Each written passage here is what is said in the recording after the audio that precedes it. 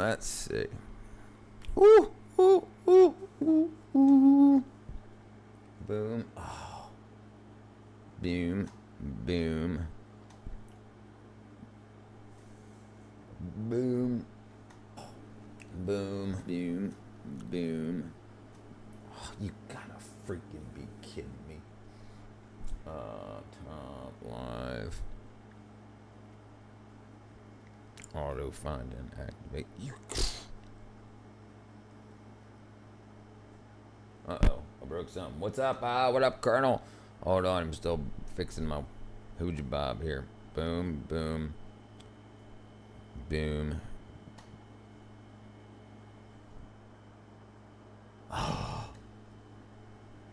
Boom. Boom.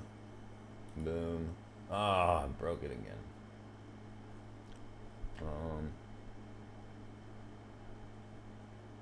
Boom.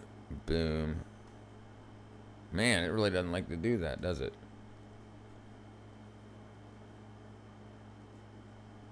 Uh-oh. I broke something. I broke something. That's going to be a pain in the neck.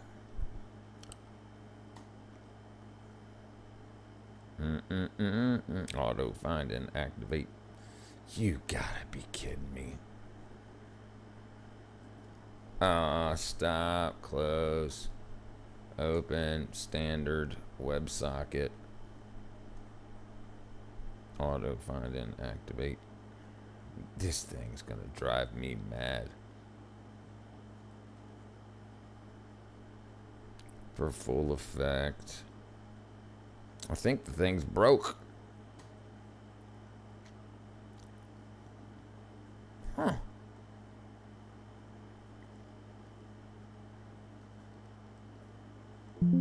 Oops. Oops. Oops.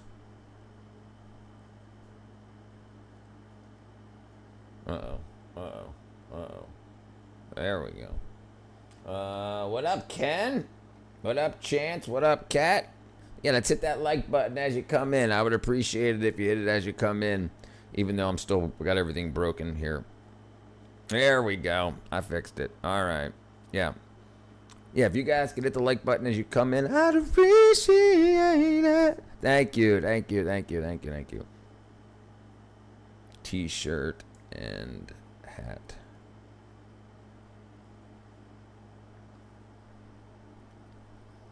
Okay. Okay. Copy. Copy. All right. Yeah, I got it fixed now, brother. Bam. There we go. Oh, no. Boom. Boom. Karoom. Boom. Boom. Bam. New hat, everybody. New Whackadoo hat. Am I only one that gets an immediate like when I see it, brother? I appreciate it. I appreciate it, Chance. That's why I like you. Yes. I wonder why all my moderators don't. Maybe it's time to clean house. What up, B2B? I have a vase full of vases. A vase full of vases. Okay. What did I break? Where's my audio? Audio. Uh-oh. All right, there we go. All right, we good. We good. I even got this. Bam. What's up? Whackadoo hat. Done. Got it, brother. Let's see. How much is it? $15.99. Out of your mind. Yeah, boys. Look at that. Freaking slick looking. That's actually sick, dude. Thank you, brother. Thank you.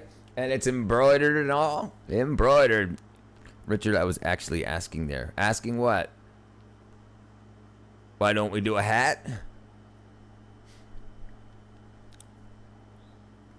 Yeah, brother. Yeah. Cheap. Cheap.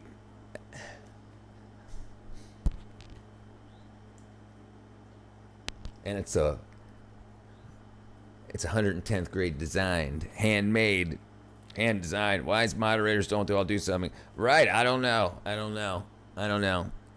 Maybe they don't appreciate what I do for the community, and they can't return that with a like on the way in. I wanted to clarify what that something was. Gotcha. All right, let's see. Boom, boom, boom. Okay. Why mods don't like join? Not you, but in general. Yeah, like usually it's like, hey, look, we're trying to make this thing happen so we can all move up in the society here. So like when you come in, because there's so many live streams and videos and everything that YouTube pushes, and so when all these thousands and thousands of live streams happen, the more likes they get, the more people they show it to, because they're saying, oh, people seem to be enjoying this, or they enjoy this creator, so let's show this creator to more people so more people can enjoy it. But that's right, they don't got enough K2. That's what they need. I got some of that on the site too. Okay, she swam in her contacts. 1 week later, an amoeba was eating her eye. Yeah, get that freaking? It's not. They don't understand the mission. What's that thing that used to say on TikTok all the time? What was it? They understood the assignment. They don't understand their assignment. What up, Poke? Yo? I'm back. What did you get from Home Depot earlier? I got wood filler.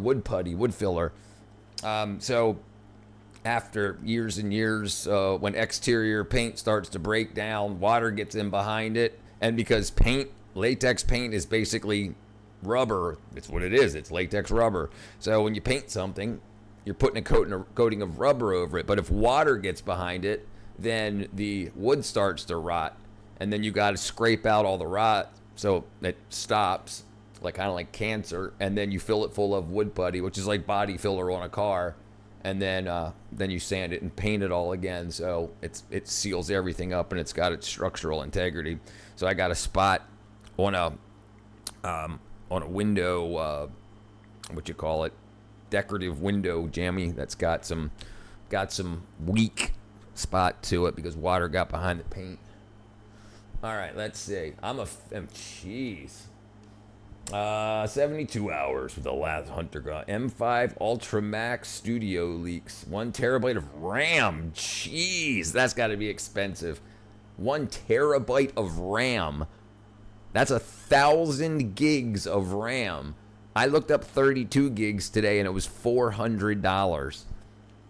That's gotta. I wonder what that's supposed to be priced at. That's got to be for AI or something. But I thought Apple didn't even. They were supposed to have an Apple AI on like their 15 Pro, their iPhone 15 Pro, and apparently they got sued because they didn't release it. They never got it done, so they got a lawsuit. Let's see. Mac Studio. M5 Mac Studio. Let's see what it looks like it's being priced at. M5 Mac. Highly anticipated for creative professionals and developers with expectations early delayed from early 2026 due to global memory shortages. Flagship desktop with the M5 Ultra chips. 18-core CPU and 40-core GPU, while the M5 fusing 2 M5 Max dies will double this to anticipated 36-core, 80-core GPU. Jeez. Memory and storage. Due to RAM constraints, Apple is adjusting the baseline. The M5 is rumored to start at 36 gigs, and the M5 Ultra expected to begin at 96 gigs, scaling to 256 gigs or more. Okay, well, I don't know what that guy was talking about. I wonder what it's going to be priced at. Probably cheaper at that level. Maybe. Yeah, maybe. Or it's going to have Apple's premium added to it. So it's going to be like a $10,000 computer. What's up, Mark 4? Hey, brother, you look like a Mustang guy. I used to work on lots of Mustangs. My buddy that I grew up with, John Curioni, Ding Dong John Curioni, he had 9 Mustangs from a 1969... a 1971 Mach 3 fastback, 1989, when was the first year of the 5.0? 87, 88, something like that. He had the first year 5.0, and then he had a couple of wrecked ones that were used for part cars, different buys. He had a 351 Cleveland, whatever year that was. I think that was the 1971 Mach 3 Fastback. But yeah, I did a lot of work on a lot of Mustangs. What up, Husafale? Richard got solar-powered water fountain today. Cool. There you go. That user, I approve this individual. You need to put the flux capacitor into the quantum mega drive so you can use the RAM module and utilize more qubits per millisecond. What's up, Tommy Garcon? Okay, sorry, you guys couldn't even read what I was saying. Let me turn this freaking air conditioner up. It's hot, cold in here. All right, there we go. We'll see what that does. The flux capacitor. There's no, okay, let's see. So let's say 96 gigs of RAM. 96 gigs of DDR6.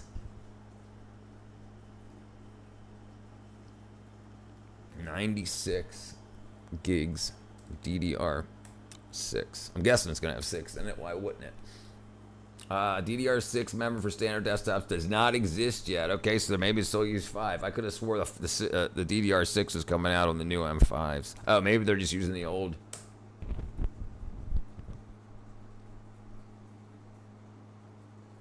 $96 gigs of DDR5, 4,800 megahertz, which is slow, is $1,600. 4,800 megahertz, 5,200 megahertz. Wow, huh? It's only $100 more. Oh, wow. It's just 2 chips? It's just 2 cards? I guess it would have to be. Jeez. That's so... No way. One SODIMM package, 262-pin package for $1,200. That's crazy. I prefer actual RAMs at this point. Right. Yeah, still definitely. Yeah, you think these are cost less as soon as we gotta wait for the AI bubble to pop. Yeah, and the thing that's crazy is Samsung has the chip fabs that make the NAND chips, so they could absolutely be busting out more. They're creating an artificial stagnation, an artificial shortage. So that it'll be like, well, we can only make 1,000 chips a month, so prices gotta triple. Even though they're like, just slow this thing down. You guys go home early.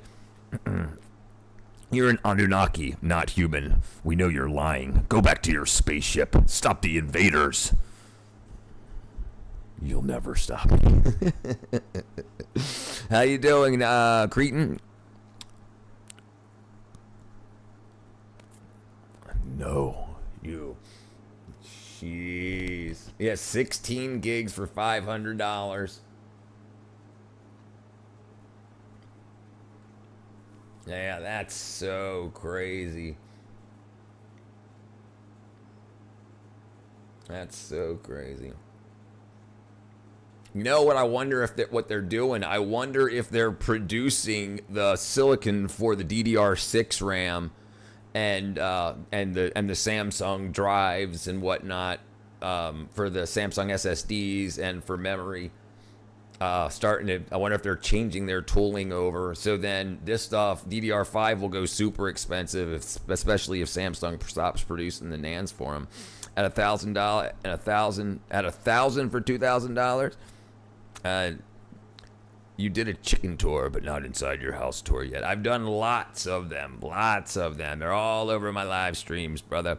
EA stopped putting the NHL games on PC, so now I'm downloading a shady version of NHL 04. Jeez. I still have FIFA 23 on the Nintendo Switch. All right, let's see. That's crazy expensive. All right, let's see what's going on here. I've never been to Walmart because I want to support the developers of my cool game, but can't because I can't afford the stuff. And F me, my stupid A, because I'm a stupid consumer. Right. And while you're consuming, Tommy, you can get yourself a BAM Whackadoo hat.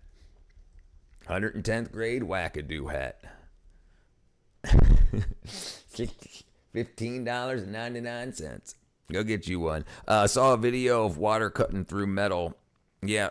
My father, not my father. My father used to use that stuff way back in the day, but I don't know, 10 years ago, I was getting all kinds of stuff made. We would get brackets made for headlights using a water jet. Yeah, it's been around for a long time. You can get old water jets that just need replacement nozzles with really powerful pumps for pretty cheap. Water jet technology, metal cutting. Bam, Clark Kent, brother. Thank you. Bam. Thank you, brother Clark. Thank you, brother. XTC, what up, catcher? How you been? You can do that metal if you pee hard enough. It's like peeing a stain off the toilet. But they use bags of sand. Yeah, you can run an aggregate through it. Yeah, you can run some. It's called medium, different mediums through it depending on what you're cutting. But it destroys the tip as it's going through. So you have to program your paths very, very good. The strongest force on Earth. That and the human mind. A little bit of sand in the water. Yep. At mock butt cheeks. It's flying. We love you, but you stole my dramatic entrance for real. I should start streaming so people pay me money to scream into my USB microphone. I aspire to be you, Rich. You got a good system going. Making it happen, brother. Thank you, Clark, brother. Super chat could have come a little earlier. Dun, dun, dun. Water jets are common in factories. Yes, sir. Yeah, 90,000 PSI, often mixed with garnet abrasive to cleanly erode and cut materials. Because it's cold cutting process, it generates no heat affected zones. So if you're cutting thinner sheet metal, and you do it with a torch, it'll warp and bend because the metal's got to heat up and cool. But this, you can get very, very, very accurate. Doing good. Takes skill and precision. Yeah, these aren't handheld. Yeah, you don't want to do that. Let's see if we can see a video. How does a water jet work? Slices steel with water. All right, let's see something cool. Cleaning out the mud pits from the water jets, so often fun. I've never had to. You know what's strange? The idea that something as soft and harmless as water can slice straight through a slab of steel. What do you mean? People drown in it all the time. Also, surprise, school system currently trying to screw me over. Yeah, what's going on? What's going on, Katra? I'm pretty good, though. It's me, Josiah. Oh, yeah. Just in case you didn't know, or whatever. Thank you, Josiah. Thank you, my brother. Yeah, water jets are insane. Yeah, you had me. I keep forgetting because your name changed, but it's good to see you back, brother. I appreciate you hanging out. They call me soft and harmless in college. Steel. Little do they know. That stuff we use to build skyscrapers, bridges, and tanks.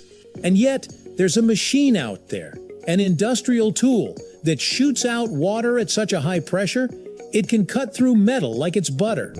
It's called water jet cutting. And despite how cool and futuristic it sounds, the concept has been around longer than you'd think. Today, we're going to explore exactly how it works, what makes it so powerful, and why it's become a go-to cutting method for some of the toughest jobs in the industrial world. Granite, lots of countertops, and like when you're cutting, instead of, you don't want a lot of heat when cutting countertops, and you don't want to have to grind through it. Like, so yeah, water, I think that's probably what they're cutting here. I can't really tell. But also this surface, the worktop, I can't remember what it's called. You can see that just a whole bunch of slats straight up and down. So because the water jet will destroy the table that the work is sitting on, because it would just cut right through it. So same with lasers, you also have like these razor blade thin things for the piece to sit on, so the laser doesn't hit too much stuff. I'm trying to finish right here over the summer on History of Simple Things. My laptop wasn't working, so I emailed. I was told to email. Uh-oh. What's up, Raid? Did you see this yet, brother? Did you see this yet?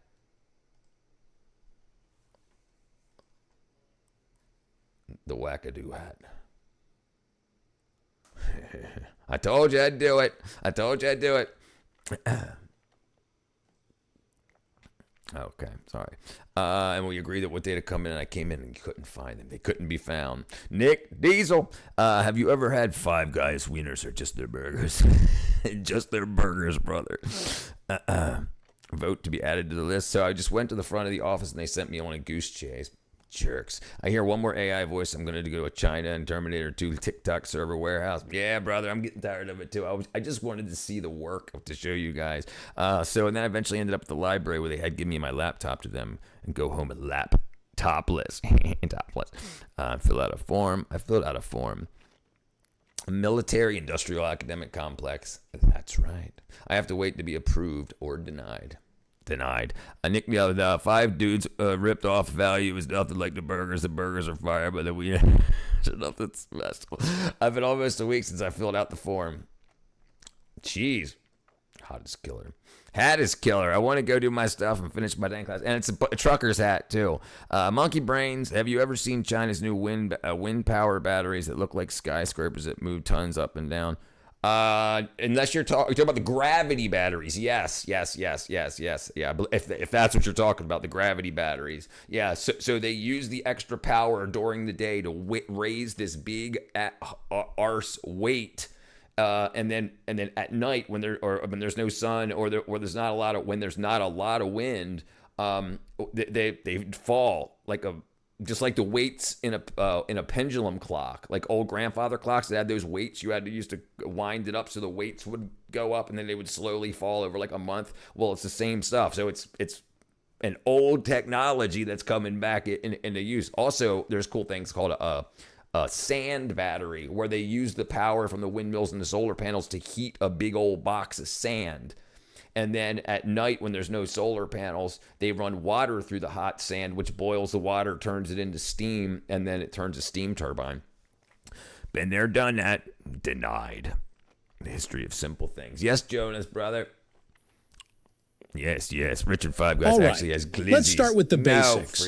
A water jet cutter is a machine that uses a jet of water, traveling at extremely high speeds to erode and slice through material. That's all right, brother. But it's not your average faucet on turbo mode. We're talking water pressures of up to 4,000 to 6,000 bars, or 60,000 to 90,000 psi, which is significantly higher than... Had enough of that. Psi.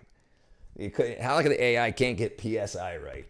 It's 60 to 90,000 psi. You think the AI would understand that it's talking about pressure, especially after using bar previously. All right. Let's go back here. Yeah.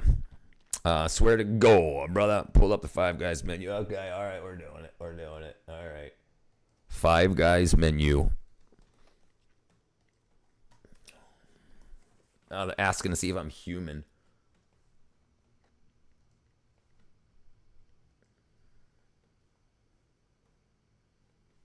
They don't have. Where's just menu at? You gotta be. No five. Yes, there is a Five Guys nearby. There's one right up the street. There's Five Guys right here. I was in a curriculum committee with the dean of mathematics and couldn't get a form signed to allow me to take a math class. It's BS. Just the freaking menu. Where's the menu? That's so crazy. View menu. Okay, they got shakes. Burgers, fries, shakes. Yep, they got all beef dogs, baby. Trade money. On a better note, my mom dragged me hiking yesterday, and I'm out of shape. Hated the first half, but I'm glad she got me active. It's kind of hard to walk too much today. Good elevation. Good. Yes. Don't be lazy. You should get at least a 10-second, like, all-out sprint in every day. They ain't got... Oh, okay. That's crazy. All right. A lot of walking up really got me, but it was great weather and no bugs. Why are you not yet hooked up to an industrial-grade vacuum pump? Brother, I keep asking, and I keep being denied. Let's see. The Yanomami blew this into my nose, saw God. I ask myself that every day. Where is the vacuum pump? Okay. GPS lied. Can we fix that? Oh, look at this crazy thing. What is this? A lyron? How many strings is that? This magnificent machine is called a lirone or a lira de gamba. Introducing the Lyrion. Not a liar? Okay, good feeling drag me out. Hopefully I'll get more motivation, self-motivation someday, but they're wonderful pushing me a bit. An instrument you rarely see today, but in the 16th and 17th centuries it was in widespread use, mainly in Italy. Its forerunner was the lira da braccio, a bowed chordal instrument used most notably by Leonardo da Vinci to accompany oneself while singing improvised lyric poetry.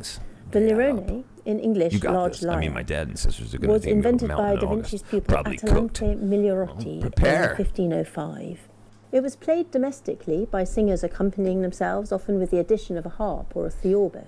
It was used in the intermedi, often performed at banquets and celebrations. Then, towards the end of the 16th century, along came opera. Nowadays, this is where you'd be most likely to spot this instrument, nestling in amongst its bowed and plucked colleagues in the continuo band, and playing only at All right, how many strings do we got here? 1, 2, 3, 4, 5, 6, 7, 8, 9, 10, 11, 12, 13? Lirone.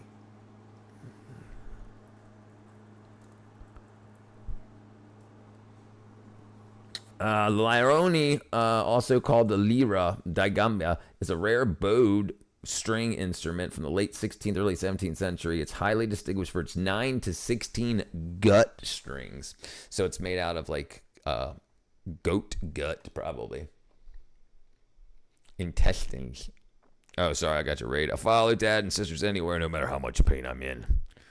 That's what it is, Lord, brother. It's a chode violin. Not going to tell you how I already know that. 32 string type.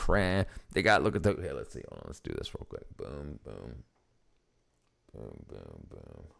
Oh. Let me hit the love button on Josiah. Thank you, Josiah, brother, by the way. When Egypt's old kingdom collapsed, it felt like the end of the world. But it didn't fade slowly, it snapped apart. Rome took centuries to die. The Maya vanished over generations, but Egypt's first empire shattered in just 20 years, as 18 rulers tore through the throne. What kind of For 500 years before that, Egypt had almost been untouchable. The Nile fed. I mean, I can't imagine, like, you can't play a chord, you know. I mean, I guess a guitar's got 6 strings. We only got 5 fingers, but you can bar strings, you know. And it's bowed, so I'm guessing the strings are tuned to like a chord. So when you play open, you're playing a chord, a big old chord, and then you know you can add in to augment the chord, I would suppose, but I have no idea. That's how I'd play it. My brother's has a triple guitar, bass and normal. I don't freaking know, with micro treble inlaid with mammoth ivory. Mammoth ivory made by Russian immigrants in 1920. Jeez, what up, Shiva? It's kind of sick. It sounds kind of sick. People, the elite. The Russian killed a mammoth with his bare hands. Drowned in wealth, the pharaoh wasn't just a ruler, he was a living god.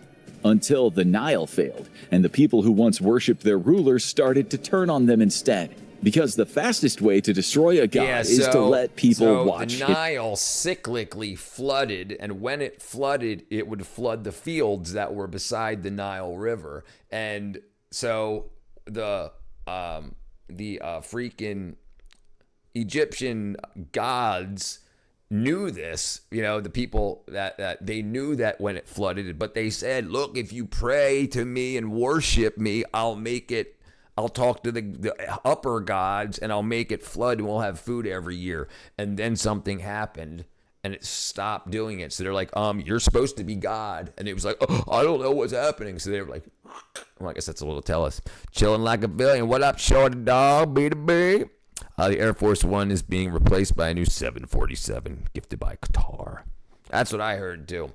Currently eating a couple of gummy worms to cheer up. I hate not having a schedule. You hate not having a schedule? The ivory is in the shape of the mammoths on the frets. That's pretty cool. And me now. They knew the Anubis. Well, here it'll probably be in here, I'm sure. Chapter 1, struggling, but the arrogance of the machine. In the ancient world, the fatal flaw of every power was hubris. When times were good in Egypt's old kingdom, confidence flowed like the plentiful volunteer. Hit the like button, Cadra. And that restaurant ended up closing up. Yeah, that's what she was saying before. Yeah. Did they end up finally closing? I need a schedule. Otherwise, I don't function well. You can create your own schedule. Yeah, start a business. I'll help you. She's studying architecture. Full beer that the laborers drank when building the pyramids. But with confidence often came an arrogance and vanity that said we and we alone are God's chosen people. That said, the good times will never end. Through ingenuity and industry, nature bent to Egyptian will. At the very center of all this hubris were the kings, pharaohs who told their people that they weren't just representatives of gods, they were living gods, the rulers of the universe. They had created one of the greatest civilizations in history. They built towering pyramids, incredible works of engineering that were testament to their brilliance. The Old Kingdom from 2700 BC to 2200 BC was evidence in itself that God could take human form. For many of those years, it was a time of peace and prosperity, when even the poor had food on their tables. But in their arrogance, the Egyptian royals overlooked the sheer unpredictability of the environment they thought they controlled. This was right. That happens. That happens a lot. I mean, even if they're not abandoned, also the families move around, other people follow jobs. But yeah, there's often people that don't want to be burdens to their kids, and especially if you have people living alone, and they're like, hey, and they would spend $300 for a plumber to show up, and you say, I'll do it for $100. And you buy the parts, because plumbers have like a minimum, like a $250 to $300 just arriving fee just to show up and not do anything. Got to find different side hustle. Yeah, brother, make it happen. Happy Father's Day. I know we all act like children. I'm your father. Joe Jackson. What's up, freak out? Pharaoh's the enemy of all time. Everything before we're not privy to. Village Way, Brighton. The problem: only few places are hiring, and they don't even give you applications in person. They make you go online. They never go. Yeah. That's because they're not going to call you back. Yeah, you got to find places in person. I charge them $20 every few weeks. Yeah, that's good. Yeah, and then find and just add, keep going, neighbor to neighbor to neighbor to neighbor to neighbor to neighbor. Let them know you're available, because a lot of times I'll talk to one of my when I was going around talking to my neighbors, they were like, I didn't even know you did that. And I'm like, yes, I do. My house is Brighton, and I have Brighton, New Vita Kings, my vacation. I'm back. I'm doing plumbing, bro. This stuff is hard work, making bank. One of my best friends has his own business. Now I'm locked up. Yeah. Listen. Do not be afraid to work with your hands, because a lot of people can't or won't, and they'll pay for it. I've tried. I've gone in person, been told my face, we have applications online. That means they don't want you. And I did apply to a grocery store with a physical application, and they haven't gotten back. Have you called them back? My dad just got his own plumbing. You can if you go by there again, walk in and ask. Be like, hi, I put it in an application, because you can guarantee they've gotten a lot, and sometimes they'll move that stuff to the top of the list. Yeah, or pin it to their forehead with a pencil. Nah, don't do that. It's a bad idea. Really bad idea. The kingdom built around a single point of failure. Every year, the great river Nile flooded the plains. The fertile soil created an abundance of crops, a food supply that year after year... You're going to pull one item off the shelf every minute until they give you a reply.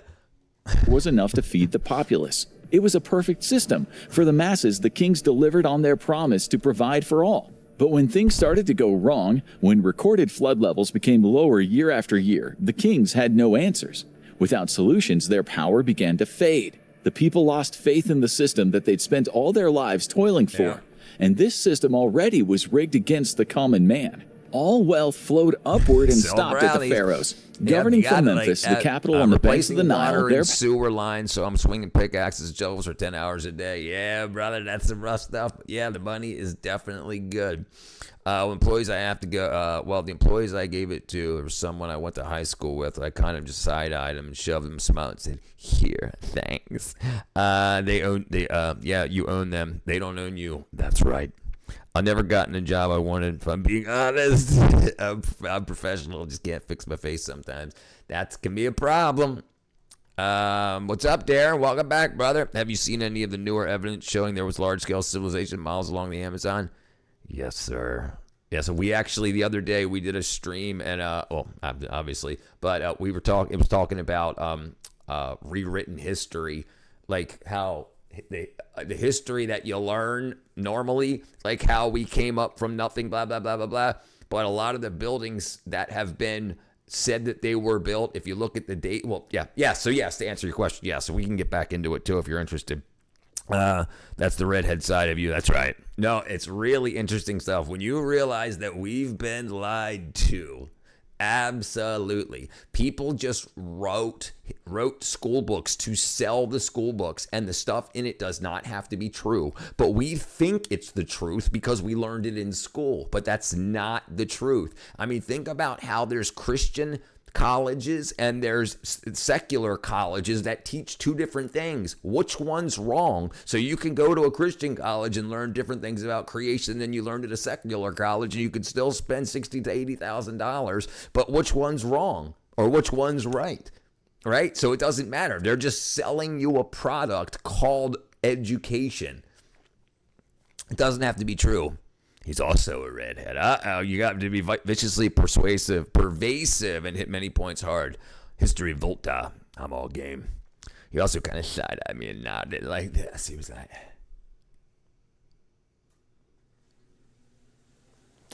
Vatican wrote history for 500 years. I love this man. Mutual irritation, somehow bonded over it, but I still don't want to tolerate each other if we don't have to. Gotcha. A lot has been washed away, just like the pyramid the guy found buried under feet of dirt. I have to look the name up. Yeah, look it up. We could agree to disagree, you could say. No, Richard liked judgment side eye. Oh, geez. Power was absolute.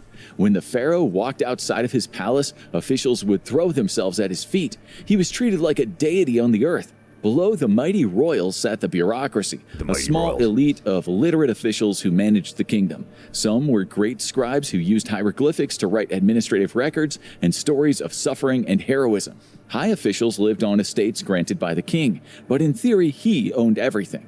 Every village and town scattered across the 42 provinces, or nomes, where the populace farmed the land. When the officials died, their estates reverted back to the crown. The Old Kingdom did not run on a true monetary system. Farmers paid estate owners in crops and labor. The system was rigged. All wealth, food, and labor flowed uphill to a single man in Memphis, and everyone else survived on what trickled down. The rich displayed their status through imported luxuries. Dude, just work. Don't pay taxes. Get out of the country. Go to the country. Get out of the country and go to the country. And get out of the county and go to the country. Get out of the country and into the country. You don't need to know. It's just pain. You already know. She already knows. One more good question. Have you heard about a place in northern Louisiana called Poverty Point that shows evidence of even older civilization? I had just recently learned about it. No, I've never heard of it. Poverty Point? No, I've never heard of it. No. Remind me of it when this ends. In what for a long time seemed like an unbreakable hierarchical system. At the bottom were the masses, the ordinary laborers, illiterate, and all at the mercy of the crown. These people made up perhaps 98% of the populace. They spent their lives sacrificing their labor for the great kingdom, and they were paid in food and shelter and you goods. Guys should be sacrificing the double tap on the screen for it. Give it a look. You're gonna be surprised. Yeah, well, check it out. No, you got me. You piqued my interest. I'm sure you do, B2B. I'm sure you do.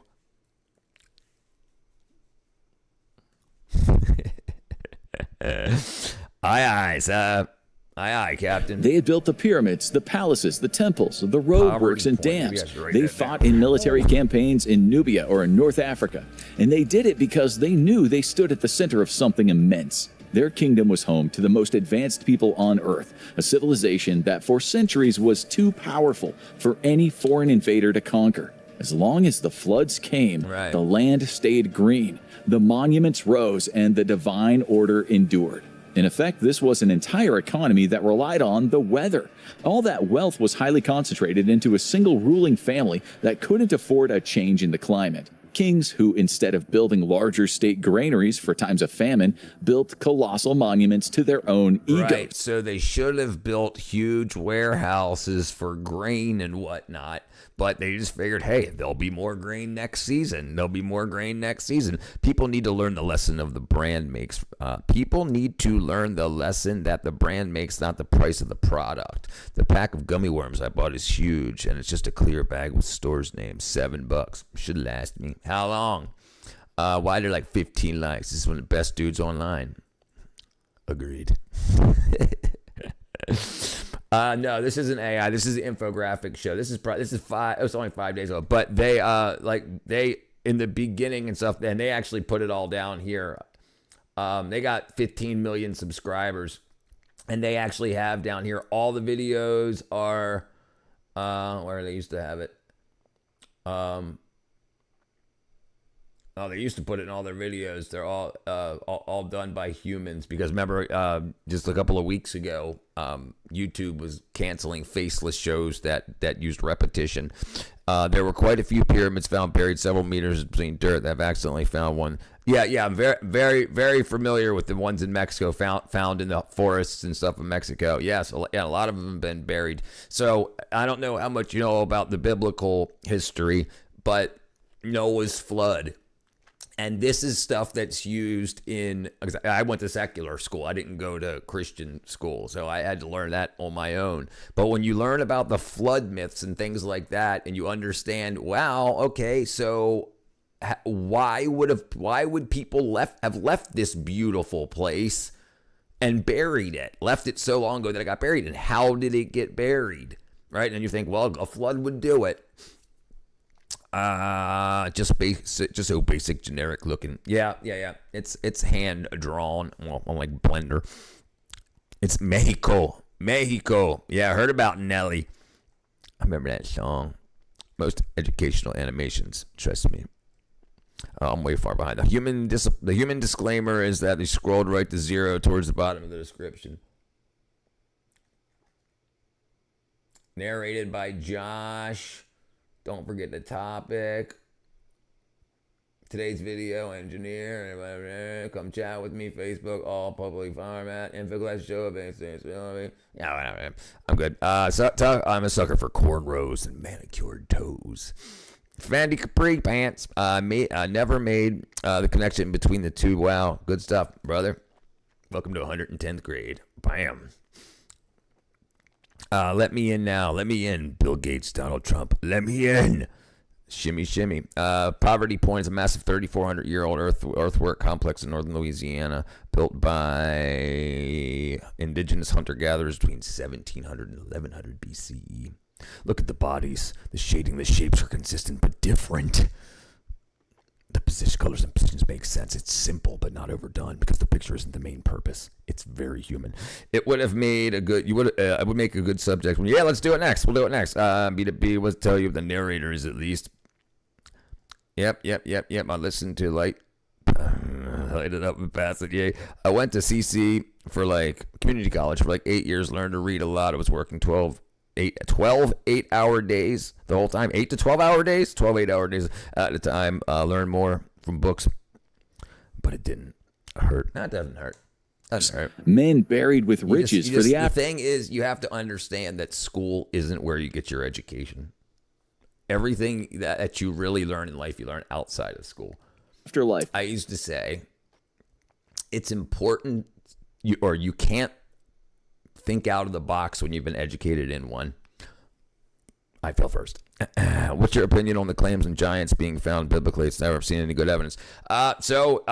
There's actually some evidence, and we can look at that in a stream too, the Nephilim, and it's actually pretty interesting. We found swords and armor. Now, it may just be people today on YouTube, make big ass swords and stuff like that, and it might be from that. We don't really know, but it's very interesting. Also, there's also theory that some were made to scare people, like when you make big walls to stop intruders. But if you see 9-foot-long swords and people come around and see 9-foot swords laying around, they're like, oh, and you start a bunch of rumors that there's giants, then the army sees them, and it's psychological warfare to say, maybe we should go back home.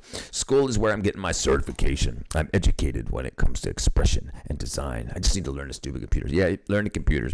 The Great Pyramid is covered in alien geometry. Agreed. Yeah, get your license. Get more money. I believe it biblically, but I haven't seen proper evidence. Yeah, we'll check. We'll check.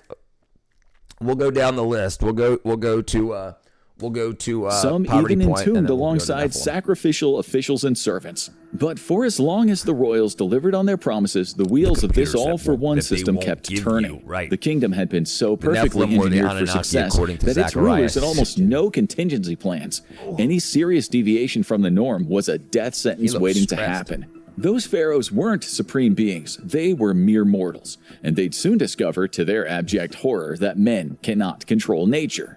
Chapter 2, The Geographic Cage. The world's climate changes. We understand that today, but during the Old Kingdom, neither king or governor nor wise scribe understood the perilous nature of regional climate shifts, or their effect on the Nile's flooding cycles.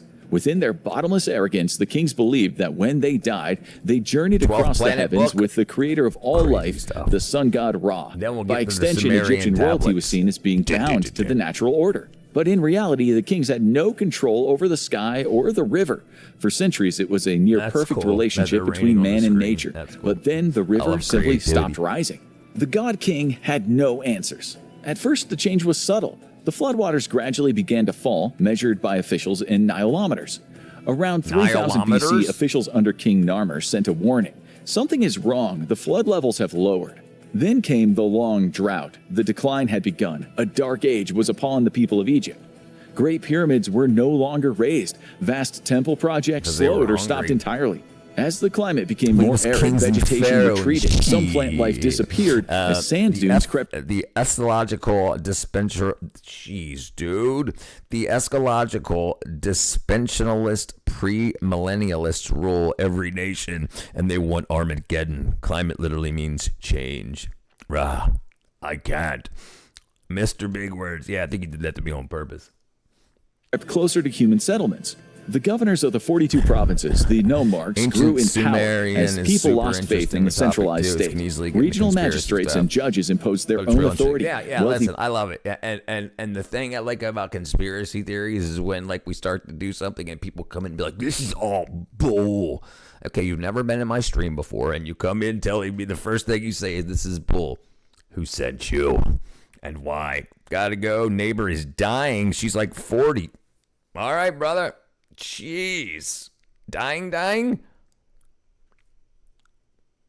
Gilliff? All right, brother. Stay safe. The priests started to give their support to local rulers, not the pharaoh and his government in Memphis. In what became a violent struggle for survival, ordinary people no longer turned to their divine king for salvation. They turned to whoever had 900 years They called upon the governor, not their almighty king, to get them out of what had become a life or death crisis. I've taken a bit since I listened to I've taken a bit since I last listened to K-pop. It's not usually my favorite genre, but the group ITZY has great quality, in my opinion. Came back and they released like 2 albums since I left Jack. They've been busy. They seem like happy out all together. They seem happy individually. As the people saw it, famine was a direct result of divine anger. If the kings were in touch with the divine, then the land becoming infertile had to be the king's fault. Right. But he had no answers to the horror that had beset his people. Records show there were relief measures to distribute grain in times of crisis, but the king made appeals to the gods for help. And when it didn't come, he had failed in the eyes of his people. There were many kings during the 500 years of the Old Kingdom, perhaps 25 to 30 in total, but it was the rulers of the 4th dynasty who became the ultimate symbol of Egyptian power, raising the greatest pyramids ever built. But by the 6th dynasty, 2345 BC to 2181 BC, these monuments of human ingenuity were reminders of greatness that had long passed. the crisis of the Old Kingdom peaked through a period of violent political upheaval. Pepi II, the final major king of the 6th dynasty, ruled Egypt for 90 years. By the time he died at 94, a bloody catastrophe was already unfolding. So he ruled for 90 years, and he died at 94. So he started ruling when he was 4 years old, and you wonder why everything went to crap. The illusion of his divinity was entirely gone. They have such good his sons and daughters had grown old waiting for the throne, and the second he died, the starving masses ripped his tomb apart and took everything, even his money. Good that you found some worthy artists to follow. The temple of his father, Pepi I, was burned to the ground. His entire family was hated. In the vacuum of his death, the kingdom fractured. Within the next 20 years, 18 different rulers tore through the throne in rapid succession. I am a but pharaoh. by then, the centralized power of the pharaoh in Memphis was all... I read the Emerald Tablet book that's supposed to be a translation of the Book of the Dead, and they have some really strange beliefs. They do. They announced a world tour, but they haven't confirmed they're coming to North America. Then it wouldn't be the world. I'm not usually a concert person, but I love to go see them. They're nice girls and deserve success. All right, we'll support them when they come. Absolutely. Already a You want me to ghost. give them a call and tell them to pencil in Wisconsin? Real authority now belongs to local nomarchs, making their own rules. These governors became hereditary, creating powerful dynasties that claimed to be great chieftains. They were leaders who fought against other provinces, beckoning a state of almost constant civil wars. Evidence of such mass bloodshed exists in a tomb archaeologists later unearthed. Egyptians were usually buried alone or with close family, but this mass grave of late Old Kingdom mummies contained 60 bodies, all male, and all had died violently. They were smashed in the head by rocks, felled by a mace, and had wounds that showed arrows had once pierced their body. To see people in the comments of the newest album saying they're saving K-pop, bro, they've had songs like it's their entire career. Yeah, could be bots. Could be bots. These men died in battle. It's hard to say exactly how this crisis unfolded or which region suffered the most from drought and famine. Like most of ancient Egyptian history, we have very little evidence in which to paint a totally accurate picture. But it is certain that for countless people across the kingdom, disaster arrived with a vengeance. Many were effectively trapped inside of a narrow ribbon of civilization surrounded by expanding desert. To the west lay the Sahara. To the east, harsh deserts and mountains. Nowhere. To the south, difficult cataracts and rival territories. And to the north, marshlands and the Mediterranean. Yes, I would love them for the in common Wisconsin. man, already weakened by hunger. Worried about the filling arenas, but they just went for smaller venues. They'd be great. Or the classic out in the cornfield, right? K-pop in the cornfield. You should start one. If you find a cornfield, you know you could do this. You know you can actually do this, Kadra, right? If you find a cornfield and you talk to the owner and you say, hey, could we do a K-pop concert here? You could turn that into a venue. You contact the band, you find out what their requirements are. You go to you find, in order to get the investment, you find out, and the interesting thing is, you get the tickets first. So you find out how much money you're going to need, like how much they're going to need to get there and how much they need to perform, what they need in terms of staging and rider lights, PA systems. Find out the rental costs for all that stuff and their fee, and then you can figure out how many people you can fit in there. And then you say, okay, this is the ticket price, just so you make, $100,000 on it or whatever. But anybody can actually do that. Anybody can actually do that. You can absolutely become a promoter, or not a promoter. What do you call it? I can't remember the term, but yeah, absolutely you can. My buddy used to do it. I used to help a buddy of mine do it for the Insane Clown Posse. If they want a city, go to Chicago or Minneapolis. I'm like, come on, right on my doorstep. I just got here. What are K-pop you talking about? Katra, fill them in. If you build it, they will come. That's right. Itzy, Eddie. K-pop manager. Well, not the manager. You create the venue. You create the venue and you get the money to set that stuff up. And the interesting thing is they can put it on their tour list. And if the tickets don't sell, you don't do it. So you don't lose any money. If the tickets do sell and they show up, you make money, because you're not going to put the show on if they only sell six tickets. Yeah, probably $500,000. So you figure you're going to need you're gonna need tickets at $50 a piece would be 10,000 people, and then you'd make nothing. But then anything over that, you'd be able to pocket. Thank you, Katra. There you go, Eddie. Yeah, I mean, I don't want to manage things, but it'd be great in person. K-pop cornfield. Yeah, no, you don't need to manage the band. You just set up the venue. You set up the venue and you say, hey guys, this venue's available for this much, for this, and figure out, there's calculators that you can use to find out how many people there, and you can go on your fire department's website and find out how many people are allowed to be in that size area and whatnot, how many spot pots you'd need and whatever. Ticket venue business is a great case study in capitalism, screwing the average person, consumers, workers, consolidation. I mean, you can consider that. I mean, don't screw them over. That's the thing. Don't screw them over. If you, like I said, if it's $500,000 to get them there, and you can sell a bunch of, and I was just saying $50 tickets, not $200 tickets, because that's pretty reasonable. One of the big things that's going on now is people are ripping people off, and the ticket sellers are tacking on all these crazy fees to screw the consumer. But you don't need to screw over the consumer, and you can also make it worth their money. Yeah, you don't have to screw them over. Do you know them, Eddie? You book them and rent the venue. Yes. You would be the venue, right? And then you would book them, right? The term you're probably thinking of is a broker, possibly. Or venue takes alcohol sales. Yep, Richard, I'm about to say, congratulations, haha. I'm almost there. 11 tickets at $15,000. You break even. Yeah, that would be screwing people over. Better yet, I work in architecture to help make venues more affordable. How's that? There you go. Eddie Lamau, K-pop is like Taylor Swift, unless it's BTS. We're not crazy enough for that price. There you go. Eddie did his studies in the timetables. 11 tickets at $50,000. I know a guy that went from being a blow addict with no life to being exact dude he's talking about. Now he's making a few million being a promoter. Does most of the metal and rock shows in the state. Listen, if you can be of service to people, if you can be of service, most people, capitalists, are jerks, and they want to be of service to themselves. But if you can be of service to people and serve them entertainment, and they can afford that entertainment and they'll pay for that entertainment, then that's something good. You can have a good thing. Your whole neighbor, your whole community gets together and everything. It's a great thing for everybody, instead of people spending money on blow and stuff like that.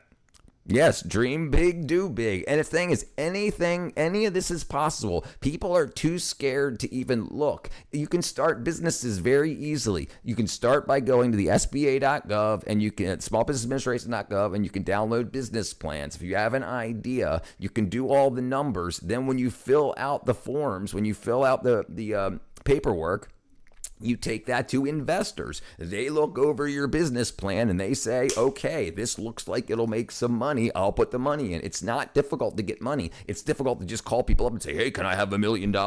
But when you give them the paperwork and you sign contracts, it is not. He does so much, even open security company, cleanup crew. So that's really good idea. Yeah, that's really good idea. We did the same kind of thing because the Insane Clown Posse required a lot of cleanup because they sprayed Faygo all over the place. We'd have to put plastic over the PA speakers and whatnot and do a complete clean. We had to hire people to do it. But yeah, I'm at the point where I don't want ITZY to be too popular where I can't get tickets, but I want them to be popular enough to be able to come here.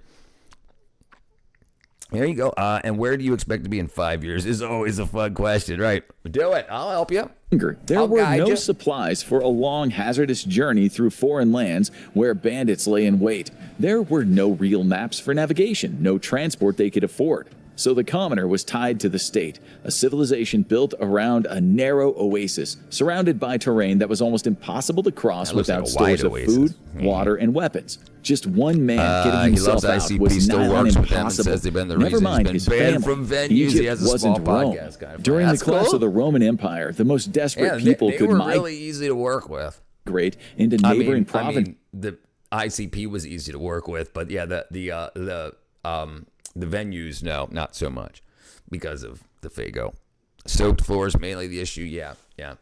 You're not getting them in a nice theater with hardwood floors and cloth seats. That's not happening. They could move through forests, travel rivers, and settle almost wherever they wanted. Nor was Egypt like the Mediterranean world during the Bronze Age collapse in the 12th and 13th centuries BC.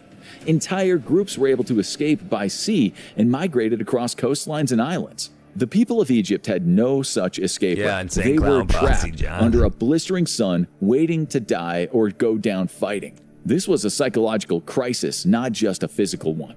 Chapter 3. When the gods failed. The people had lost faith. Also, Rujin is just smoking hot, and there's nothing anyone can do about it. I have not heard any lesbians tell me she's not hot. They all agree with me. What is the WW2M? World War II meter? WW2M. WW2M. Yeah. Oh, they have their. I remember they were part of TCW. TCW. Oh, maybe, man. I guess they ran off their own. But yeah, back in the day, Violent J and what's his name? What's the other guy's name? Violent J and Slipknot got him arrested for 99 for inciting a riot and tearing up the theater in his town. So it was bad, closed for about 10 years. Wow. What was it? TCW? I can't remember what it was called. Back in the day, Violent J and what was the other guy's name? Violent J. It's Pride Month. Just indulge me and look this up. Regina Shark is the cutest picture ever.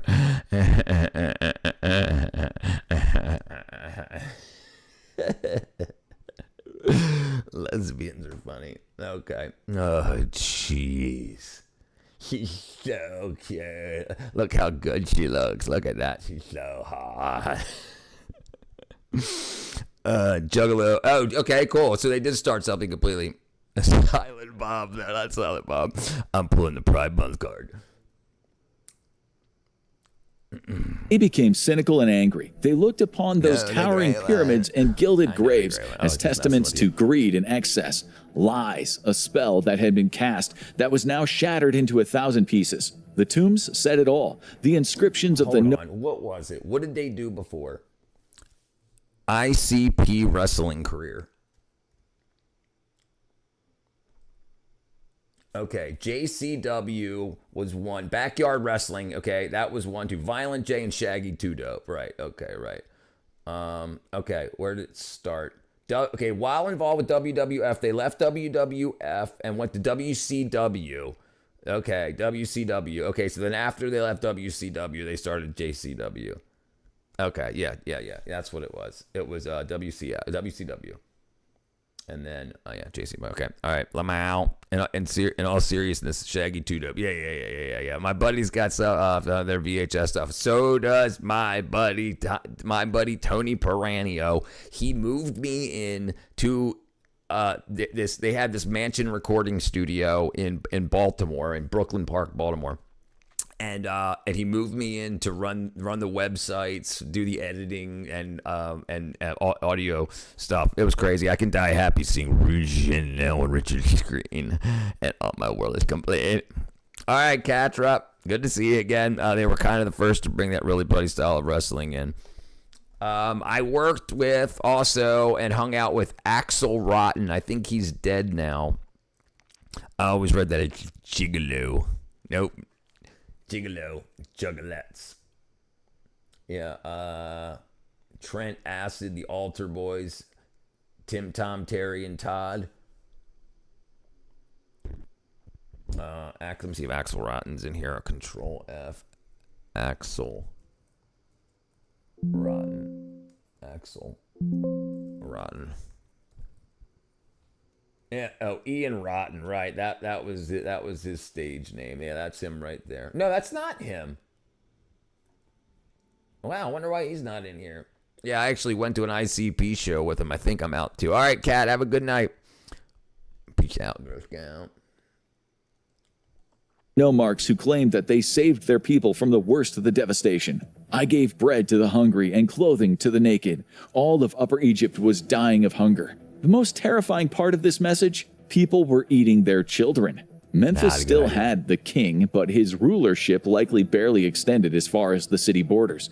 The rest of the country was now ruled by these provincial administrators. 2 inscriptions would proclaim them as overseer of Upper Egypt in the Middle Nomes, or even God's seal bearer. They didn't care about the pharaoh or the people, they cared about riches and influence that they'd have in the afterlife. When the floods failed, some might have just been as ineffectual as the king to correct the course of devastation. Their grain stores likely emptied. Farmers would have desperately tried to grow their crops on sandbanks to no avail. Their leaders had proved themselves just as incompetent as the central government. Yet in all that tumult, some governors now proclaimed to their people that God had not forsaken them. One of them was Ankh-Tifi, a high official who it seems thought of himself as a pharaoh, or in his own words, a great chieftain. When much of Egypt starved, he claimed that he fed the desperate. He gave wives to men who had none. He gave shoes to those who walked on the hot land in bare feet. As men and women outside his province searched for food or plundered temples, Ankh-Tifi claimed his brilliance lay in building dams and rationing food supplies. The inscriptions on his grave make him sound invincible. You know, it's unbelievable that they built all of these structures, but they didn't build a dam. They didn't build a dam, especially over the years that the floods were shrinking. You think that they would have built a dam and flooded an area big enough to have water supply, but they just got so in their heads that this would happen every year. So this is what happens when people live in the same climates, like climates that don't change, like Africa, in Egypt, which is in Africa. So they never have a winter. So they don't look forward. They don't say, we've got to store up for winter or we'll freeze to death and starve to death. It's always happened. It's always the same cycle without a deadly winter. So they don't have to prepare for it. They're just like, no, the water's going to come.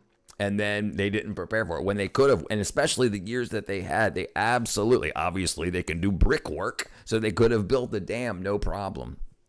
Yeah, and flooded a big old area and had it for no problem, but they just thought they didn't need to. Why spend the money? Why use the slaves and spend, not having shoes out there must have been terrible. Walking on hot sand all the time. What's up? Wow, this company in Louisiana, Fiber Bonds, sold the company earlier for $1.7 billion and gave $240 million to its 540 workers who stuck with them. Good. It's good to see when companies do that for people. I am a man without equal. I am the front of people and the back of people. And then came the nomarch Kati II of Asyut, a man fiercely loyal to his king. But like other nomarchs, he too faced crop failures when the floods no longer arrived with enough force to make the soil fertile. Confronted with famine and the slow starvation of the people who looked to him for guidance, he later claimed he had spared his province the horrors suffered by most. I nourish my town. I acted as my own accountant in regard to food and as giver of water in the middle of the day. He dug a canal 10 cubits wide to divert water into the farmland. Like Ankh-Tifi, he was wise enough to construct dams. He rationed grain and stationed guards at the granaries to protect what little food remained from thieves. But these men might have been the outliers. Forever. I did not realize that's what your name said yesterday. The words just blended together for some reason. Now there's said differently. What's up, Gwen? Good to see you again. Good to see you, Gwen.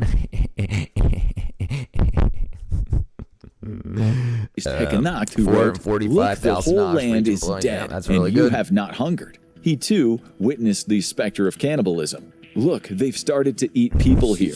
In a world where people resorted to the most extreme of human taboos, violence erupted. The poor had no choice. They ate the donkeys and finally the children. Eventually they fought back. They made up the overwhelming majority of the population, no matter how many guards stood watch over the estates of the rich or how many weapons lined their walls. The elites could not hold back the masses forever. The most disturbing accounts of this terrible chaos came from the writings attributed to a sage named Ipuwer. Historians still debate how accurate his words were. Some Egyptologists believed his descriptions were grounded in real events, but others argue they were political propaganda from a later age, a warning of what happens when monarchy and divine order break down. Whatever the case, the famine and starvation were no doubt real.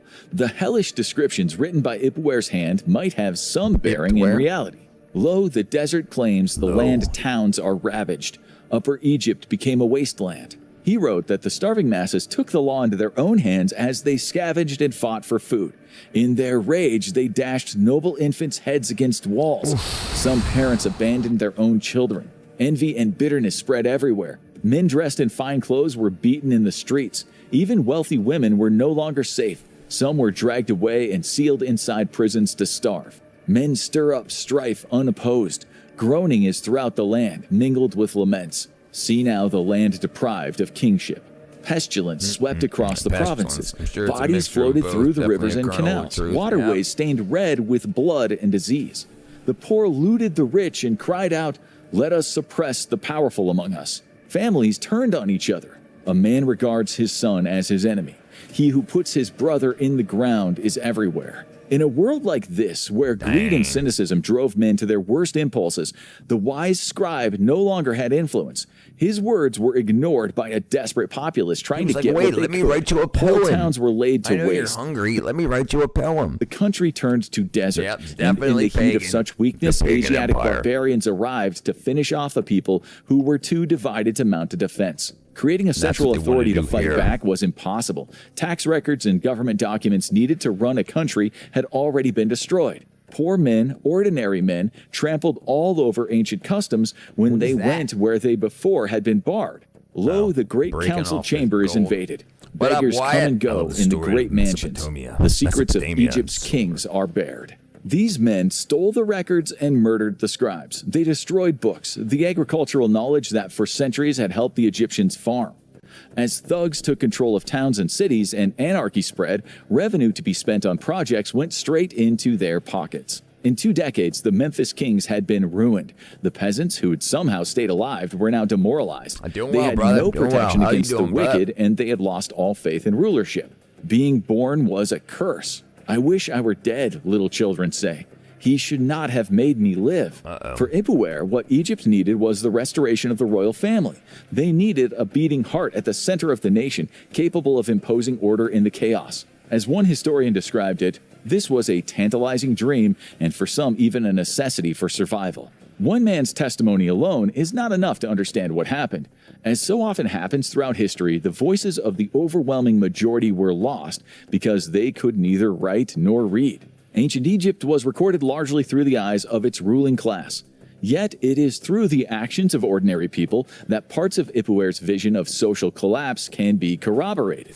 Chapter 4, Cannibalism, The God Bleeds. The Rivers of starving blood, masses hanging in had there, making experienced the a best of total things good. psychological rupture. We were The talking illusion of about Samaria earlier. I think Rich is going to pull up something about it after this. Yeah, we're going to look at the poverty point after this, and then we'll go to Samaria.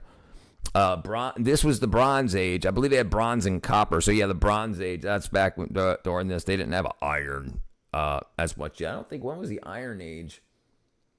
The Iron Age. Iron Age was 1200 BCE, so it was like 1,000 years after this. Can't wait. We're gonna do it, brother. divine authority had been shattered. And out of that chaos emerged a criminal economy, tomb raiding. That's Theft why from this tombs. is one of the things that doesn't make sense about them building the pyramids, because bronze can't cut, copper tools and whatnot that they use can't cut granite. Like, you know, like iron, you could get through. That's what we use now. We use iron and diamond dust and whatnot, steel blades to get through it these days. But back then, you would sharpen your knife on granite. Coptic Christians still flourish, I'm sure. It always existed. This was 2,000 years before Jesus. The Old Kingdom, but when law and order collapsed, all hell broke loose. Not even the guards stationed outside the burial complexes could hold back the looters. The poor, now disenchanted with rulers, descended upon the great monuments where the kings had been buried alongside unimaginable riches. Looters dug tunnels through thick stone walls and toward hidden chambers deep inside the pyramids and tombs.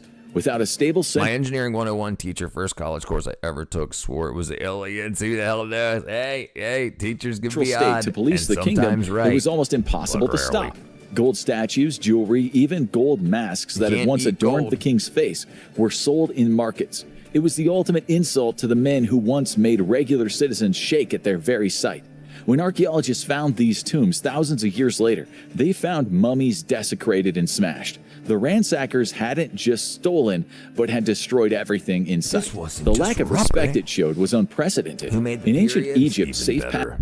Was the Sphinx found or built? Egyptians say they found that. I believe, remember a story about Prince Again. Right, well, right. And also interesting things like a lot of the Sphinx and other sculptuary, they found out supposedly that the names were carved in after. Like they found big statues and then they carved in commissioned by this pharaoh. But they said that was like thousands of years. The tool that it was used to carve in that this was commissioned by the pharaoh was a different tool and was thousands of years later than when the sculpture was made. So they might have found it and been like, put my name on that. Yeah, brother. Passage in the afterlife meant more than life itself. Egyptians would go to great lengths to bring the bodies of dead elites back from distant wars so they could be properly buried and given their chance at arriving in paradise. The destruction of the tomb effectively murdered those men, cutting them off from eternity. Officials did everything they could to stop the looting. As tomb raiding continued into the Middle Kingdom, curses were carved into the tomb entrances to terrify the thieves. Statues were positioned like eternal guards, watching over the dead. When that failed, most of the thieves wouldn't have been literate. I mean, he was one of the most respected engineer professors at ASU. They have the most senior professors today. In the intro, of course, explaining kids, hey, I mean, listen, I would say it would be too. I just haven't seen any other evidences, but it would seem that it wasn't humans, considering we can't even do it now. The dude swore by the pyramids were built by aliens, all right? Fathers who fix broken things instead of replacing them. Yeah, that's my father. Absolutely. Burial chambers were blocked with rubble, hidden behind layers of stone. And when even that proved ineffective, rulers began placing their tombs deep beneath pyramids and underground complexes. But it was never enough. Tomb raiders became a constant source of anxiety for the rulers of the new sisters. We'll do it after this real quick. If there was one way to stop it, it was fear, violence, pain, death. Those caught trafficking stolen funerary goods could face execution. Some were beaten, and for the condemned, their last moments on the earth were horrific. The thieves grew smarter. They burned the coffins and melted down the gold inside of them, its source of origin now unknown. They looted valuable perfumed oils, but sold them to travelers on the international market. Amulets of precious stones, exotic artifacts not sold locally, but fenced to men who sold the goods to passing caravans. It wasn't about making some extra money, it was about survival. Survival in the kingdom that had let its people down. When the rulers failed to protect, when the governors started to act like tribal chiefs with egos the size of the sun. For the ravaged who had once dedicated their lives to the state, this was payback. For them, the afterlife had always been closed. Poor in this world, non-existent in the other. After the collapse, that too would change. Chapter 5. The Stolen Afterlife. After the fall of the Old Kingdom came the First Intermediate Period, an era in which Egypt fractured into rival centers of power. One at Heracleopolis Magna in Lower Egypt. You're talking about, what you're talking about, we built one in Tennessee. Dun, dun, dun, dun. I truly believe the Sphinx was around to witness the Great Flood. It had what? Well, that's what I kind of... That's where my mind goes to. And like, how did it get buried? How did it get buried in all the sand? Remember, when they found it, it was only the head up. And then they had to dig it out to find the arms and whatnot in the burial chamber or whatever that was in, or whatever the hell it was. That's Eddie. Imagine being buried up to your neck in baking hot sand. Yeah, it would suck. We would not have history if the aliens hadn't built the pyramids. That's right. That's right. And the other at Thebes in Upper Egypt. It was a new world, a world with new grand narratives to replace the old stories of men who were gods in human form. As local strongmen and provincial rulers fought for control across a fractured land, the doors to the afterlife were flung open to the commoner. The evidence is not only found in historical texts, but in the graves of ordinary people. Sometime around the beginning of the First Intermediate Period, magical spells and incantations began appearing on the coffins of common Egyptians.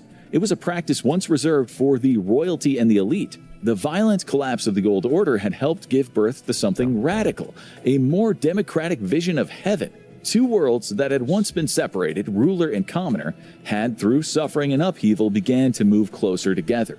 The Book of Two Ways, an ancient cosmography describing how to reach eternal paradise, had once only been found in tomb inscriptions and funerary guides, once monopolized by monarchs. Then it gradually spread downward, first to lesser nobles, then to court officials and bureaucrats, and eventually to ordinary people. Ordinary people. The common greeting still used in Memphis today, thousands of years. Ancient Memphis is honor of Anubis. What up, dog? Ancient Memphis. Check out the Mud Fossil University for the real depth. If they had the money to buy a coffin. These texts contained maps to help the dead navigate rivers and avoid the terrifying lake of fire. They contained the sacred words needed to pass through guarded gateways where the worthy would be embraced and welcomed. Without such knowledge, the dead risked mutilation and annihilation in the afterlife. Their noses and lips would be cut away, and their eternal journey brought to a bloody and painful end. The pyramid, like the Sphinx, texts that had accompanied once great kings became the coffin texts for almost everyone. The common man had achieved eternal life. Nice. There's no doubt ancient Egypt was an advanced civilization, but that didn't mean they didn't have some strange beliefs. Find out the weird side of the pharaohs and 50 insane facts about ancient Egypt, or watch this instead. Okay, check this out. So my sister's friend was renting a house to this guy, and when she went to go look at the house after something, he said, "Oh, a pipe burst." Okay, a pipe burst. Check this out.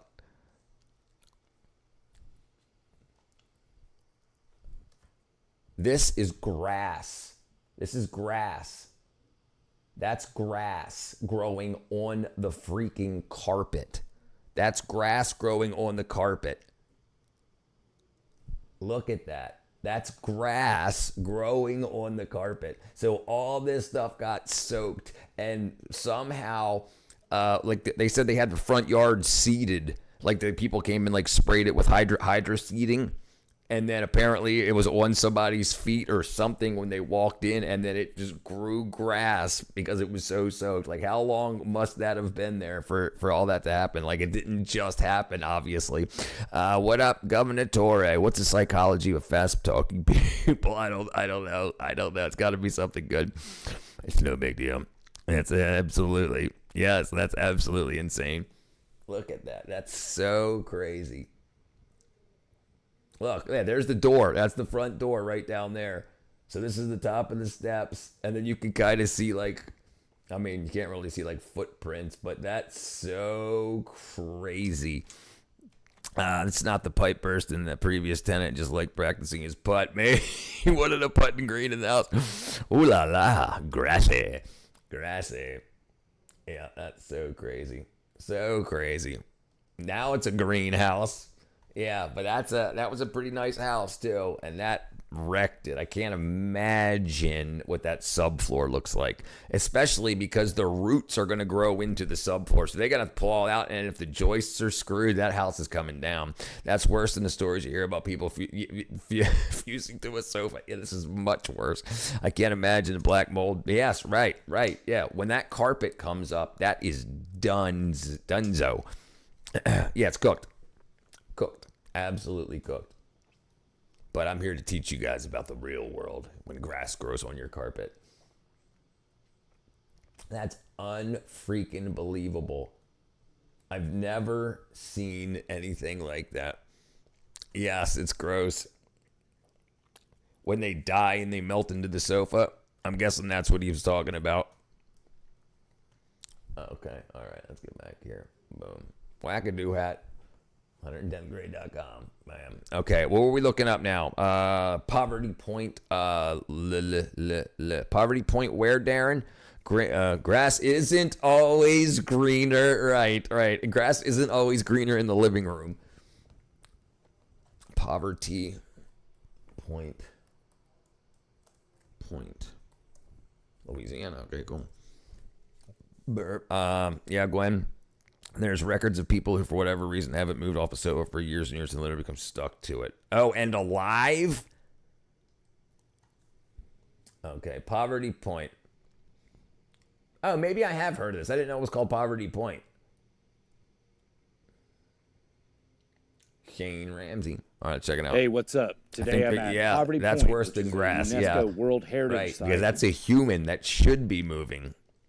We'll check that out after this. Yesterday I was at and then we'll go to the Louisiana, and Sumerians. This place is amazing because it is so old. Poverty Point is an earthworks complex, and it was built and occupied between 1700 BC to 1100 BC. And this is like one of the first and oldest cities in North America.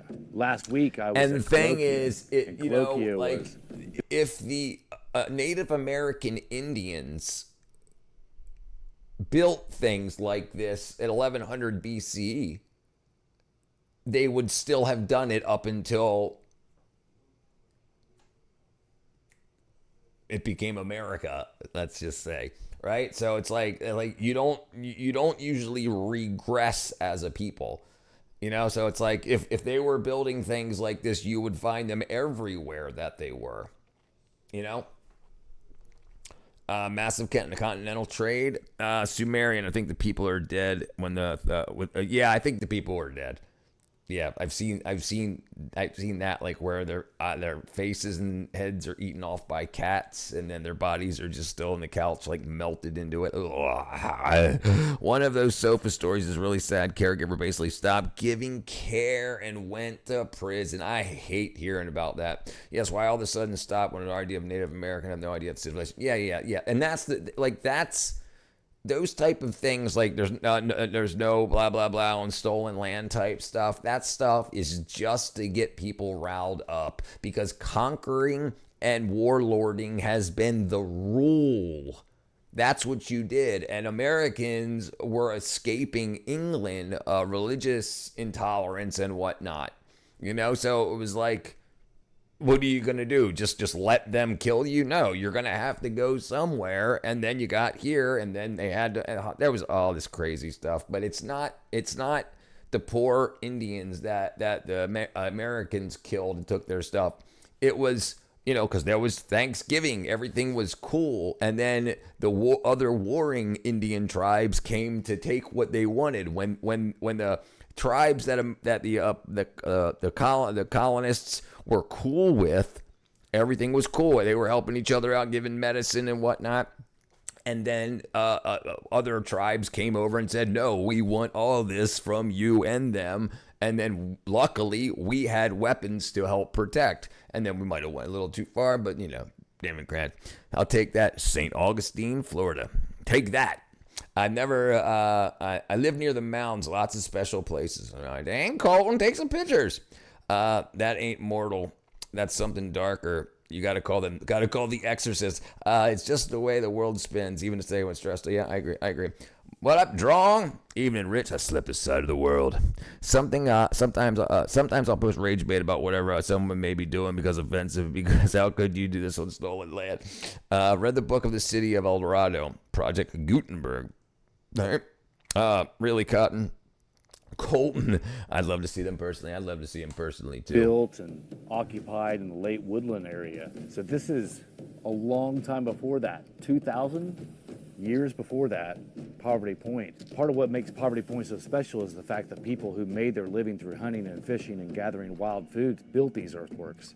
For many years, archaeologists did not think hunter-gatherers could achieve such amazing accomplishments. They did. Poverty Point includes a massive earthen But the complex thing is, with this 6 is the mounds. problem. The Poverty people Point. who discover these things are the ones that write the stories about them. And unless someone else goes, but now this is somebody's property. So unless someone else goes and says, no, you're wrong, but then people say, well, that's just science evolving. Science just gets better and better and better. No, you were wrong, and you taught us that this was the truth. Whoever starts it is the expert. It was built roughly 3,500 years ago. Whoever remained unmatched in wrote US the size textbook. and complexity for nearly 2,000 years. Right. That's right, sir. Governor Torrey. I'm at the Poverty Point trailhead here, and I've opted to take the 2.5-mile hiking trail to see all the sights around here. So let's get started.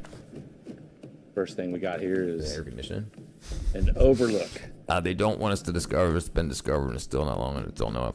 They don't want us to discover these. It's been discovered, and they One of the don't cool know things enough. out here is that they do But the thing is, because no one was there, there's no documents, so they make the documents and they say this is what it is, but none of it has to be true.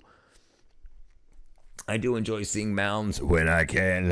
You reeking dirty dogs, original Bumquist III. Expert, someone is able to make up realistic stuff. That's exactly right. That's exactly right. Like, I remember, no, it doesn't matter. But yes, they're the experts because they discovered it and they came, oh, you know what probably happened? This freaking dude did a backflip and then his buddy was like, whoa. And, it's like, okay, cool, right? That's what happened. No, but that's what I'm telling you happened. And what are you going to say about it? What documents are you going to show to prove me wrong? And that's the thing. You can't show any documents to prove me wrong. So these are now the documents to prove me right, the ones that I wrote. Yeah. Demonstrations.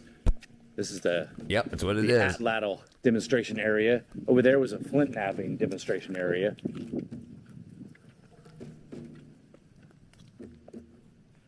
I'm at stop 5 on the trailhead. Right. Prove me wrong, bro. Prove me wrong, bro. Now they can just give the blame up for AI for pulling up these manipulative data centers themselves. Right, they did them themselves. Look, here's a document that says they did it themselves. Prove me wrong. And this, I didn't sign that check. looks like the AI signed it. a wood hinge. Have you given a thought Same on kind of what thing on they that have in image? Colloquia. Have you given a thought on that image? What you were thinking could edit and insert a font across the file? Yeah. I can give you I can give you the file. Did we talk about that yesterday? I didn't know if you responded yesterday, but I can give you the file. Just tell me the size. I think it's 2 by 3 inches. And then I can do that. But whatever you want. Yeah, I fell first. Green italics, fine. Whatever you want to do. If you want to do it, yeah, 110th grade at I fell first. Yeah, that'd be great. I appreciate it, brother. Maybe it was a solar calendar. I appreciate it. Maybe it was just a place for playing games. Right now I'm in the center of the enormous plaza. See, and then whoever did the graphics and the 3D renderings, the artists, just like with outer space, you see so many things that say artist rendering. Right, because an artist had to create it because we haven't really been there. Easier to say AI says 40% of oranges can explode when people realize. Parking lot way AI there, says it's not us. my car is parked there by itself. I have this Well, entire AI said it, World not Heritage us. site to Right. itself. Not bad. They have these barrels around marking the spot where they believe they found all these post holes. So they believe big wooden stakes were in a circle here. They believe, or I they am just put glad it that there. they've- Because listen, now people are paying to come here. So now you have a what's it called? A tourist stop, and that's going to help the surrounding economy and everything too. Because people are going to come out here and then they're going to eat at the restaurants around here, and they're going to buy the keychain and the hat and the Whackadoo shirt. 110th grade like I'm. Save this place and And people then can come. you get to sell a curriculum or part of a school book, and then however many schools want to teach about this, and the school book that you wrote, and then think about how expensive school books are, college books and whatnot. visit it. But just like Colloquia, there's a road Nope, goes Colloquia. right through the middle of it. It's a shame that we didn't realize earlier what we had here, so we would have protected it before destroying parts of it. Right now I'm walking through the rings that were raised up. Somebody Five, drove 6 out there with a feet. mower and said, "Look what I just Been worn down by the thousands of years of erosion.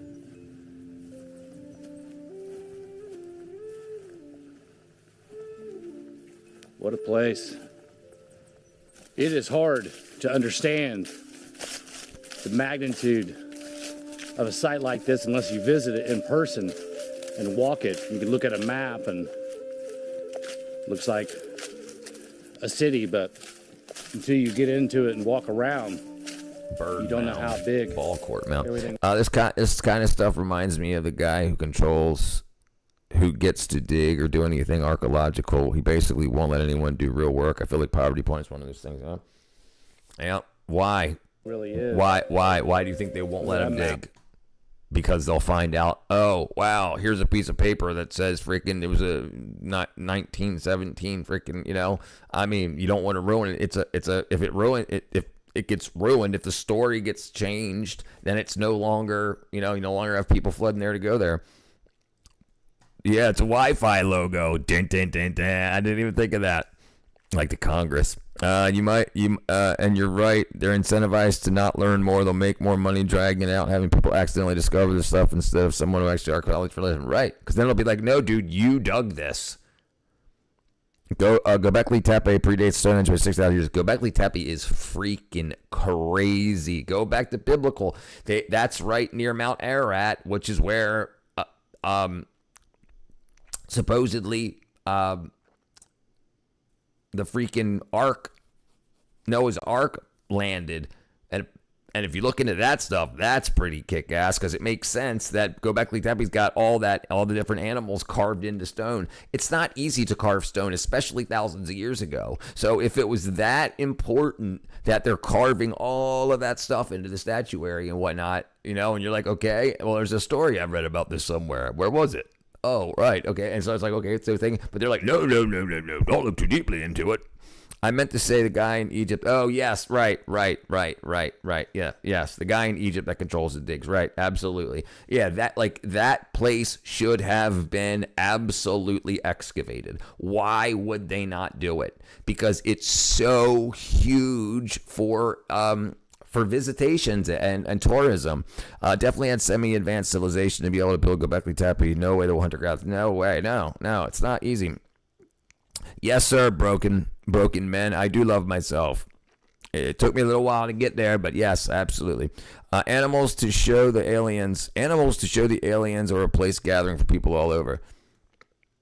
It's a good point. Good question. You have to love yourself to be able to love your neighbor. That's correct. They did it, and it was full of gold and diamonds, in my opinion. Yeah, they sacked the place, and they don't want to get caught stealing it. They're like, whoa, what do you mean, where did I find all this gold? Second largest mound that still exists. Yeah, why would you restrict furthering education?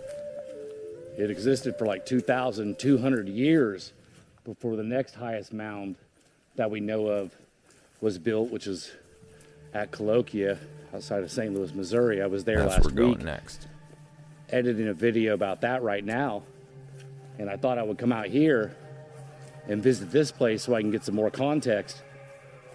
Yesterday, I was in Oklahoma at the Spiro Mounds, and I was visiting that place to see another Native American mound of the Mississippian culture. This one is way before the Mississippian culture, though, even existed. This is the late Archaic period. We're talking about 1600 BC, 2,200 years before Cahokia, where the Mississippian culture even existed. These are hunter-gatherers who built a city this large. And you know what's really interesting Amazing. About BC and AD is like BC, before Christ, and AD, Anno Domini, the year of our Lord, and they changed it to BCE, before Common Era. Okay, what changed the Common Era? What changed that? And it's so odd that they want to so much push away from any religiosity, any theology, to say, no, in science we call it BCE. Okay, well, where do you get to zero? What designates zero? That was the common area. Ever watch a TV? Yeah, I used to watch Stargate all the time with Richard Dean Anderson. Wait a second, am I wearing my shirt?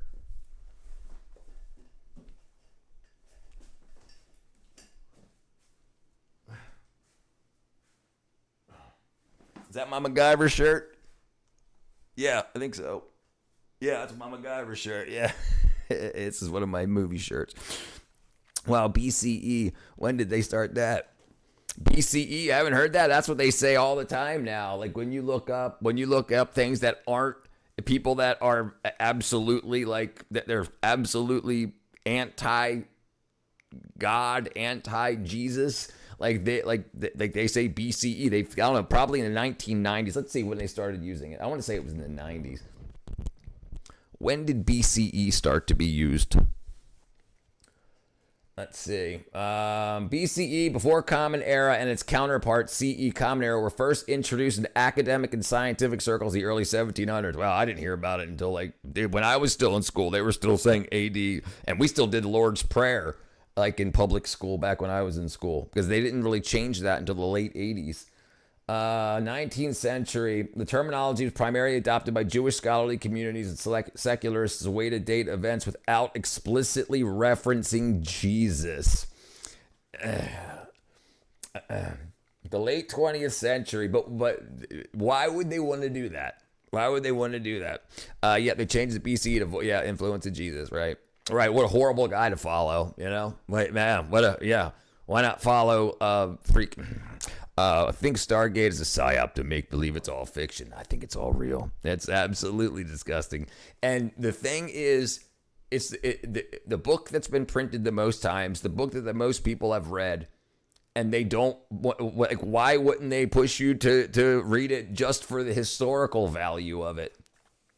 You know, to see how people wrote back in the day, to learn creative reading and writing. And yeah, it's just amazing that how far it's pushed off and how much it teaches, especially about psychology and how people work and how power works. Before Common Era, as opposed to before Christ, to avoid the association and promote fairness. Crazy, I'm just hearing about that. Yeah. Of course, it was the Jews that brought in the BCE. Dun, dun, dun, dun. Yeah, why are you surprised? Okay, here you go. 1980s. Here you go. Broad professionals and academic adoption took hold in the 1980s. Major institutions, style guides, and textbook publishers increasingly require its use to build an inclusive, universally understood global calendar. But it's the same calendar. It's the same calendar. It's just not inclusive to Christians. Far too much is riding on maintaining the status quo in archaeology. If there was a big groundbreaking discovery, it would invalidate literally all of history. Right. And then, but it wouldn't be very bad for them, because then the people that wrote those books are dead or already got their money. So if they say, oh, this changes it, then they would just write a new history book and sell it all over again. And that, you know, because it's like they're still going to be the same publishers and whatnot. You have a point there. How do you pinpoint zero without referring to Jesus in the first place? Right. And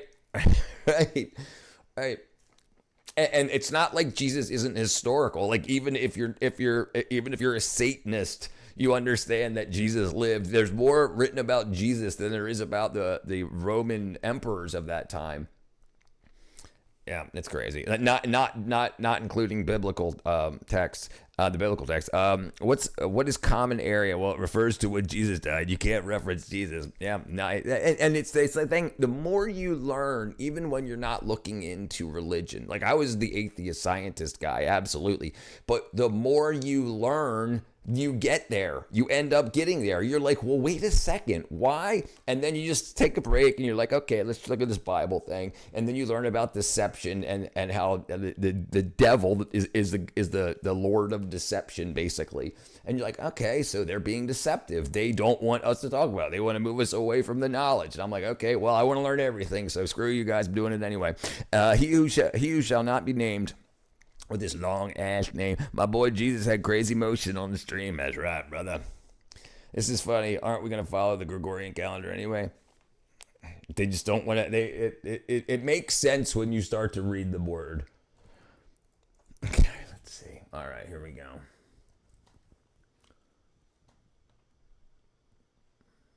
Wandering Wolf. My name is Michael Collins. I got to pee, dude. All right, let's see. Oh. 900 years ago, there was a big Native American city sitting right along the Mississippi River. It had 15,000 people living in the city itself and another 30,000 in little villages north and south along the Mississippi. It had a huge pyramid at its center that we call Monk's Mound. And this was really big. It was 100 feet tall. It covered an area of 15 acres. And in terms of volume, not in height, it is the third biggest ever built in the Americas by any of the pre-Columbian civilizations. The only ones that are bigger are the Pyramid of the Sun at Teotihuacan and the Pyramid of Cholula. So Monk's Mound is the third biggest thing that pre-Columbian Native American civilizations ever built. Now, the city had hundreds and hundreds of buildings, and it was surrounded by a 2-mile-long palisade wall. This civilization, this area, this city, and its surrounds was so big that there wouldn't be a settlement that size until the 1700s. That's when New York and Boston and Philadelphia started rising in size, but they didn't get past the size of this city until hundreds of years later, after the city had long been forgotten. We'll never know its real name, but we call it Cahokia. And it was built by the world actually ended in 2012, like the Mayans. Cahokia still exists, at least in part. It's a national park now, and it's right across the Mississippi River from St. Louis. These nuts. In St. Louis don't even know it exists. There are so many amazing things. That's where he's going. It's got to be. I visited there twice, and I'm looking forward to going back. Right now, they're rebuilding their amazing museum and visitor center. And I'm waiting until they get that together so I can see the new artifacts on display. It's going to be great. In this video, I'm going to tell you about how Cahokia formed, how it rose to power, its demise, and its effect on the Mississippian world. Thanks for indulging me. Cahokia as a community begins in the 700 CE. At that time, it's just a few hundred people, and it's a fairly typical what we call woodlands culture village. Hopewell civilization had and just he's an archaeologist, around so 500. He would actually be shamed for using AD. They'd be like, "What are you, a freaking Bible thumper? Who do you believe that stuff?" You know, and it's crazy how shaming it is because I used to be one that shamed them. Do you know the new discovery in China? I know you're going with a joke. What is it? Chinese food in 2120. We're gonna have Carmelo Anthony in the museum. That's right. That's right.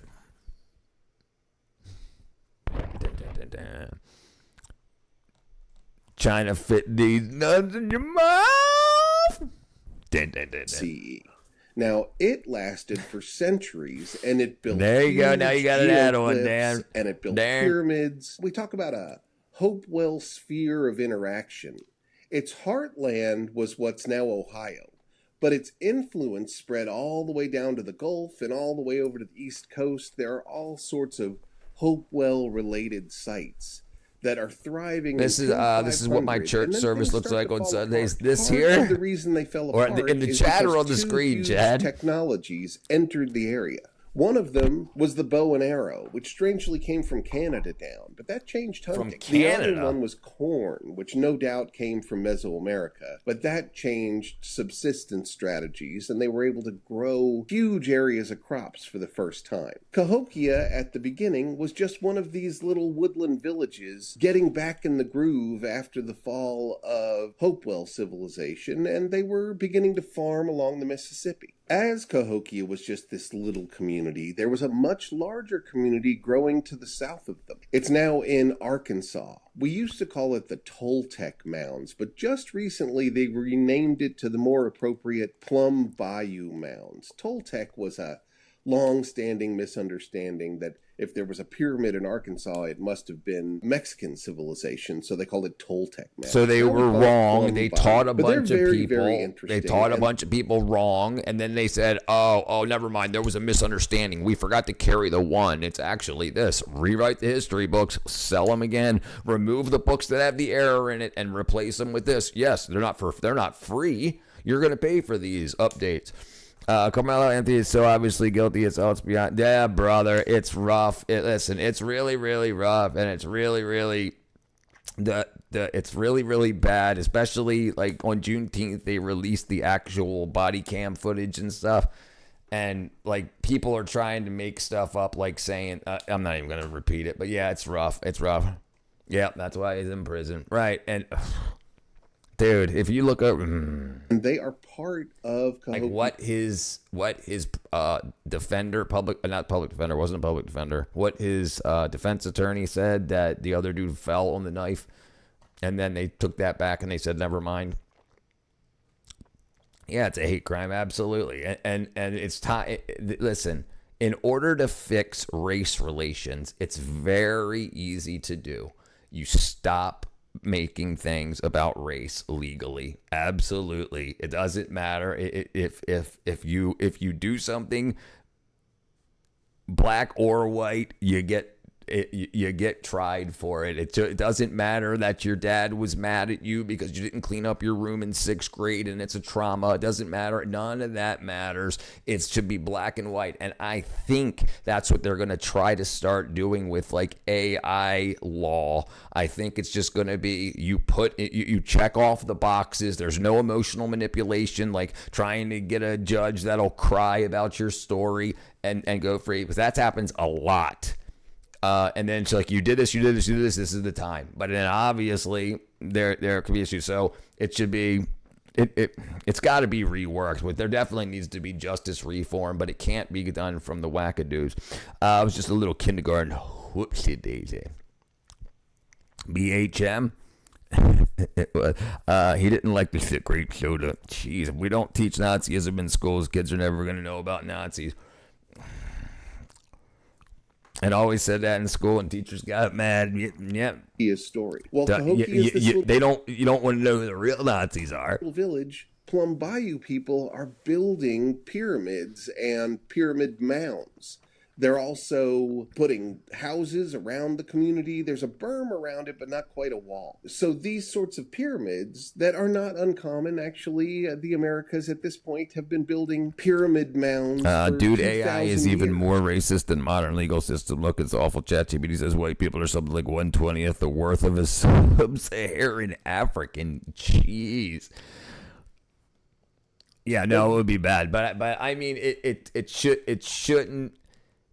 They've got to stop taking into account, back in the 1980s, especially in like Texas, well, and before, you had what was called crimes of passion. They're still crimes of passion, but you could use that as your defense. If you walked in and you found your wife and another man in your marital bed and you killed both of them, then you couldn't help yourself. You didn't go to jail for that.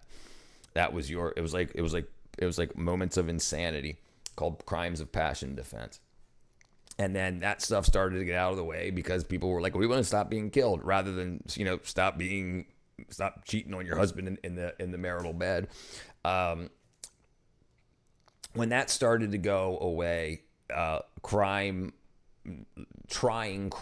became more, well, let's talk to him, see why he did it. Maybe he's sorry. Hold on one second.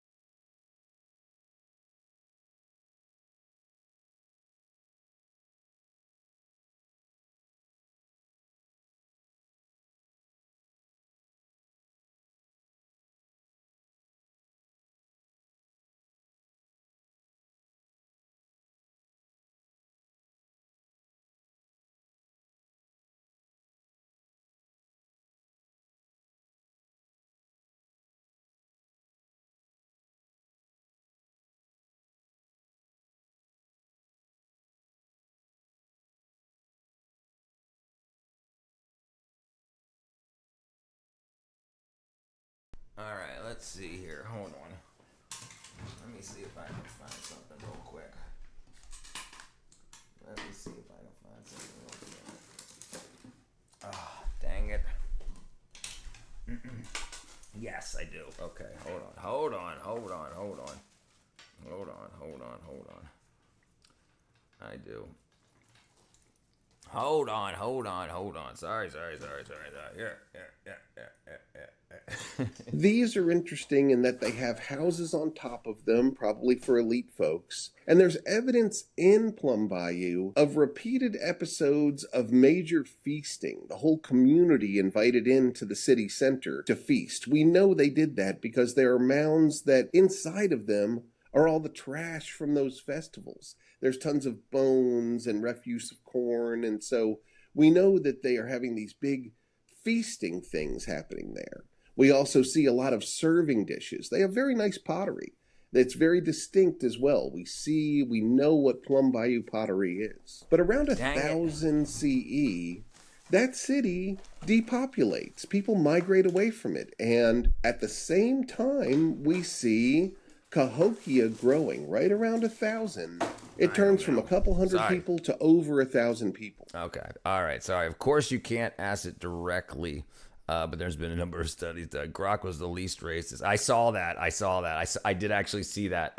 As soon as you said that, I remember seeing the bar graph. And also, ChatGPT is based on internet, and internet can't allow white people to say the truth. All right. I want to find something a little bit better on this.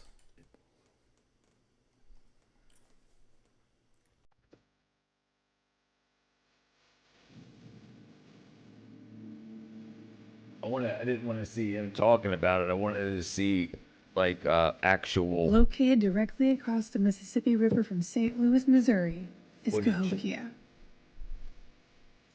An impressive ancient civilization that became the largest urban center north of great Mesoamerican cities in Mexico and Central America. The Cahokia Mountains are considered as the most complex archaeological site north of the great pre-Columbian cities in Mexico. It's a wonder as to why this fantastic site is not as well known and left out in modern teachings. In this video, I'll be exploring Cahokia Mountain's history, theories, and geography. Let's get into it.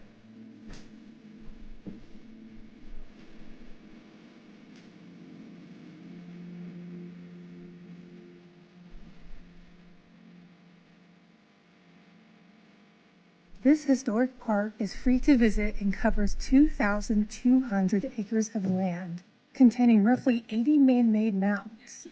However, the ancient city was bigger, more specifically about 6 square miles with 120 earthworks that varied in appearance and function. The Cahokia Mounds State Historic Site has 51 platform, ridgetop, and conical mounds, such as residential, public, and specialized activity areas. There will be graphic signs accompanying these smaller surrounding mounds and areas that include insightful information about the land you're exploring, so keep an eye out for those when visiting. The Monk's Mound is the largest and central structure of the city. This mound is considered a step pyramid, structure of 4 terraces and reaching 100 feet in height.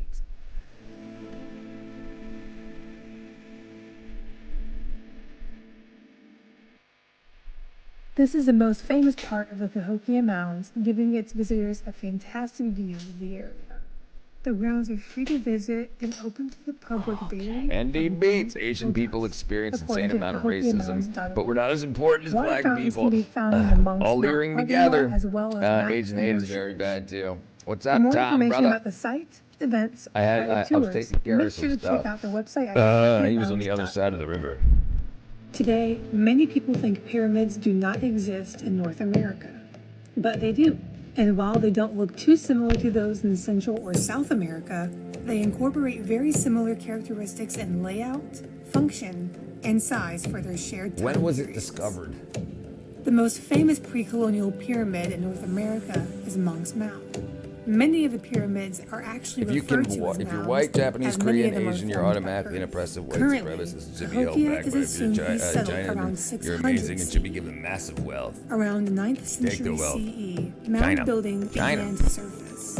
No written evidence has been found, with the exception of symbols left on pottery, shell, copper, wood, and stone. Despite this was an obviously sophisticated and complex They had society, parking lots? and observing their elaborately planned community, mounds, burials, and wood henge. An observatory made from wooden A wood henge. Before circa 1050, there were about 1,000 residents in Cahokia, which rapidly increased soon after. The city of Cahokia was actually larger than London was in AD 1250, making it a sophisticated city for its time. The estimated population during Cahokia's peak was between 6,000 and 40,000. Roughly 2,790 feet away from Monk's Mound sits Mound 72, a smaller mound near Collinsville, Illinois. This is a location where the city's Stonehenge resided. This was later torn down to create a spot for mass burials. There you go. Many smaller mounds can also be spotted around Monk's Why did you need mass burials? Mound, which can be fun to explore. But you can see this is behind me, but then there's the road, and over there you can see other mounds. Some really good sized ones. That one here I'm hoping to go see in a minute. We can make mounds. Because the city's original name remains a mystery. So this isn't even that old then if they were 1250 AD, not super impressive given what you see. Historic Inuit people who resided here during the French explorers' initial arrival in the 17th century. 1600s. This occurred centuries after original inhabitants abandoned the site, therefore making the population likely composed of multiple indigenous ethnic groups. And why would it be abandoned? At the time of the city's peak. The projected date which Cahokia became abandoned is 1350, presumably due to environmental degradation caused by overhunting, deforestation, pollution, and climatic changes such as extreme flooding and drought. Reflecting back on Monk's Mound, let's take a look at other great step pyramids in the Americas, such as the ones in Tikal and Teotihuacan. The Pyramid of the Sun, located in San Juan, Teotihuacan, Mexico, is one of the largest structures in Mesoamerica.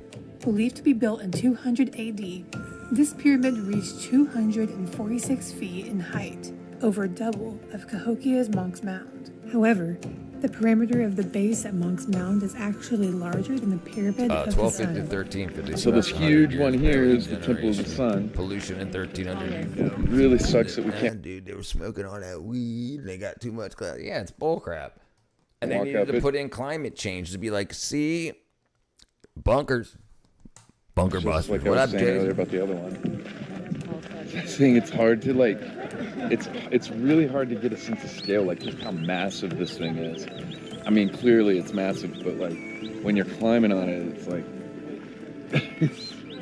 yeah, it takes a while to get up something that big. And you just see in little Guatemala, another impressive ancient city can what the hell be do you call found, those things? known as Tikal. Shop Tikal after was shop the after capital shop of to buy Conquest State that became trinkets one of the most and powerful kingdoms in the ancient Maya. Its geography contains numerous pyramids. The most notable, however, are the 5 Tikal temples. These are far steeper step pyramids that range between 125 and 212 feet in height. Now comparing the donkey this to farts Cahokia, got to believe in it's you, so you go incredible to see Florida how and buy these a Prius. That's what they pyramids, needed all to from do, close time brother. periods, share similar sophistications in their structure, particularly similarities in height with the temples in Tikal, and similarities in layout with the Pyramid of the Sun.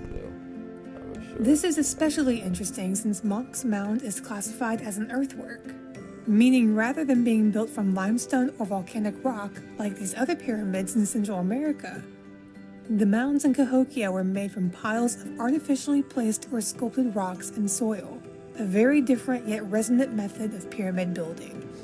Considering this, it's interesting to think about why Cahokia's history has not been brought up in modern teachings. Research has shown that this society is one of the most impressive and advanced cities for its time. So why don't more of us know about it? This could be because cities that existed in America, like Cahokia, deviate from brother. the Fed narrative that its inhabitants prior to European colonization were nomadic.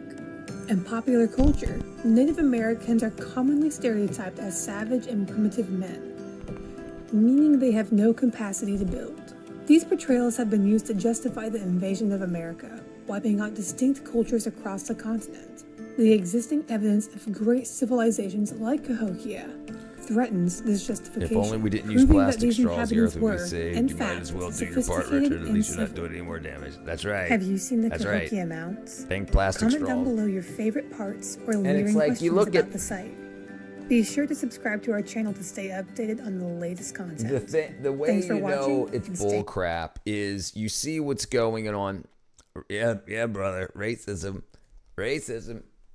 If you want to think about this. So this was 2023. So during this time, you could get grants to talk about race inequality and stuff like that. You could get grants. So if you wanted to make a YouTube video about one of those subjects, you could go to grants.gov and you could get $10,000 to make this or that. And there, we haven't even went there yet, and they're already complaining already. Give it a read. I gave it a read. Brother. I got to go drive bread and delivers cherry. Hey, what's the size? Commentary, what they used to say, is to justify the invasion of America. Yeah. Right. See, it was like this before. So just. Yeah, it's wackadoodle. Okay, let me see what you got here, Draw.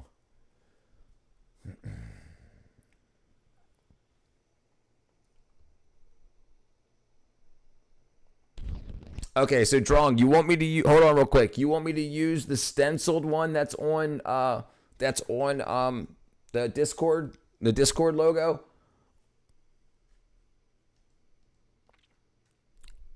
Okay, all right. All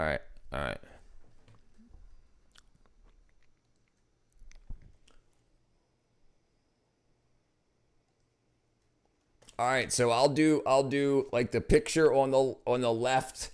And then I'll do 110th grade. I fail first in italics. I'll just do it in a SVG file, and then they can do whatever they want. It'll still be text. If they want to change the font or italicize it or whatever, it'll be editable. And there's free software like Inkscape. That's what I'll be using. And if you want to edit it or whatever, you can use any SVG, any open source SVG software. Okay, let's see. You said... what was I looking up here? Check out the life sentence video.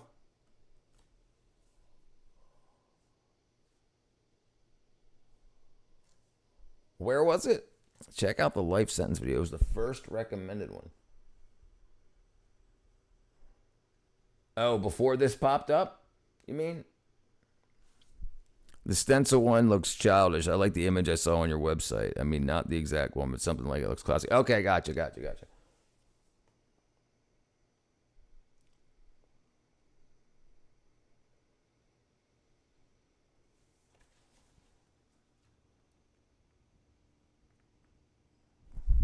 I don't see it. No, scroll down. No, in this video, scroll down more.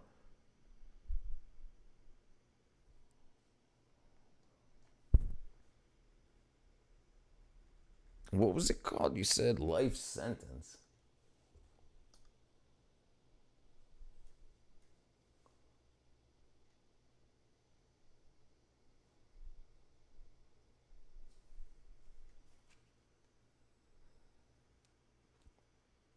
I don't know where it's at. It's to the right. We can't see it live on the viewport. Scroll back up. It was the very first one.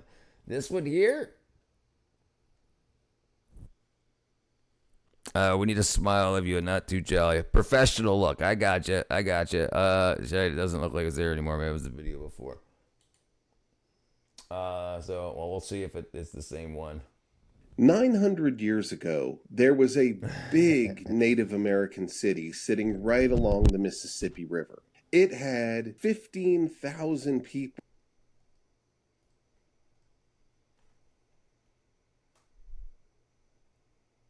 Man, I don't know. Don't tell me what to do, Linda. What out, little toilet? I was going, what life sentence is actually from day to day? What a life sentence. Okay, let's try. Let's see if I can find anything like that.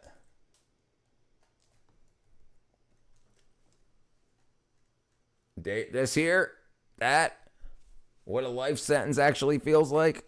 Little toilet. In other words, the image shouldn't scare, shouldn't come off as serious. Just, yeah, I got you. You want it to be professional enough, not like, I got you, 100%. I got you. Okay. 40 years in prison doesn't just change you, it rewires you. The system is designed to wear you down, to break you. By the time you get out, everything you knew is gone. How do people survive that and not lose themselves completely? On today's episode of the Infographic Show, we're walking through what a life sentence in prison is actually like. Day 1. You shuffle off the bus in handcuffs and leg irons, peering up at the guard towers and razor wire fencing. Armed officers herd you forward, their eyes cold. To them, you are nothing. And this is it, your home for the next 4 decades. You enter a holding room where an officer takes off your leg irons and gestures toward a thick door, the booking area. They take your wedding band and slip your phone and wallet into a Ziploc bag. $200 goes into your prisoner trust account and another $100 into your telephone account. In another room, you're told to strip. A guard smirks when they notice the tattoo of your son's name inked across your chest. Your son, just 4 years old, will grow up without a father. And your wife, who swore she would wait, will have gray hair and wrinkles the next time you hold her, if you ever hold her again. The truth is, you've already accepted she'll move on, but the very thought of that right now is unbearable. Then comes the strip search. The whole process is totally dehumanizing. You've never thought of yourself as a bad person. It was self-defense, but that didn't wash with a jury of 12 men and women. The judge called it a callous disregard for human life, a deliberate act of calculated cruelty. If you had to defend yourself again, you would. And in this prison, it'll become a reality. But fighting isn't what frightens you. It's spending the next 40 years in small claustrophobic rooms as the property of the United States government. Just another body the officers will process today. You're handed your prison-issue slip-on shoes, gray jogging pants, and a sweater bearing the initials DOC, Department of Corrections. They fingerprint you and they take your photo. You're now a number, 12515-066. One of 1.8 million Americans behind bars. One of 600,000 people sent to prison each year, and one of the 1 in 6 who will never leave, serving a life sentence. Orientation blurs past. The officers talk about violence, about reporting abuse, but all you can think about is your wife and child at home. Later, a nurse performs the health checkup. She asks about your drug history and whether you're a danger to yourself. You mutter no, and you shake your head. She scribbles a note in your file, and you are out the door. You're moved into another nameless, colorless room. Have you ever worked for law enforcement? A guy in a shirt and tie asks you. No, you haven't, and you've never testified against anyone, so there's no reason you can't do your time in the general population. None of this feels real. Your state-appointed lawyer had been sure you would just get a few years for manslaughter, or better, it'd be viewed as a justifiable homicide. You were one of the 80 to 90% of federal criminal defendants in the U.S. defended by the state, a nation where with enough money the odds aren't too bad for getting away with serious felonies.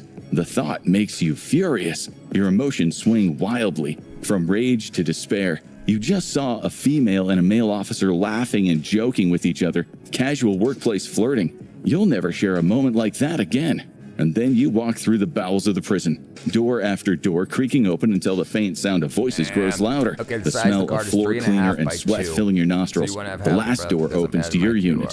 Faces look up from the tables where men are slamming down dominoes and cards. You keep your head high. You don't show them any weakness. White, black, brown, all in their own tight clique. Like it or not, this is your new family. Fish! Someone shouts from behind you.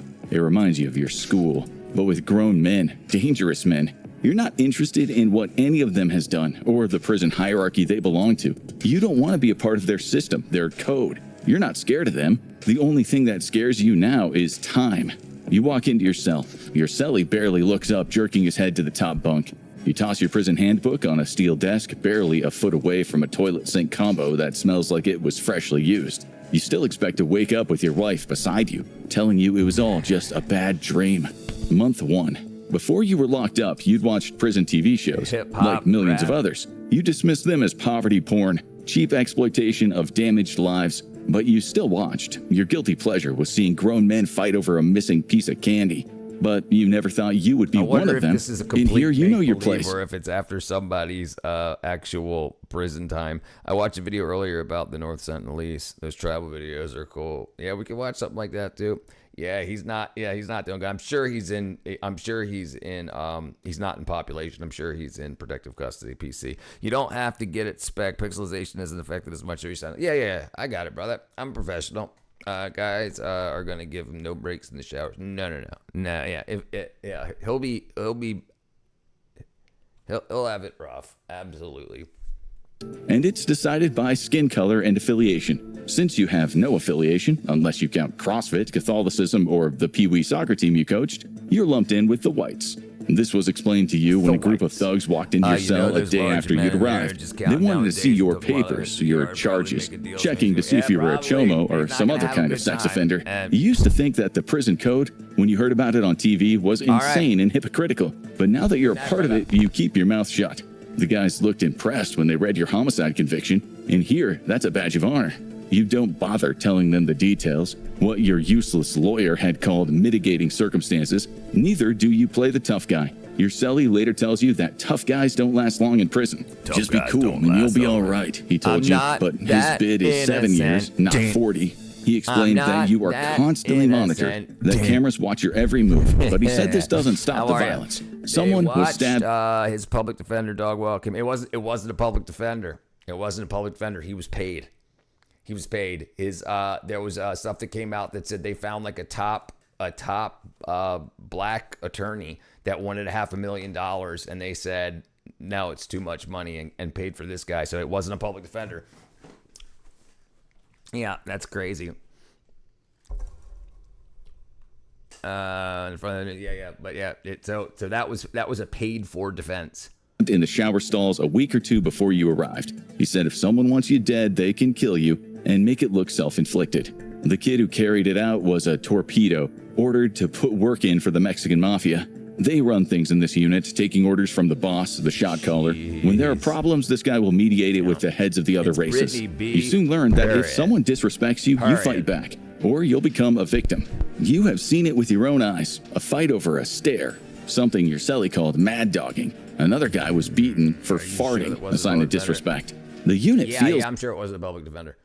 I read the case file. My fictional city, he would have been punished by the people. In my fictional city, right. That would be the system. It's like a time bomb. The fuse hasn't been lit yet. Your cellie says all-out violence is rare, it disrupts business. And business means drugs. Sometimes they're smuggled in, but more often an officer will bring them in. If you cause a fight, the unit is locked down and the cells get tossed. If drugs or weapons are confiscated, you can expect a beating. Medieval. And you'd better hope the shot caller is feeling generous, because an HOS or hit on sight can easily become a KOS, kill on sight.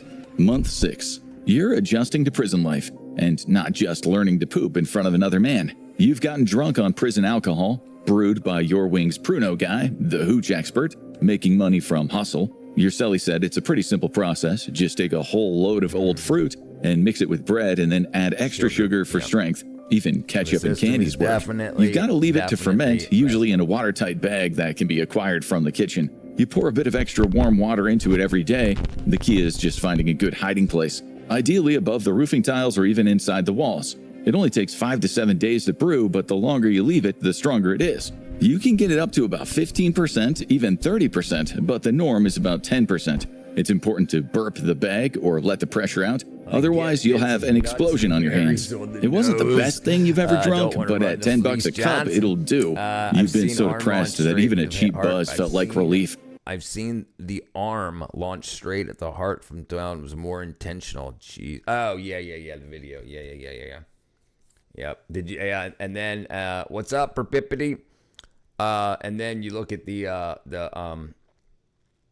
said, like, as soon as the cops grabbed him, he was like, I did it. So, like, I watched it all over on the other platform right before I came in.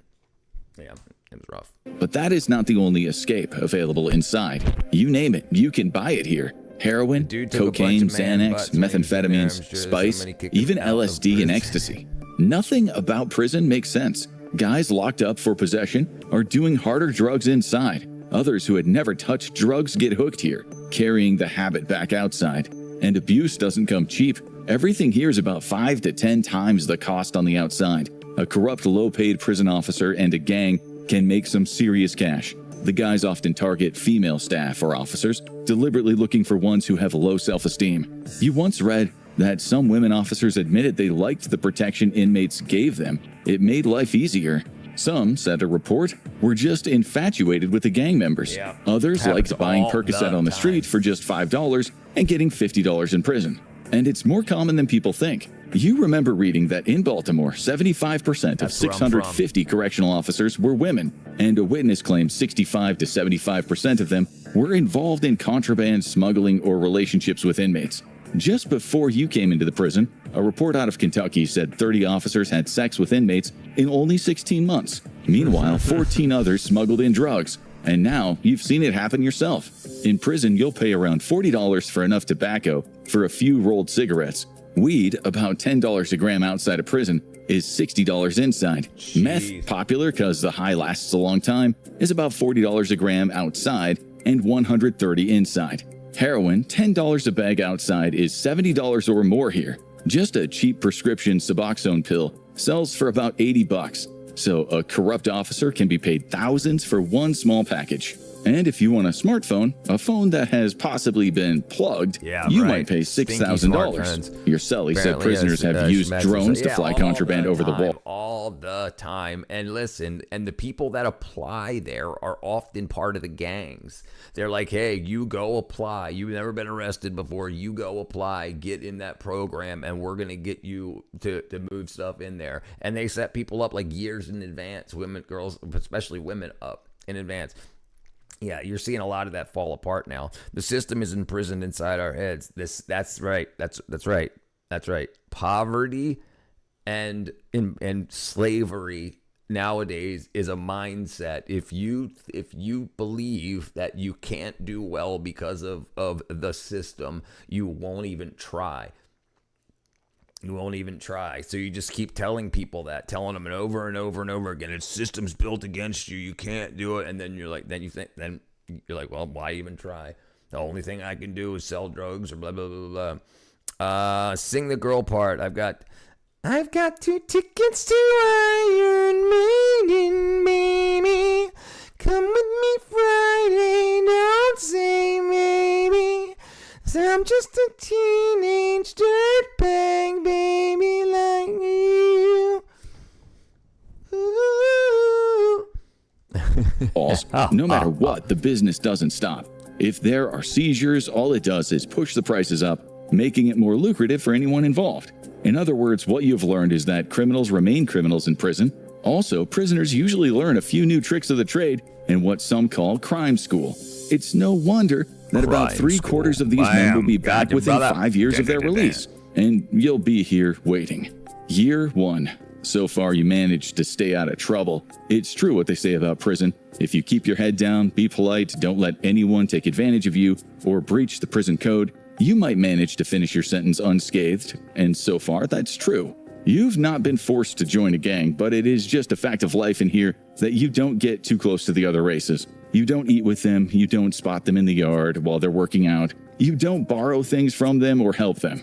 The code demands you stay out of other people's business. Don't even ask people what they're in for. You heard a guy got a beating just for looking into someone's cell when he walked past. It's as if the code prevents real friendships from being made. If the authorities plan to divide and rule in prison, it is working. But now the friends you had outside, those guys that said they'd stick by you, they're writing less often. Your wife writes at least once a week, and she and your kid visit once every 2 weeks. It doesn't help that visits are on weekdays, and they've put you in a prison about 170 miles from your home. You always make sure that when she visits, she leaves with a smile. You've already probably spent literally hundreds of hours going through all the men you suspect have a crush on her. Besides that, your days are pretty much all the same. Breakfast at 6:30, then you work in the kitchen till 4 p.m. Your cellie says you were lucky to get a job in the kitchen, but 30 cents an hour doesn't feel very lucky. You only get yard time 3 times a week, but there is indoor recreation every day. Dinner starts at 6 p.m., lockdown is 9 p.m., and it's lights out at 10 p.m. Nothing changes except for anger management sessions. An hour twice a week with a young therapist fresh out of school. He wants you to talk about your emotions, and he loves to mention the boomerang effect. Don't express your feelings and they'll likely explode later in a fit of fury. Sometimes violence is necessary, you think? The therapist wouldn't understand. It's not something you can learn in university. Sure, you regret your crime, but only because of the consequences. Right. Year 5. The officers all know your name. You've seen them come and go. The weak ones get exploited, and the tyrants are hated. The good ones are firm but fair. As for you, there's a kind of respect for guys who will be in here for a long time, as long as they stay out of the business and they haven't hurt women or kids. The prison does have some educational programs, but they're not available to everyone. And for most of the young gangbangers, education is viewed as a weakness. If you're smart, you find a hustle, and by your first year you had one. You are one of the few who can write and make sense of complicated legal texts. That's made you the jailhouse lawyer. It's against prison rules, but so are all the hustles. The officers usually turn a blind eye to it as long as nothing gets out of hand. But if there's a shakedown, any sign of your hustle, and you might get some time in the special housing unit, the SHU. In there, it's a 23-hour-a-day lockdown. Your exercise is in a miserable cage. You've been there only once, and you don't want to go again. All day, all you heard were screams and shouting. In prison, it feels like about half the guys are mentally ill. You read once that 15% have a serious mental illness like schizophrenia, bipolar disorder, or major depression. And the crazy ones often end up in the SHU, slamming their heads against the wall or harming themselves. Thankfully, they still allow you to read in the SHU, otherwise you might have gone crazy. The prison library isn't great, but it is a lifesaver. Well, it is if you're not one of the 60 to 75% of U.S. prisoners who are functionally illiterate. For lifers, if you're not constantly doing gang business, there are 3 main ways to stay sane: regular exercise, meditation, and reading. Reading is one activity that you've seen in prison that actually helps people rehabilitate themselves. The selection isn't great, way too much romance fiction. Yeah, often people get angry when they don't know how to read. Like you'll get people that are illiterate, and especially when you ask them questions and they can't respond because they don't know. They're just repeating what they heard other people say because they haven't read, they haven't looked into it. Functionally illiterate is tough to imagine, right? Yeah. Right. Well, it's our fault. It's our fault that we're pushing kids through school when they can't read to not be racist or sexist or transphobic or homophobic or whatever. You know, we're just pushing them through so you don't get called something. And then they're just angry because they don't know the world. Still, they have a lot of classics and some okay nonfiction. And that's like you often just go you'll to see the people that are illiterate. The only thing they really do is listen to music because they're not going to read the lyrics. They're just going to listen and repeat what they, it's, you're like a really skinny Benjamin Franklin. Thank you, Gizmo. They call me Skinny Franklin. Library during yard time and you check out the books. When you were in the SHU, they came around with a cart. Your wife sends books in too, and prisoners can order from Amazon. You can't have overtly sexual books or anything that might inspire or teach violence. And yes, there's actually a banned books list. The 2023 Prison Libraries Act was supposed to address the lack of funding, but the bigger problem is censorship. If they were really serious about rehabilitation, they should be making sure prisoners have access to a wide range of educational nonfiction and literary fiction. But instead, they ban books like it's North Korea. The worst state, your wife told you, was Florida, with over 22,000 books banned. Texas came next with around 10,000, then Kansas with 7,700, Virginia with 7,200, and New York with 5,300. And that includes language books staff can't read, and drawing books that inmates might use for tattoos. Often no reason is given, just stamped threat to security. I hate when you in some do states, even books with homosexuality are banned. Part of you thinks that the system is not interested in rehabilitation. We will only view movies depicting white collar jobs, carpenters, and windmill work. And mill work. Not just filling quotas and punishing people. You had a lot of time to think about the man you murdered. You've watched men in here brag about violence and killing, and it hit you hard. Maybe you are just as messed up as they are. You always thought you were different, that your case was special, but just about everyone here says that. But your crime only created more trauma, which you are now passing down to your son. Violence is like a vicious cycle. If prison has done anything good for you, it's the realization that crime is all about cause and effect, and that even in bad circumstances, a civilized man can choose to end it. Still, you know you did wrong, and it won't help you get through another 30 years. Year 10. About 3 years ago, your wife started writing less often. She canceled visits, one after the other. Your son, who's now 14, started getting into trouble, and your wife said it was your fault. Now he barely visits you, and when he does, he looks bored and resentful. And then you got the letter. She'd met another guy. She loved you, she said. She tried, but she couldn't live the best years of her life alone. In a way, you felt some relief. Part of you wanted to respect her decision. The other part wanted his name and address. The group therapist said anger is a very natural response in these circumstances, but what does he know about spending your life in prison? You'll be sitting in the prison workshop and AI that's it's AI that's saying, is this okay to post? Clockwork Orange and Idiocracy. Yeah. Choices we make will always dictate our outcome. Yes, absolutely. Absolutely. Do you recall your favorite anomaly? My favorite anomaly is your freaking brain, Space Cow. It's Whackadoo. Oh, speaking of which, did you get your Whackadoo shirt, Space Cow, or your Whackadoo hat? We got Whackadoo hats and Whackadoo shirts at 110thgrade.com. Get you one. Dun, dun, dun, dun. I just said tag POTUS in the comments and make it change the shoe name to shoot. Oh, maybe it tried to translate it and then it didn't know what it was and it's all POTUS and it threw it out. Yeah, Space Cowboy. Yeah. He's a tornado wrangler. Suddenly, there will be an image in your head of your wife kissing some other guy. You missed Catra earlier. And there's nothing you can do to escape it. So you're in a prison, but also in a cage in your head, torturing yourself daily. And no matter what you do, those bad thoughts will come. And worse, you can't talk about it to a friend. You can't show weakness in here. And then you cracked. The therapist was right about the boomerang effect. You'd mistakenly told someone about something you enjoyed, a book you were reading. God knows why you let a feeling slip out, but you did. The novel was The Count of Monte Cristo, a story about love, revenge, justice, and morality. It really resonated with you. The SHU was a different language. I'm guessing. I don't know. Who's Catra? She's into tornadoes, and you know it.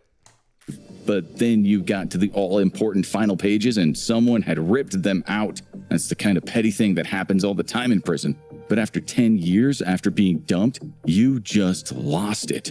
You snapped. Someone told you it was one of the new kids. You waited until he went to the showers and you knocked him clean out with one punch.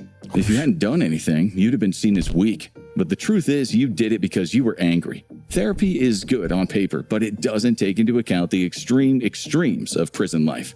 In the shoe, an officer told you someone else had torn out the pages. You'd beaten an innocent kid for nothing, putting in work for a conniving liar. Maybe the officer was lying, so you'll beat another innocent man. This is life in the prison. Constant manipulation. Right. So the officers will do that if they don't like somebody, if they brought something in for somebody or somebody else touched kids or somebody, they'll lie like that for people that they know are violent so that they'll get beat. So it could have been that kid, or it could be now this guy saying no, it was another guy to make this dude feel bad. And then make him think, I want this dude to get beat up because he said something to me as an officer and I can't fight him. So, yeah, it's crazy. Look at this gay Jew Freemason in the chat. Which one? No translation. We speak German, French, Italian in my country, and English is daily use. Where is the gay Jew Freemason in the chat? We gotta get him. Constant lies, people taking pleasure in suffering. Romania. It destroys your faith in humanity. You know you can't do another 30 years of this, and after that last beating, stitches, hospital trauma, you doubt the parole board will be doing you any favors. Year 20. A year later, you learned your wife's new lover was your best friend. You had lost your two best pen pals, the core of your emotional support, in one blow.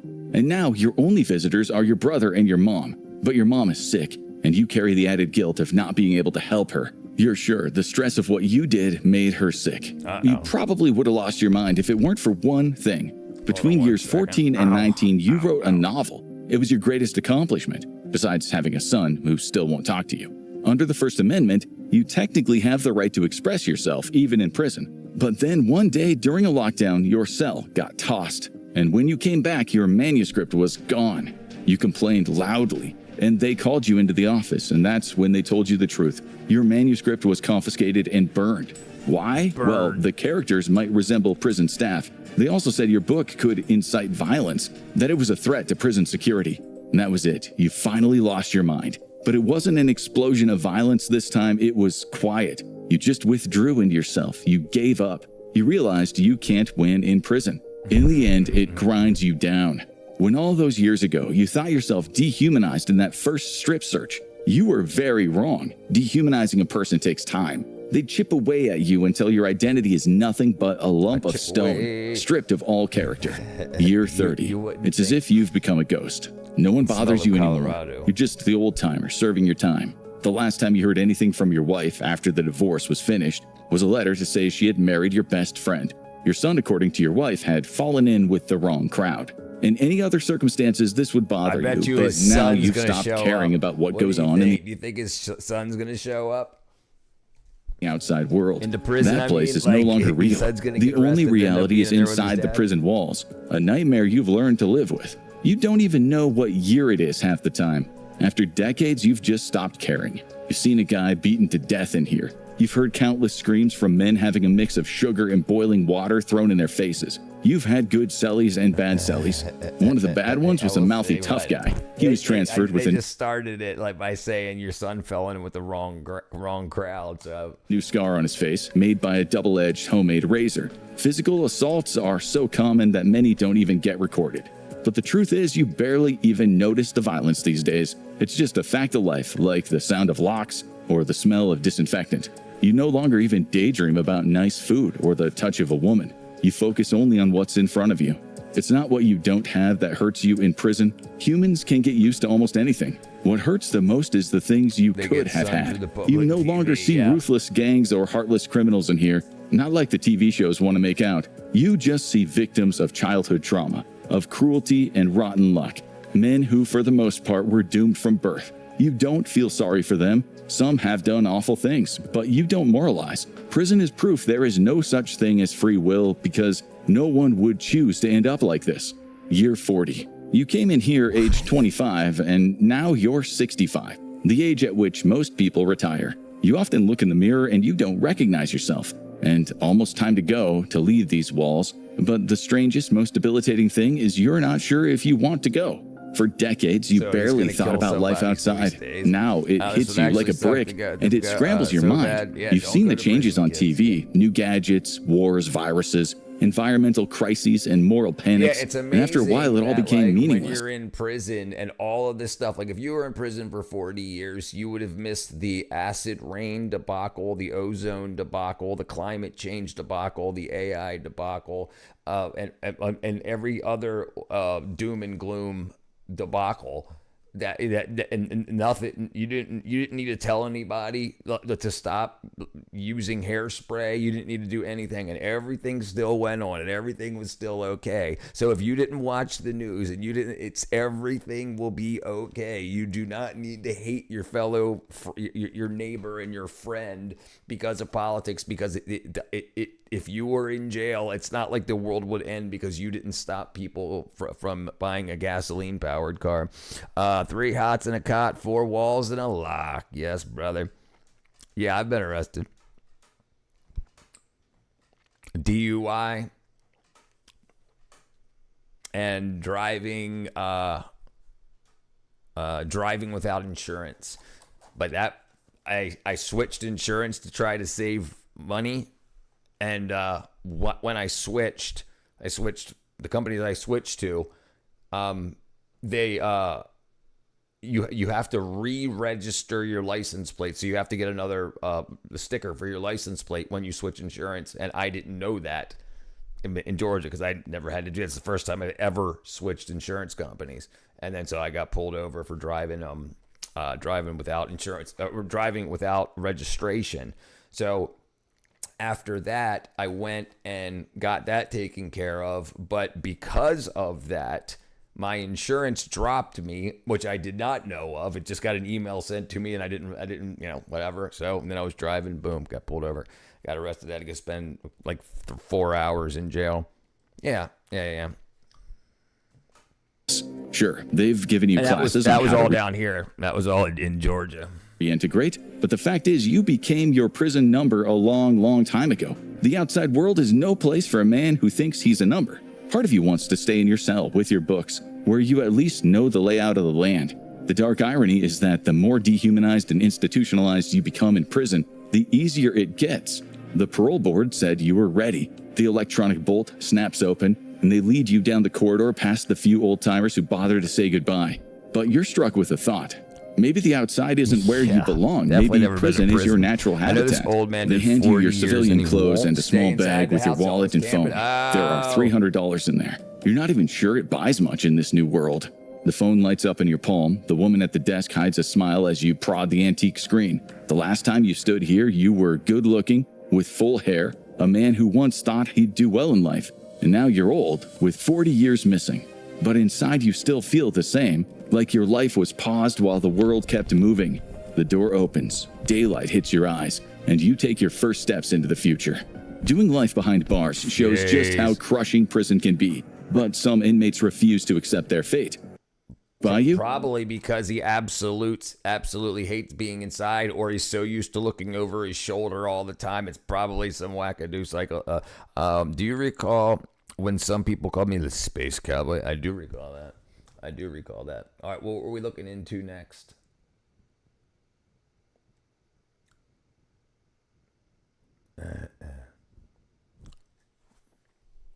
Let's see. Have any of you guys gotten that notification that you can start sending DMs on YouTube? I got mine the other day. I think he just wants to feel free. Yeah, well, I did 40 years, you said? 40 years. Yeah, he probably wants as much outside as possible, maybe, yeah. That's a sick profile pic. He's got a tornado. Yeah, maybe. Yeah. I mean, it's definitely something psychological, I'm sure. I haven't seen anything about DMs. Yeah. Like if you hit the share button, well, let me see if I can do it. Boom, boom, boom, boom, boom, boom, boom. Whoa, share. It says invite to a message. So if you hit the share button, you have an invite to a message button, and you can ask somebody if they want to. Let me see. Let's see what it does. Let's share YouTube and a message on YouTube. Share a message, videos and messages on YouTube. YouTube.com. Let's see how it does it. I've never done it before. I'm gonna send you one, Raid. Let's see if I can. Let's see. Bam, bam, bam. Shorts. Me. It's good to me. I'll share you one of my videos. Shorts. Oh my god. I love Share, sending as. Oops. Share, invite the message. I love your skirt. Where did you get it? It's a cute. Okay, I don't know what that is. Oh my god. I love your skirt. Where did you get it? It's a Okay, never mind. I don't know how to do it. cute. Share. Invite to a message. Invite to a message. I don't know how to do it. I have no idea what I'm doing here. Invite to a message. Let's share videos and messages on YouTube. Oh. Okay, so I don't send it to somebody. Oh no, I guess I have to send it to people that I know, like people that I have, like their text, their stuff. Okay, all right. Yeah, I thought I'd be able to send it to an like at Raid the Fairy, but no, it's you send that to people. I guess I don't know. I haven't done it yet. I gotta look into it. Share it with me. I don't see the option on PC. Yeah, I don't. Yeah, I don't. I have to share it with somebody on my phone. I guess like somebody that's in my contacts, kind of like sharing a video, but it says with text too. Let me see. Let's see if we can find something. Shares and messages on YouTube. YouTube features built-in messaging system that lets you privately share videos, shorts, and live streams and chat within the app. To use it, you must be 18 years or older. at least 18 years old. Open the YouTube app, hit the share button, select the invite to message on YouTube to generate an invitation link. Send this link to a friend or a creator. Once they accept the invite, you can securely message each other. It's called the DM process, direct message process. Accessing chats. You can envoy on the messages icon next to the notification bell at the top of your app.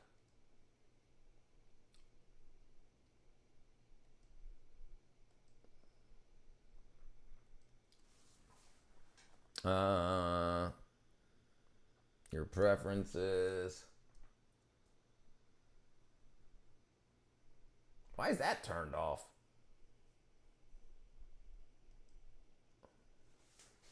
I wonder if that was accidentally.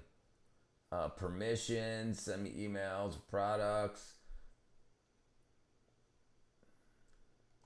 Why is that off? Is there a save? Okay. All right. Interesting. Tornado Wrangler. I recall when you were Space Cowboy. You were even an admiral, if I recall. He was.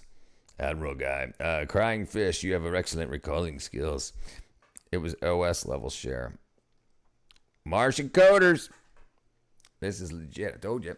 That's the reality of all to be institutionalized creates a revolving door that keeps them going back to a life they chose and that they are comfortable with, unable to adjust to their community. Right. Well, like I was saying before, a lot, like 75% of people in prison are functionally illiterate.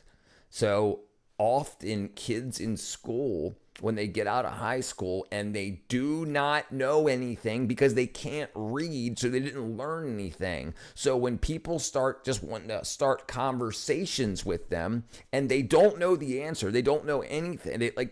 They're dumb. And so they just swing on you because they don't want to be like, sorry, I can't read. Sorry, I don't know. Sorry, because they're no, I got a degree. I got a diploma. And they just swing on you and stuff. And it can be, it's absolutely rough. The worst people I've ever known were illiterate. Just tape the message on icon. Mentioned it mentioned it on my phone. Popped up saying this feature isn't available. Okay.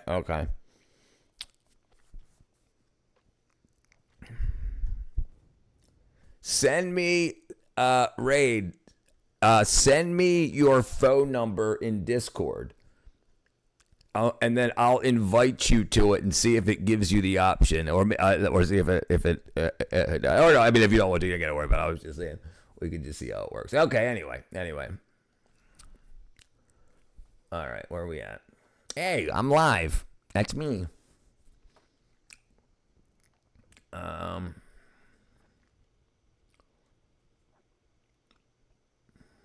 How evolution proves the Bible. Why even Christians lie about what Genesis really says.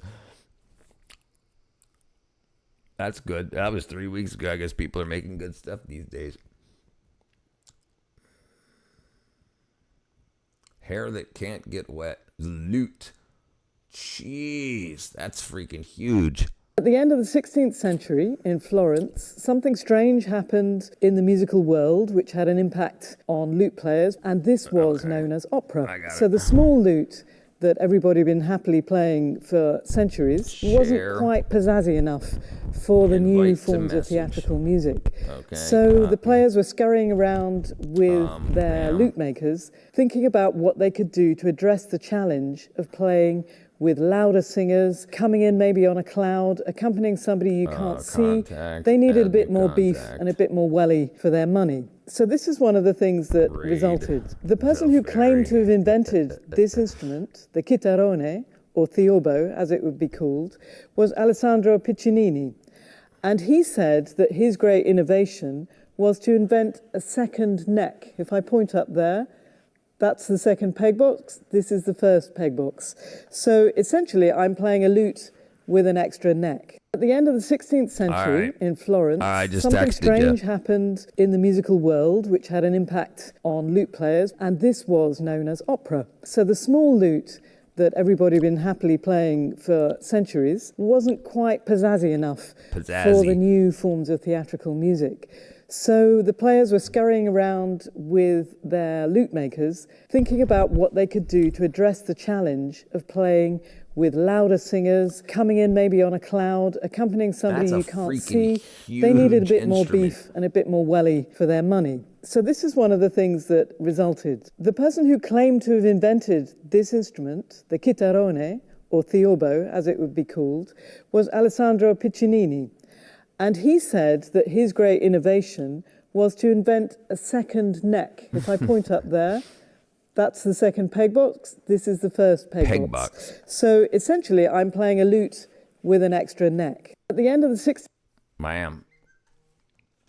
Bam. Uh-oh.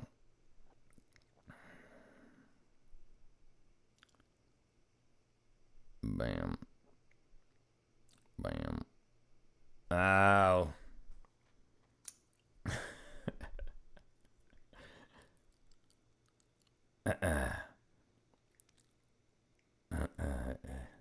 Hit the like button. Like button. Hit the like button on that vid, brother. Never seen it in Italy? They're lying. Peg box. Okay, let's see. Go back. Now I'm gonna be sharing videos with you until you get it. Okay. Okay, that's a lot of cesium living by the electric power lines. Uh-oh. Uh-oh. Uh-oh. Uh-oh. What just happened? Oh, okay. I thought something got made. It reset on my phone, I swear. Dun, dun, dun, dun. My face is literally peeling off.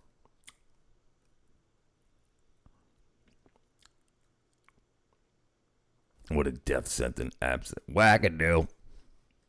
Whackadoo. Get you one. Get you one.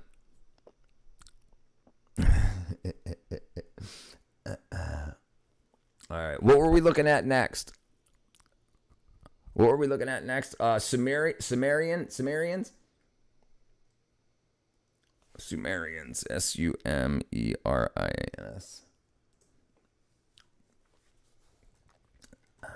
Who were the Sumerians? Let's see. About 6,000 years ago, a remarkable people emerged in the Near East. They built the world's first cities, invented writing, and laid the foundations of civilization as we know it. Their gods were fierce, their kings powerful, and their innovations still echo in our modern world. So you know, it's like interesting how the Egyptians lied and used weather to prove that they were the gods and they were in control. And then like now they have our government, our godless government was saying like, oh, we've got global warming, but we can fix it if you do what we say. Like how the Egyptians were like, if you worship us, if you worship your leaders, the weather will do what you want it to. And the same thing with global climate change. They were like, if you worship us, we'll be able to fix the global warming. Isn't that guy even still here in chat? Do Today, we're diving into the story of the Sumerians. B and C, E to F are actually H's and half steps. What is that instrument called? B to C and E to F are naturally adjacent half steps. What was that instrument called? It was called a lute, L-U-T-E. But that was. So this one is the lirone, which was the one we looked at before. It doesn't have that big ass long extra net, L-I-R-O-N-E, and then there was.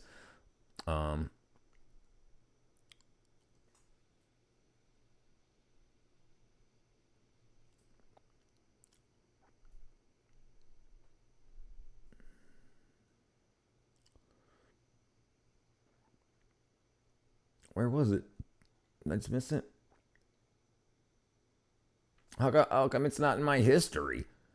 We just watched it. Oh, shorts. There you go. It was called... At the end of the 16th century in Florence, something strange happened in the musical world which had an impact on lute players, and this was known as opera. So the small lute that everybody had been happily playing for centuries wasn't quite jazzy enough for the new forms of theatrical music. So that was the name. This is southern Mesopotamia, where the Tigris and the Euphrates rivers flow into the Persian Gulf. It's a land of clay and reeds, with no forests, very little stone, and a serious lack of metals and other natural resources. The Tigris and Euphrates flood regularly, leaving behind rich, fertile silt. But unlike the steady, predictable floods of the Nile, these rivers often change course, turning large areas into swampy, uninhabitable land.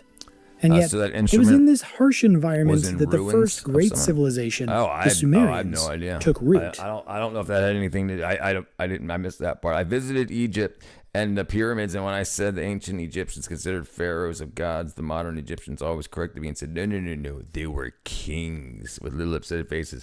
Yeah, but they were supposed to be the ones that communicated with the gods, so they were worshipped like gods. Like if you wanted to speak to God, you had to go through the pharaohs, from what I remember, or at least through that system. Sumerians are still one of history's biggest mysteries.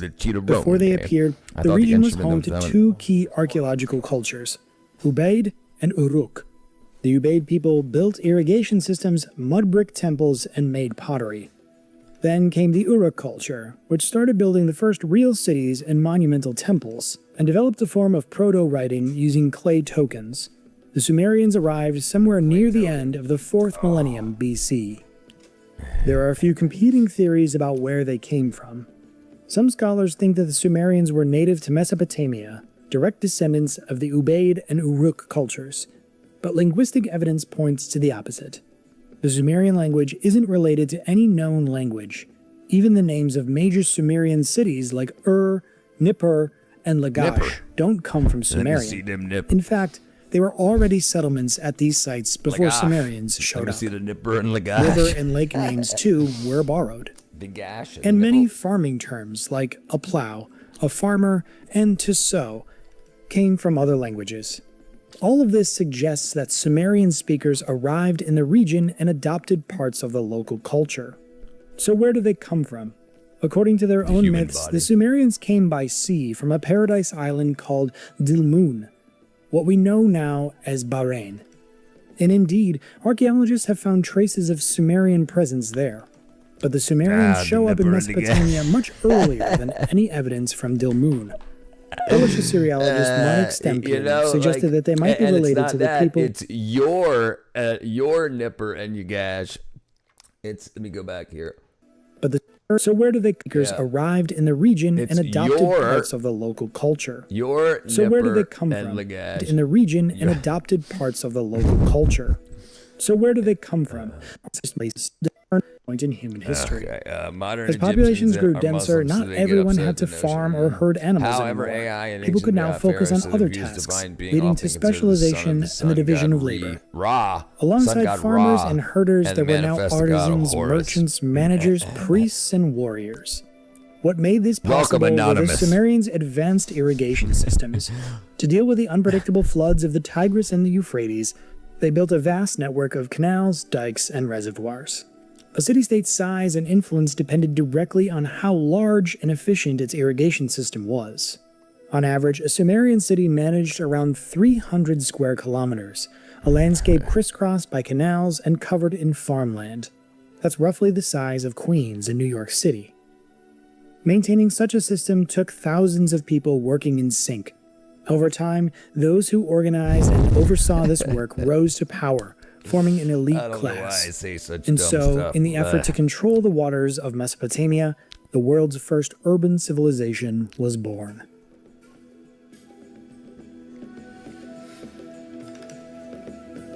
In southern Mesopotamia, dozens of cities emerged: Uruk, Kish, Lagash, and many more. One of the most important was Nippur, the religious center of all Sumer. It housed the temple of Enlil, the chief god of the Sumerian pantheon. Altogether, around 20 city-states developed within a relatively small area. And drew the pictures, and listen, this is why artist depictions, and this is why, yes, it's very, very odd. Says who? Kind of weird to think that a future might look back on this time and be like, look at these ancient instruments and no one will know how to play with any serious skill. Yeah. You would expect that to happen, especially because a lot of our documents are digital. So if something happens and that fails, like SSDs require refresh cycles. Like regular hard drives, magnetic media hard drives can keep their magnetism for decades, but you don't get that long. If you unplug an SSD and you don't plug it in a few months, you can lose a bunch of data because it leaks, it drains the capacitance of the little gates of the NAND gates leak. Often competing and warring with one another. Each city was governed by an NC, not just a political leader, but also the high priest and chief administrator. The NC was responsible for overseeing irrigation, organizing construction projects, managing temples, collecting taxes, and performing religious ceremonies. His title literally meant the one who divides the temple land, since all land was believed to belong to the gods. But the NC didn't have absolute power. His decisions were checked by a council of elders, respected members of the community. If I ever go exploring, I'm bringing a sculptor with me. And if we don't find anything, I'm going to say grab some stones and start making some stuff. And then be like, look what we found. Let's hide our trash in heaps under the earth for future archaeologists to have something to do. Oh, there's plenty. Magnetic disk storage isn't nearly as long as tapes. Much better than SSDs, though, for sure. I am. Want to get some ice cold water. And by citizen assemblies called to discuss major public matters. In some cities, the NC also commanded a temple guard. For these days, if you wanted to fake this stuff, what they usually use is tool marks. So you can use sand blasters so you could carve something and then sandblast it to get rid of the tool marks, right? And then this would be like, this is aged like 3,000 years worth of the wind blowing sand at it and eroding it. You could fake all this stuff. This is why art's been faked for so long. Even really important things like Piltdown Man was a scam. Because it was one guy digging somewhere and he didn't find what he wanted, so he created what he wanted and then buried it next to some bones. We don't carve much any stone. Yeah, right, yeah.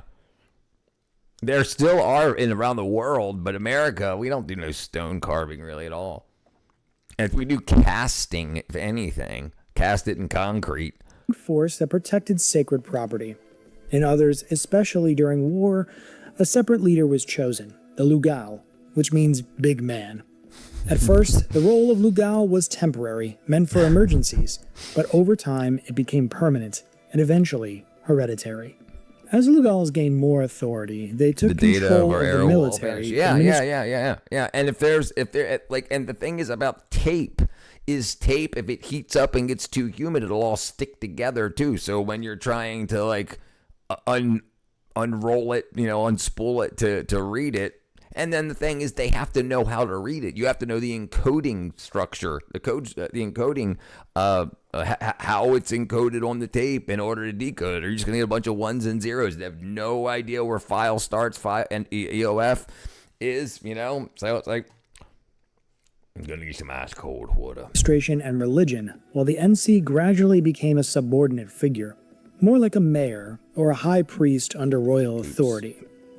This shift marked the rise of monarchy in Sumer.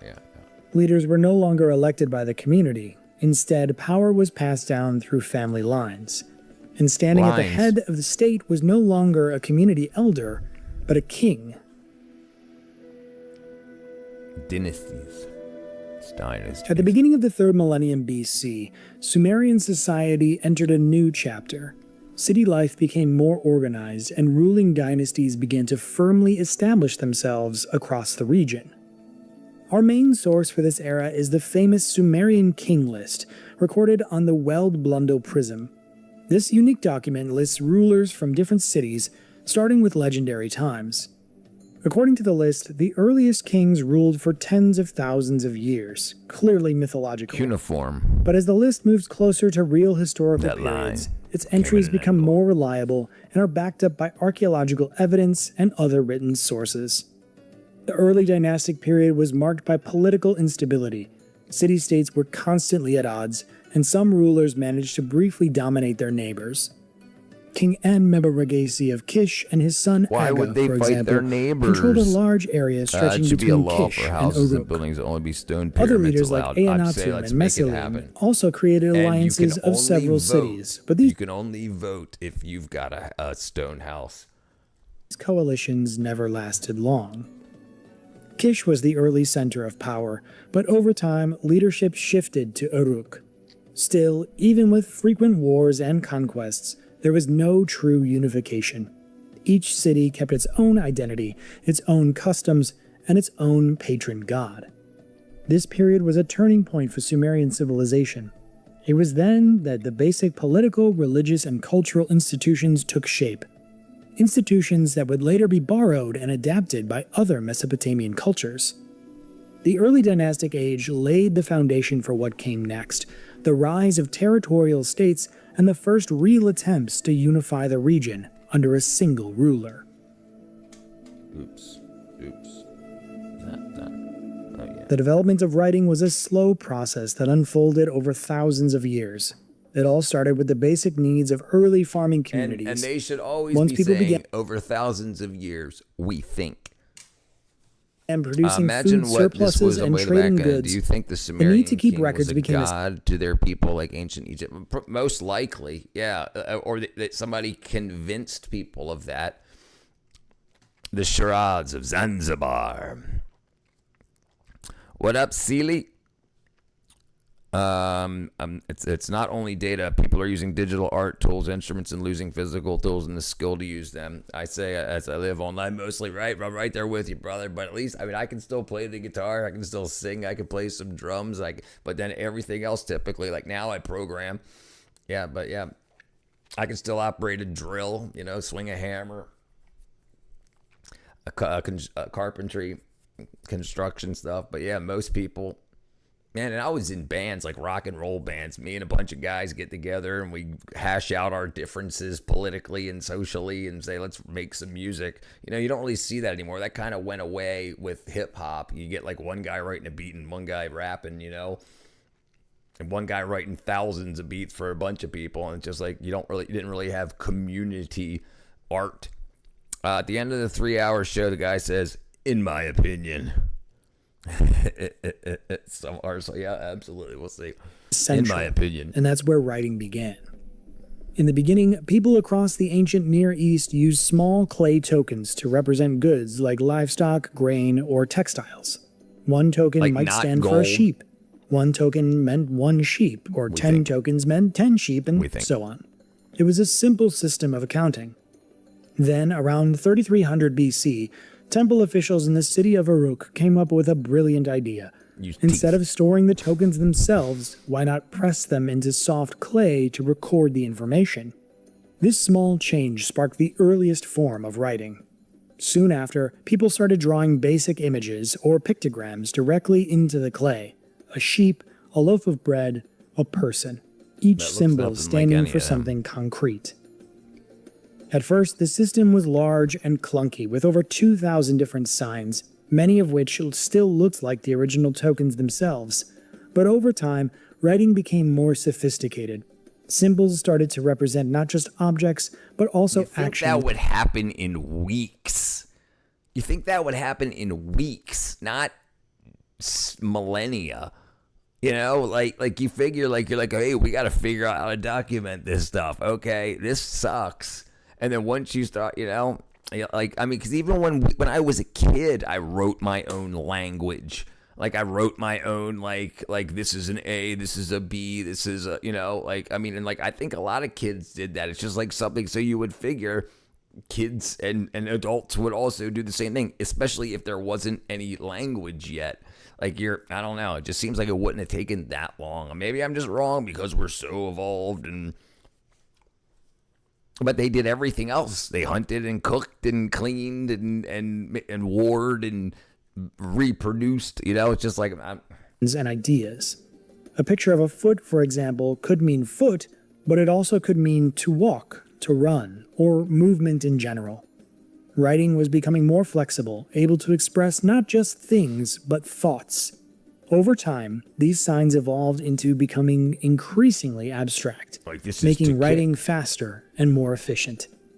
Yeah, you think that would happen? Then the Sumerians in made another giant leap. Weeks. They realized that symbols could decades, represent decades, sounds, yeah, not just right, meanings. Right. A shared In system had to Sumerian, be shared with the everyone. word T meant era. Right, but you would think, like, if someone says, "Oh, look, freaking Uka came up with a better way to write," Very shocking. Welcome back, Adam, brother. And it had a specific sign. But once writing shifted to a phonetic system, I don't that think same the writing symbol won't, could be the used writing won't happen anywhere the over sound weeks. T I mean, appeared. like, you think there would be a lot of other, like, if we found all of these carved documents, you figure, like, what about the people that were practicing? What about the practice tablets and the teaching tablets? Like, this is what's going to be what and whatnot. It was all happened naturally. In the late 1700s, Napoleon had to force metric system in the markets of the army. Yeah, but that made sense because there was there was other forms, and they just adapted it. But it was still like this is the main. This is the meter, not the yard, not the we kick their I like foot, right? I like feet, and no, dude. So you're a foot guy? No, I mean we kicked their. Regardless of the word's meaning. This made it possible to write full sentences with grammar, tone, and all the complexity of spoken language. Sumerian scribes used a reed stylus to press marks into soft clay at an angle, which left wedge-shaped impressions.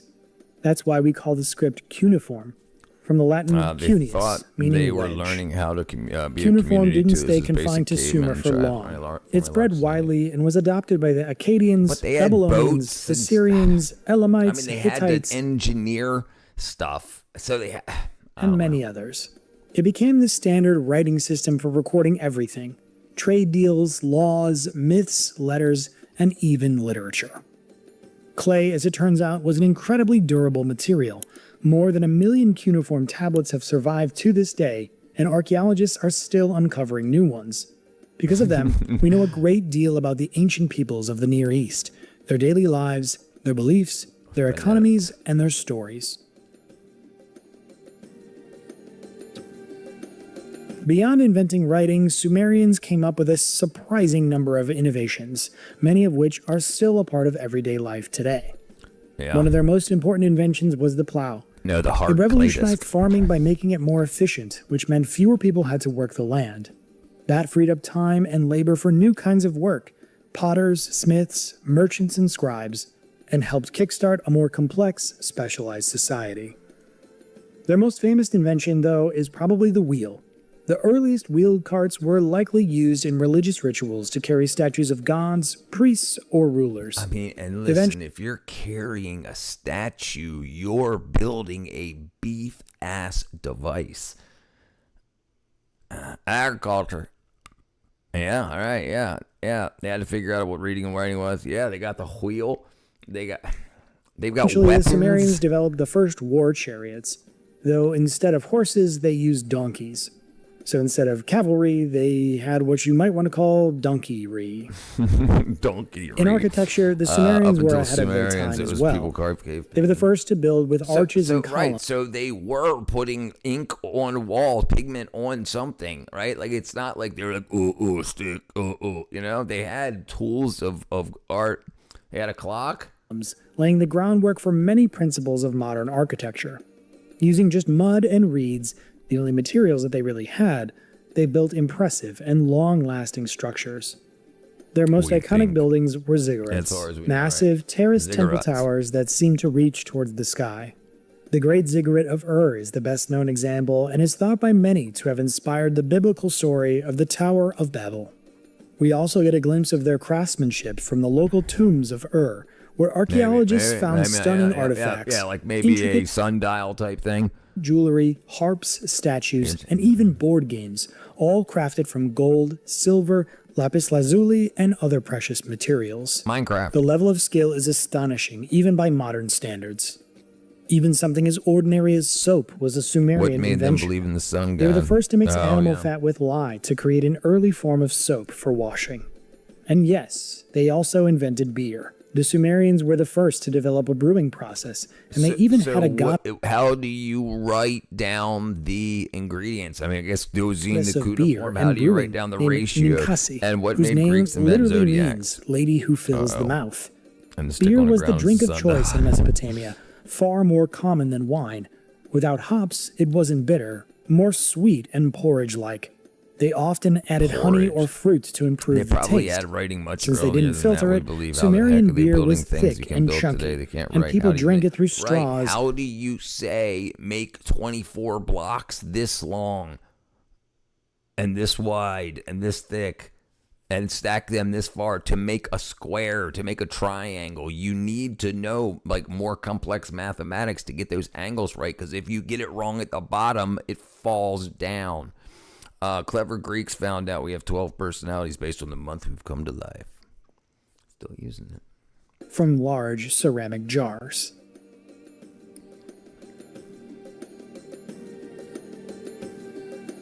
The Sumerians' most influential contribution to mathematics was the invention of the base 60 number system, also known as sexagesimal.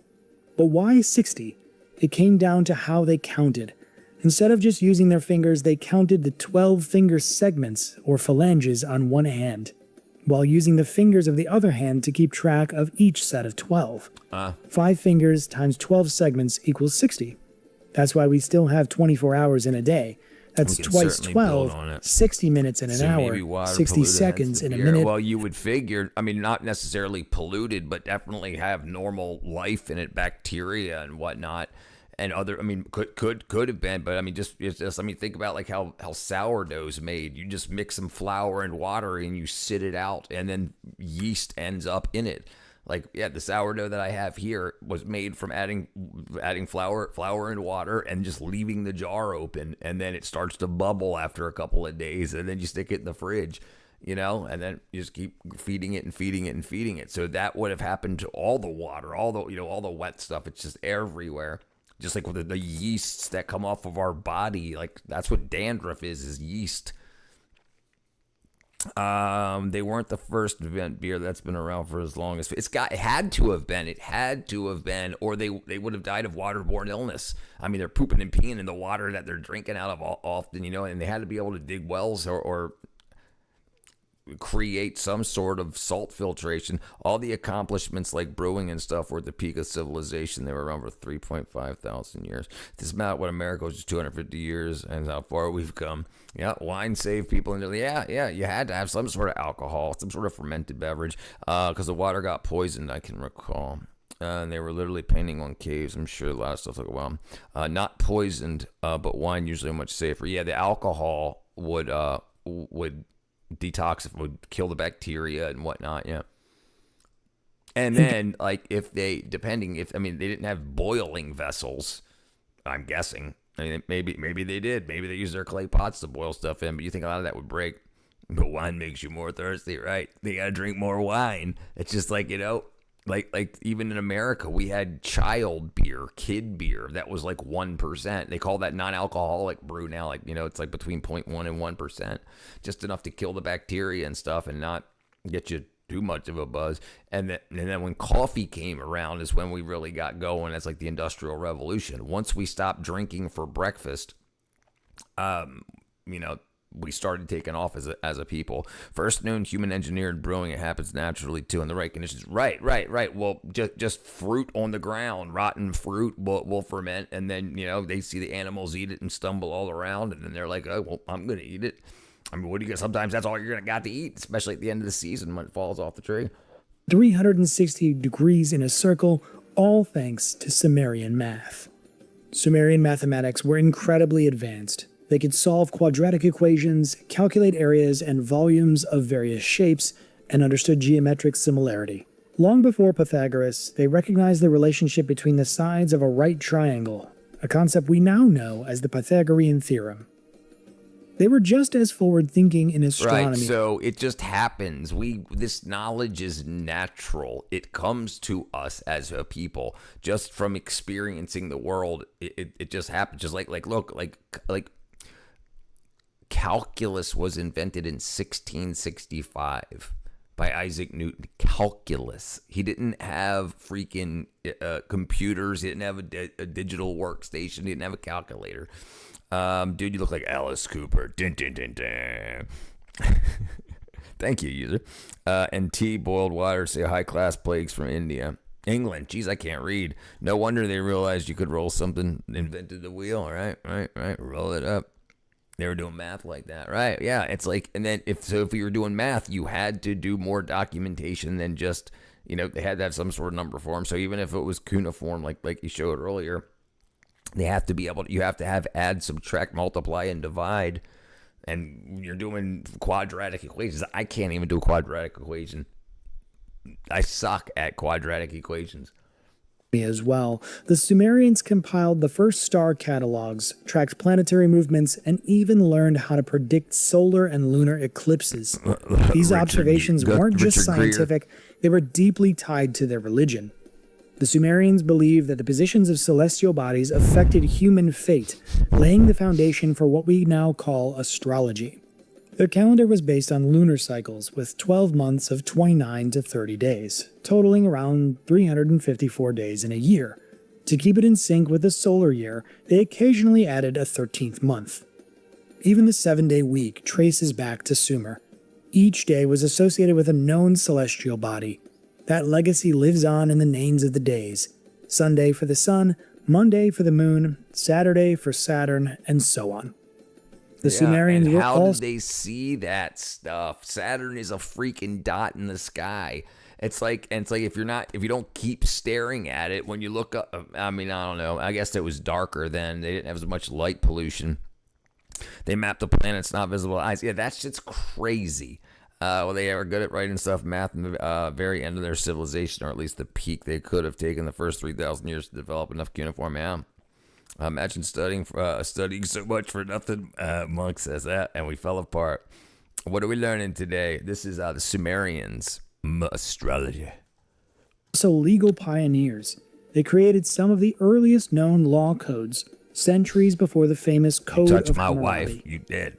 These early damn laws aliens. covered everything from trade and property to Yep, marriage, aliens inheritance, and criminal offenses. And the aliens left. They're like, wait, what did he say?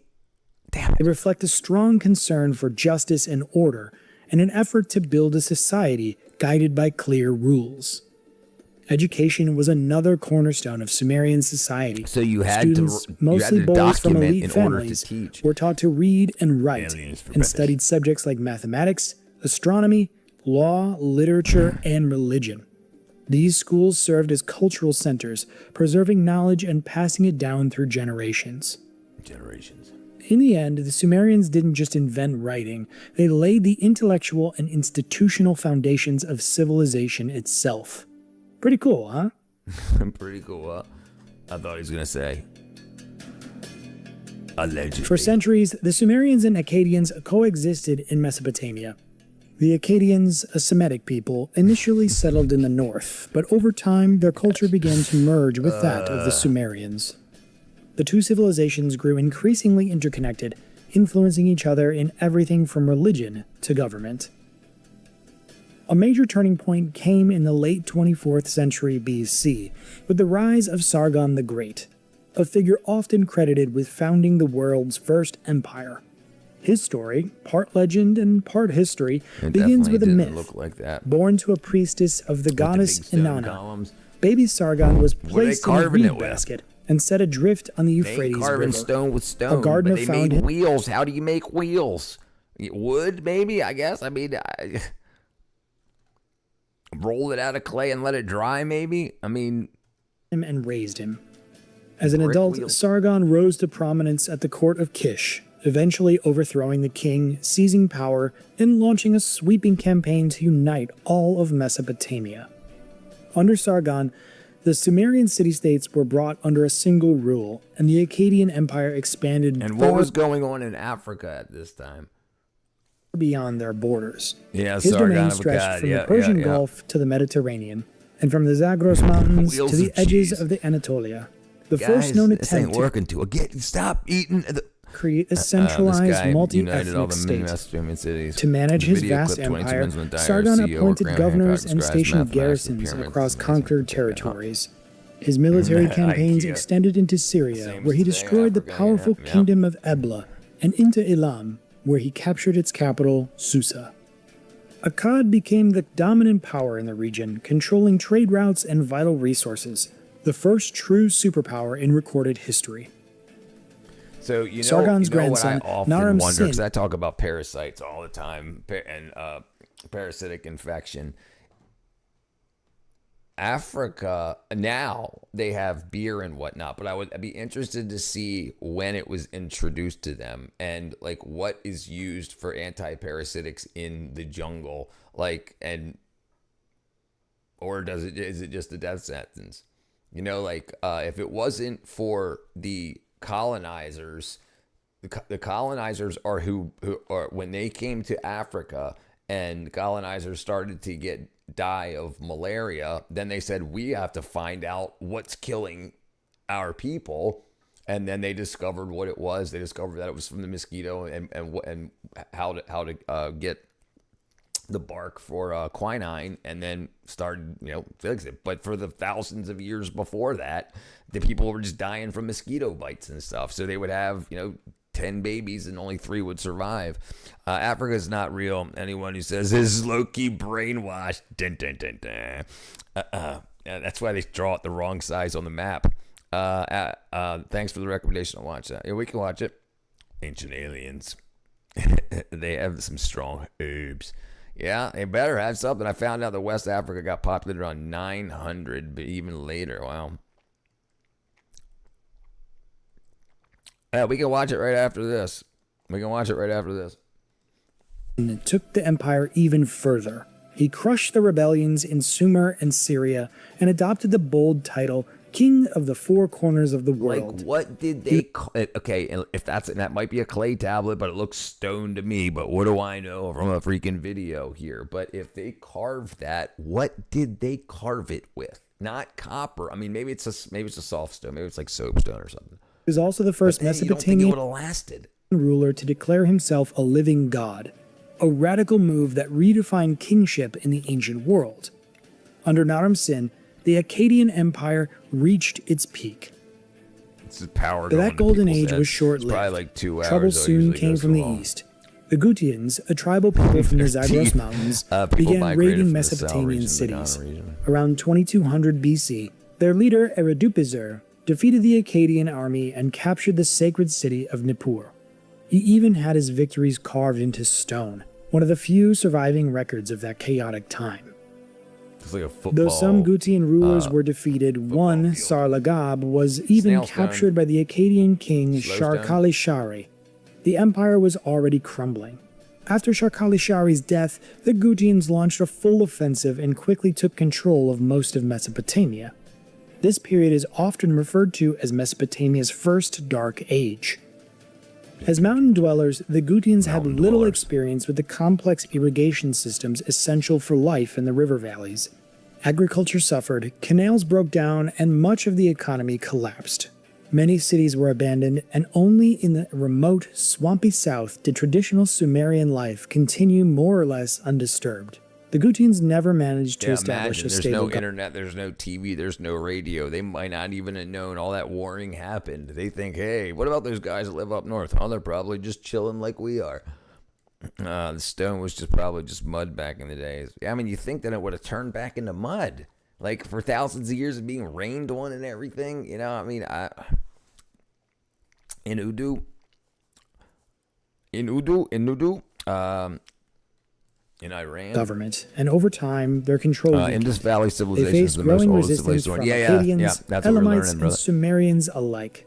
The final blow came from Utu-Hengal, the ruler of Uruk, who around 2120 BC defeated the Gutians and drove them out of Mesopotamia.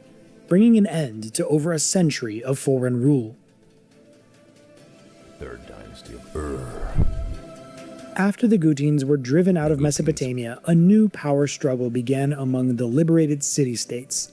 Not long after the death of Utuhangal, leadership passed to Ur-Nammu, the founder of what became known as the Third Dynasty of Ur. He succeeded in reunifying Sumer and Akkad under one rule and launched an ambitious campaign to rebuild the region. Ur-Nammu's reign is best remembered for the construction of the Great Ziggurat of Ur, a massive stepped temple dedicated to the moon god Nana. Its ruins still rise above the southern Iraqi plains, a lasting symbol of the Sumerian culture revival. Just as important was the restoration of the region's irrigation systems, which had fallen into disrepair under Gutian rule. Didn't he do that also on Joe Rogan? Rebuilding canals, dams, and reservoirs required massive labor and careful planning. The state under the Third Dynasty became highly centralized and was supported by a well-organized bureaucracy. The government was reorganized into provinces, each run by appointed officials. One of the most interesting reforms was a rotating tax system called Bala, in which each province contributed a set amount of goods to the central treasury, but only for 1 month each year. Tax is the devil. Baal. Was a rotating tax system called Bala, in which each province contributed a set amount of goods to the central treasury, but only for 1 month each year. This system helped ease the tax burden and made resource management more flexible and efficient. The rulers of Ur's Third Dynasty also worked to revive Sumerian cultural traditions. It was during this period that the famous Sumerian king list was compiled, a political document meant to legitimize the new dynasty by linking it to ancient, even mythical kings. That could be bold. Although Akkadian had become the common spoken language, somebody might have been writing fan fiction. Sumerian was restored as the official language of administration, religion, and literature. There were other tablets that. But beneath the surface, problems were growing. The centralized bureaucracy that had functioned well under strong rulers became bloated and corrupt under weaker successors. Discontent grew, especially in the northern, mostly Akkadian-speaking regions. Economic challenges were made worse by environmental problems. Over-irrigation had caused salinization of the soil, reducing crop yields and leading to food shortages. Some scholars believe that by the end of the Third Dynasty, much of southern Mesopotamia's farmland had been abandoned because of salt buildup. External threats added to the pressure.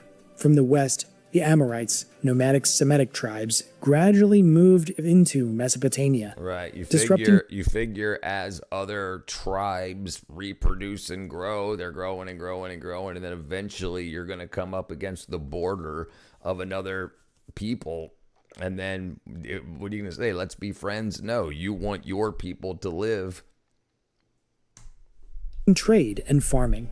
From the east, the Elamites, a long-standing rival from what is now Iran, pushed into the region, seeking to expand their influence.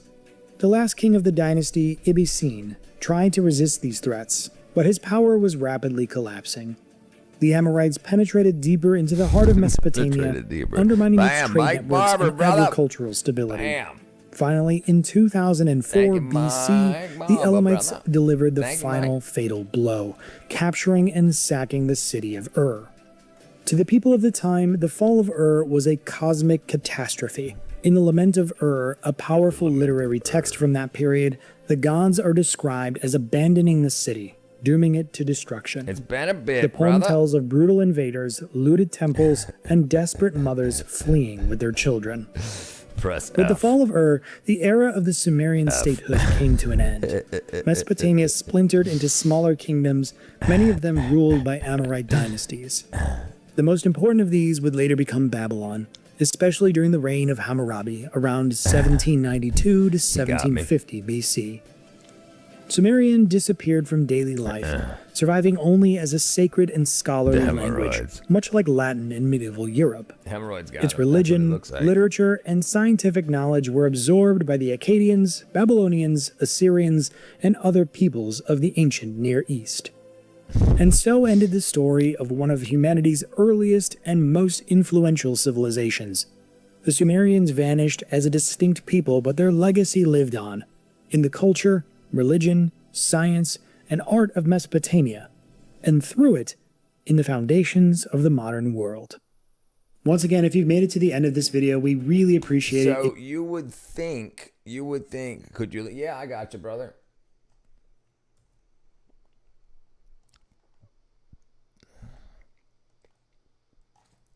There you go. The Sumerians. All right, so what was I looking up? Did you find the link? Oh, no, okay, no. Okay, so we're looking up Diary of a CEO. Hey, there you go, brother. Bam. Thank you again. Bam. Thank you, brother. I appreciate it. I appreciate it, Mike. Let's see.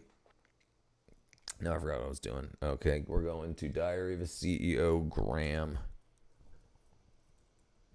H-A-M. Hancock.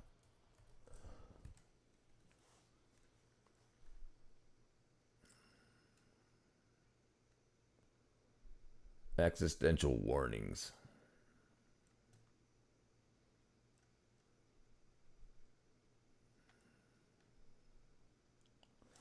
Well, let's watch this summary. In this podcast episode, Graham Hancock explores a wide-ranging narrative that challenges mainstream history and archaeology. He discusses the possibility of a lost civilization existing tens of thousands of years ago, a global cataclysm that greatly affected humanity, and the encoded ancient knowledge found in mysterious sites and myths. Hancock also delves into consciousness, psychedelics, and the moral challenges humanity faces today, sharing intimate reflections on his personal journey and the urgency of independent inquiry. Graham Hancock has devoted over 30 years investigating a major forgotten chapter in human history, an advanced civilization that predates known history by tens of thousands of years. Okay, no, it doesn't. I thought they were going to show parts of it. All right, let's see. The shocking truth about humanity. Here you go. Here's a clip. But everyone agrees that humans are. My father called me a disgrace for arguing over some trash that brought a trash can. Jesus, dude. I saw this, not finished it. I saw this, not finished it. Now it's gone. No, it's back. I found it. On this quest back in the late 80s, early 90s, it was felt that anatomically modern human beings had not existed for more than 50,000 years. Very recent, really. But this turned out to be complete rubbish. Of course, because anatomically modern rubbish. Humans are much older than 50,000 years ago. We have 196,000-year-old anatomically modern human remains from Ethiopia. And then, finally, 315,000 years ago, a recent find in Jebel Irhoud in Morocco. Again, anatomically modern humans. So we can say that if we define ourselves by our anatomy, brain size, capacity of the skull, if we define ourselves in those ways, we've been around for at least 315,000 years, and probably much longer. That's just an accident of discovery. And that's one of the things that puzzles me. If we're anatomically modern, if we've got all the modern kit, if we've got the same brains, we've got the same neurology, everything is there, why do we wait more than 300,000 years to establish something recognizable as a human civilization? Why did we wait so long? We got all the kit. There's evidence that our ancestors were aware of agriculture, just chose not to use it much earlier than that. The complex of events that leads to a city-based civilization, which is the kind of civilization we have now all over the world, that you can only really trace that back to 6,000 years ago. Yes, you can say that before 6,000 years ago there was build-up to what became the high civilizations. But my question is, why not much earlier? Why did we wait until that moment? And I don't find a satisfactory answer to that question, except perhaps we didn't wait. Perhaps we're missing part of our story. And when I say a lost civilization, I do not mean a civilization like ours. I do not mean an industrial civilization. I don't mean they had cell phones or flew to the moon or any of that bullshit. I think they were very different civilization from ours, but they had conquered a number of peaks. And one of those peaks was navigation and ocean seafaring. hence the survival of maps, which show the world as it looked during the Ice Age, and another was astronomy. This is what I'm talking about. If we have the same brains, and like you look at like in the 1600s, a dude without internet, computer, telephone, freaking calculator can invent calculus, and they have thousands of years of data from stars. If we've got the same brains, if we're the same hunter gathering, even if we're just hunter gatherers, art, building stuff.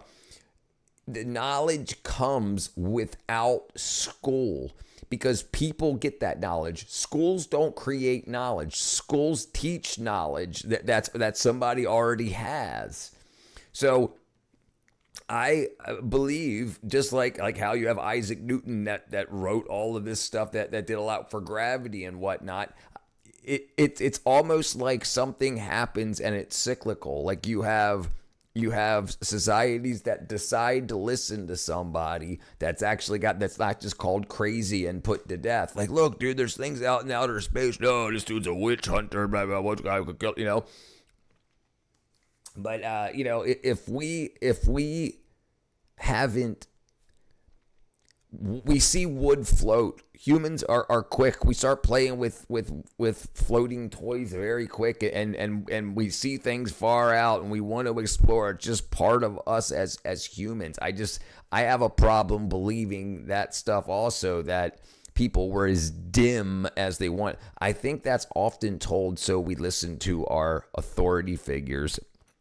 Like they're going to be like, no, we're just learning this stuff. This is the farthest that we've ever gotten, and so trust me, bro. Happy Father's Day. I saw part of it, a lot of things already I wanted to hear. Skipped to watch the rest of it last week. The technology attention economy is holding humanity back big time. I mean, look, you give somebody like Elon Musk enough money and he's doing a lot of stuff quick. And I also think it's slowed down on purpose to profit as much as possible off of each thing until things like Elon. Like, we could have done a lot more with the amount of money that we put into NASA and stuff, but they wanted to profit as much as possible off of. They slow down technology releases to profit. Like the reason we're not at DDR6 yet is because they want to get as much money out of DDR5. And the reason we're at 5G and not 9G is because they've already created up to like 10G, but they want to release them in steps, or at least that they've documented what they want to do. I just heard it was taken down. I didn't know before. If they had boats, why did we have to explore? I mean, as humans build up, they get tired of each other. And there's fighting and war, and then there's going to be people around. It's not just like poof. I don't know. I'd have to think about it. It makes no sense why we would want to explore, and then waiting for the therm hype. It's like they're actually trying to steal intellectual property from 6 million years ago.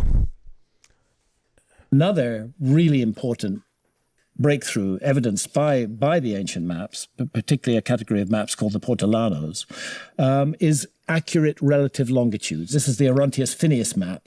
It shows Antarctica right there. Why are they blurring it? Why are they blurring it? This is interesting because this map was drawn in 1531. The problem is that our civilization didn't discover Antarctica until 1820. So its appearance on a map drawn in 1521, particularly when we know that the map was based on older source maps, and the map maker tells us in his own legend that he has uncovered material previously hidden in darkness. When we find that, we have to begin to wonder what is going on here. Had somebody found Antarctica long before we did, and mapped it with extremely accurate relative longitudes? And that's important because our civilization didn't crack the longitude problem until the mid-18th century. What that meant was that if you're on a vessel sailing west or east, you might be 300 miles closer to a coastline than you think you are.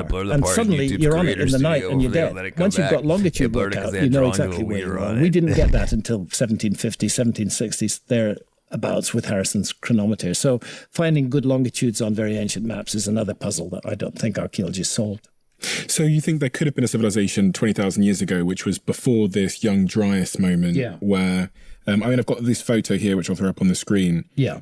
I think you say is evidence that something took place. It is. That's the Younger Dryas boundary. And I'm with Alan West, who's one of the scientists from the Comet Research Group who are working on the Younger Dryas hypothesis. And our hands are on that black stripe running through the middle of the draw. And that is Antarctica. That is evidence of wildfires burning. It's full of nanodiamonds. We are not able yet today, and this man is telling me they've been done 20,000 years ago. He's saying it's done in the 1500s.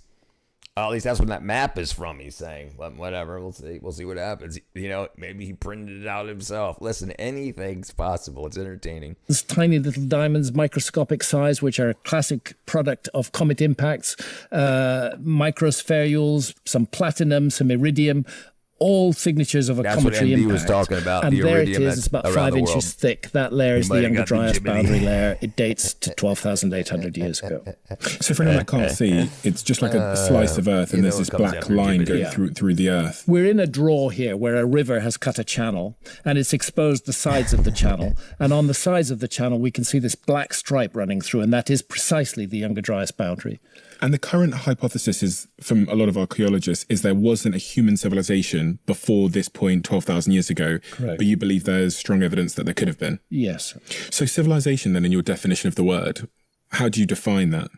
A group of people gathering and working together? Fundamentally, it involves the willing organization or the unwilling organization of labor. Right, slavery. If you look at a site like Göbekli Tepe, he was talking about the Dryas, Younger Dryas boundary that's got the iridium that's like shows where 12,000 years ago was. He's been saying for an hour he must have gone offline. I finally decided to check. Man, nope, still here, brother. Georgine, brother. Turkey, we have it on our timeline here somewhere. It's 11,600 years old. This is really an extraordinary site. It's a very sophisticated site. It's very large. It consists of large T-shaped megaliths that can weigh up to 20 tons. There are precise astronomical alignments in it. This was not done by 2 or 3 people working together. This was, that's the Göbekli Tepe today, covered by a modern canopy to keep, fair enough, to keep the weather off it, because it was previously deliberately buried by its builders. But of course, there's much more around. Hundreds and hundreds more pillars are still underground. We know they're there because of ground penetrating radar, but they've not been excavated yet. So this was a major project. And interestingly, the people who built Göbekli Tepe, at the time Göbekli Tepe began, there was no agriculture happening there. They were all hunter-gatherers. Mm-hmm. Nevertheless, they did something that archaeologists used to say hunter-gatherers couldn't do. They organized themselves. They made a huge project, they implemented it, and they delivered it, and Göbekli Tepe is not alone. I think that's the problem with archaeologists. They think they're smarter now because we're farther along the timeline. I have a problem.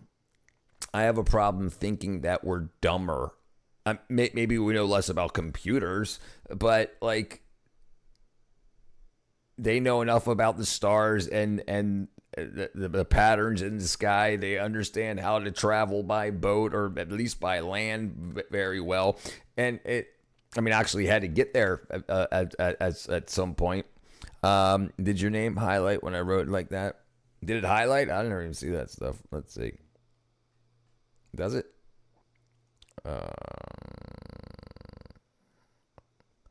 It doesn't look like it on my end. They were racing to discover. They are racing for the new discovery at the price of making it up. I'm actually a little worried about Graham Hancock. It doesn't seem like a natural rate of aging. Says a sign I hope on Joe Rogan experience. I hope he's not sick. Yeah, he looks a little aged, brother. No, I guess it doesn't. It did it? Hold on, let me look. Oh, maybe it only does my name. Yeah. I guess it only does my name. That's odd. I wonder why it doesn't have everybody's. Maybe it's to get my attention. Man. Okay. It's one of dozens of sites like that all over Anatolia in Turkey. This was a highly organized, sophisticated hunter-gatherer civilization that was involved in making this place. I'm a little bit confused. So If the Ice Age ended 11,700 years ago, yeah, and Göbekli Tepe is 11,600 years ago, that means there's a 100-year gap between the end of the Ice Age and something as sophisticated as Göbekli Tepe. Not exactly, because dates in this frame, they're not spot-on accurate dates. Some will say the Ice Age ended 11,600. Some will say it ended 11,700 years ago. But the fact is that in this window, the world was warming up again. It was getting better. And that's when this project was created. And the mystery is... I think it's probably only because it's probably the channel owner, I'm guessing. It highlights the name like that. It highlights the name like that if it's typed exactly. Oh, it does? Oh, I thought I was special. No, I didn't do it. Maybe it's because it's all lowercase. Try it all lowercase. Oh, okay. Oh, you have to click on the name. You have to click on the name. Oh, no, it doesn't. It does show him, but it doesn't. Wow. At Raid the Fairy. Oh, no. Hello. It's because you typed my name and not I Fail First. Right, it was trying to see if your name came up like that.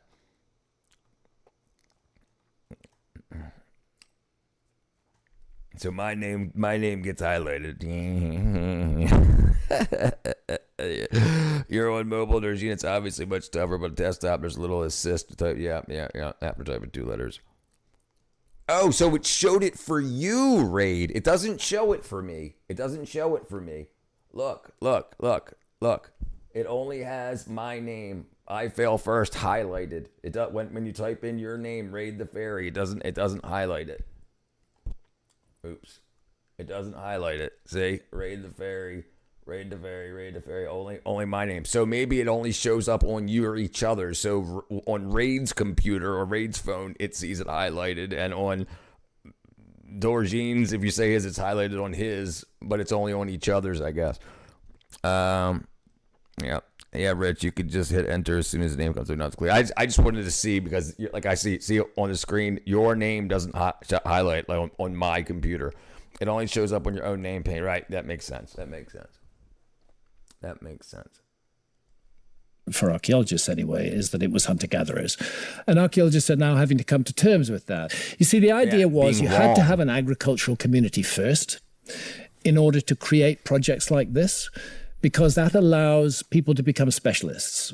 If you generate a food surplus that you can rely on, then you can take people with certain skills and say, focus on that. Become an astronomer, become an architect, become an engineer, and we'll support you in doing that. That was the idea, and that was why it was felt that something like Göbekli Tepe couldn't be built until about 6,000 years ago when there was widespread agriculture. But that turned out not to be true.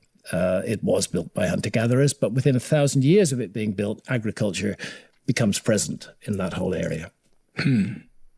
Origins of agriculture are definitely earlier than we've been taught. So it's funny because I don't know a lot about the Ice Age, but humans survived the Ice Age. Live Pro in real time. We did. It's just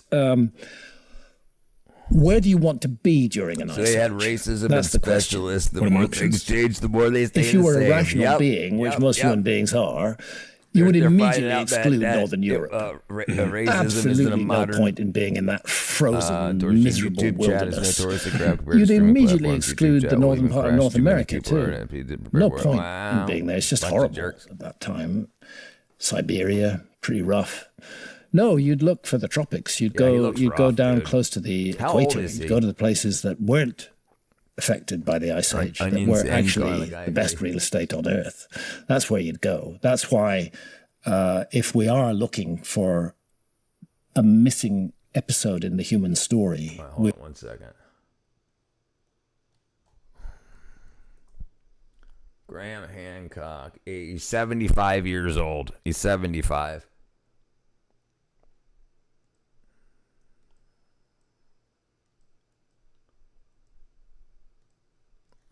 We're wasting our time looking for it in Northern Europe or North America.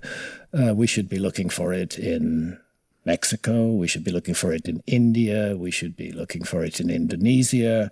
We should be looking for it around Papua New Guinea, all of these areas that were really great places to live during the Ice Age. That's the kind of place that the sort of civilization I'm talking about could have thrived. You would think during the Ice Age, the parts that are really hot now, like the desert, Göbekli Tepe, would have been cooler and more fertile.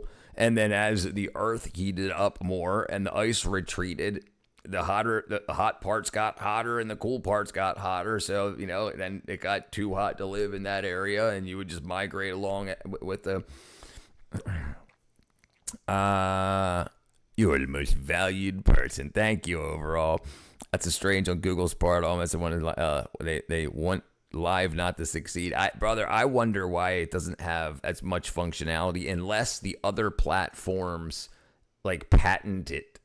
Like when they create, like if Twitch patented some of the functionality and YouTube don't want to pay for it, that makes sense. Maybe he did not sick, but maybe he didn't see that on Joe. Yeah, he did not seem that old on Joe Rogan. Yeah, all specialists are experts, but not all experts are specialists. Sorry, but no. Here we go. The only places where they are still living, like 800 AD. With AC, yeah, and they says in the interview he has heart issues. Oh shit! You would think so, but it's just too big of a company focused on AI and other things. Yeah, I guarantee it. I guarantee they don't have nearly as many people working on it. The different, because on here it says the earliest known humans were 300,000 odd years ago. Yeah. What is the difference between these humans 300,000 years ago and the civilization you're describing 20,000 years ago that you believe existed? Apart from what is perhaps wrongly described as a slight refinement in human features, natural selection operating on what humans perceive as beauty, I don't know, but otherwise the same. The same. Yeah, right. The same. Why would there be a difference? Evolution. And again, that's not disputed. Nobody's saying that Jebel Irhoud, human beings, were somehow different from us. They're anatomically modern humans. But how did they live versus your definition of a civilization? They lived a simple hunter-gatherer life. Okay, in small groups. Yeah, but somehow...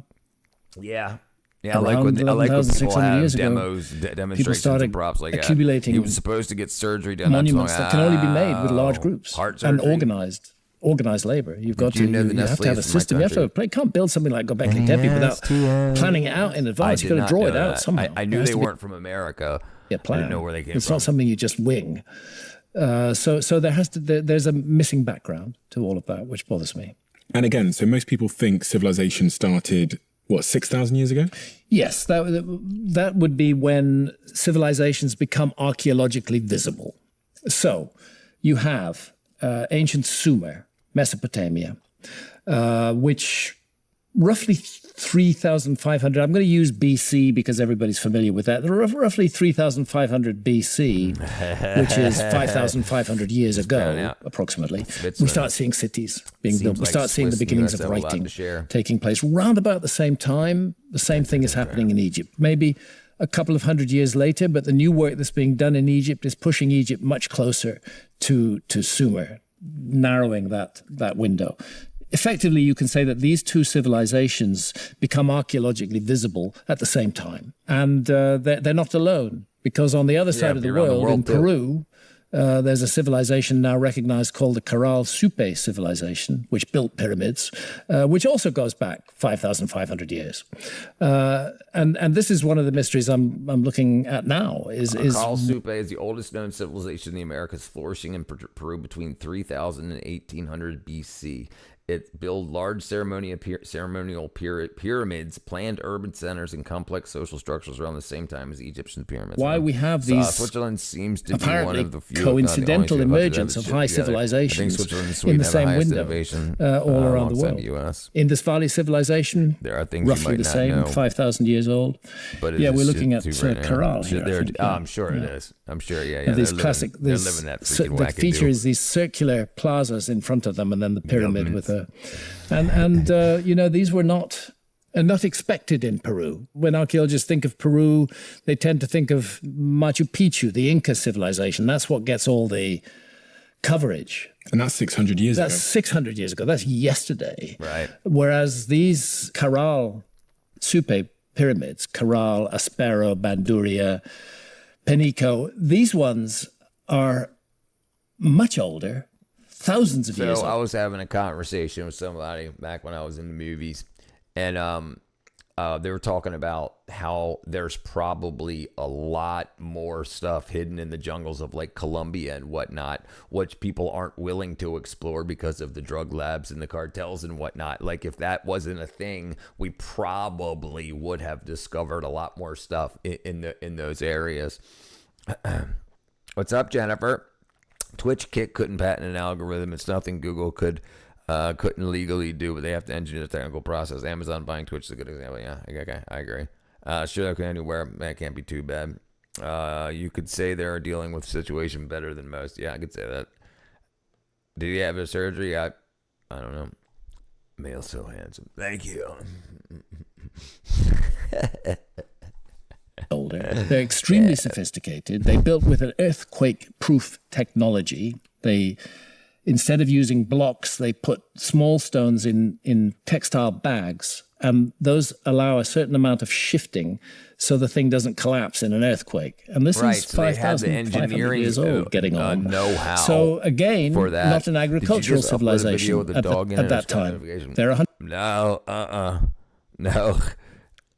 The biblical one. To gather a civilization. So archaeologists are having to confront a reversal of their model at the moment. And I think there's room in that reversal of the model for a forgotten episode in the human story. Tell me about this forgotten episode in the human story.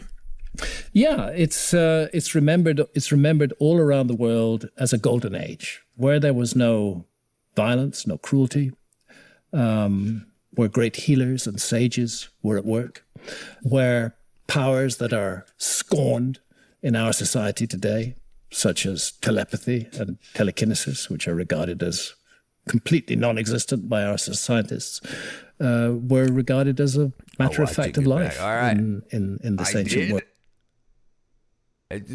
Click on it when you get on it and see the upload date and time. It should, if you click on the description or whatever, it should say it.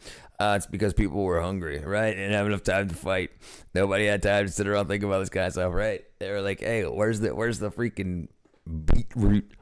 World. That's a civilization that emerged out of shamanism and made Shamanism is an ancient spiritual practice where a practitioner known as a shaman acts as an intermediary between the human and spirit worlds by entering altered states of consciousness. Shamans direct spiritual energies for healing and divination. And you know what's very interesting? What we're getting into now, like just and going back to Joe Rogan, oddly enough, Joe Rogan, if you saw him standing behind Trump a couple of weeks ago, Trump signed a thing allowing ibogaine to be studied for drug addiction and PTSD, to start being used for that. And that's what shamans did. And now how do they have to do it? You have to have a psychologist or psychiatrist that's learned in such ways, a shaman, to be there to help you, to dose you appropriately and then guide you through the trip. So it's like, what was is again. Ancient aliens, male in the white video, male in the white on the video, skull nose in the National Geographic. Yeah, it's Graham Hancock, Jennifer. Where's my tinfoil hat? Alien 2, I have an elongated skull. Boom, good. Boom, boom. But then, big old eyeballs. If you follow the myths further, as I've done, you find something odd happens. You find that they stepped away from the original purity. So what happens? The same thing that's happened here. You find another way to make healing products. They found oil, and then they said oil can make pharmaceuticals. 99.9% of all of our pharmaceuticals come from oil precursors, petrochemicals they're called. And then now people are like, okay, let's go back to supplements and supplementing our diet and dietary changes and other things again. So it's just like you get this big spike in profitability for getting away from natural forms of healing and whatnot. And the farther you get away from that, the sicker you get. And then it's finally like, look, you guys are keeping us sick. And then it's like cyclical. And then somebody else is like, oh, he's the new healer. He's come up with a new way. Look what it can do. This is from 3 days ago. We'll check it in a second. Strange notification. Yeah. Brother, sometimes I get notifications letting me know that like I have this new option available as a YouTube partner, and I've turned it on like months ago. And it just like ding. Do you recall when Hunter S. Thompson started the rumor that some presidential candidate was bringing a team of doctors to administer my brigade? No, I don't remember that. I wonder if he's predicting the future. A culture that begins to impose its power on others around the world. And that's always given as the reason for the cataclysm in the myths, that we angered the gods. It might have been with our noise. It might have been with our irreverence. We angered the gods, and they sent a flood. They weren't happy with their creation. They wanted to start again, wipe the slate clean. And so there's always this feeling in the myths, and I can't explain it. I don't know what it comes from, but it's always there, is that in some way we ourselves brought this upon ourselves. Is this those people not understanding the forces of Mother Nature? Voting Democrat. And trying to sort of justify it as... or perhaps a deeper understanding of the forces of Mother Nature. Maybe. Perhaps the way that human beings are operating in the world today should be included amongst the forces of nature. We are a geological force. And worse than that, we're a psychic force, which is full of anger and hatred and suspicion and mutual destruction. That's not going to be good for nature. That's going to be disturbing. We're an integrated system, in my view. We're not separate. Human beings are part of all of this, and what we do affects all of that. And that's what the ancient myths seem to testify to. So, if I may finish on that, when I look at our civilization today, I don't want to go off on a rant, but when I look at our civilization today, I see a civilization that ticks all the mythological boxes, every single one, for the next lost civilization. And I envisage a situation 10 or 15,000 years from now when we will be a myth, a fantasy, that our ancestors actually could speak to one another on opposite sides of the planet, that our ancestors, they could fly to the moon, they could go to the depths of the ocean. The archaeologists of that time will say, complete fantasy, just made up, never happened. Yeah. But it did. Hunter S. Thompson lost civilization. Happened when they lied about playing and TV. We don't need a comet. We don't need solar activity because we're so psychically messed up as a species. We'll probably end up doing it to ourselves. What up, AJ? You got a cast? You healing it up now, brother? Because I started it. Your weapons are about mass species suicide. And the mental processes that drive that. Very dangerous. Very effective of the world we live in. Very effective. Hatred is a psychic force, and the way it's being generated around the world at the moment and mobilized and focused is it's got to be bad for all of us. Especially when we have such powers to self-destruct. Oh, it's terrible. This is what drives me nuts, is looking at the low consciousness level of the so-called leaders on this planet. When I look around the whole bunch of them, I just see very low consciousness individuals who define everything in material terms, who are focused on. This also gets me into trouble, but I think nationalism is something that humanity needs to grow out of. We need to grow out of nationalism. It's just an extension of tribalism.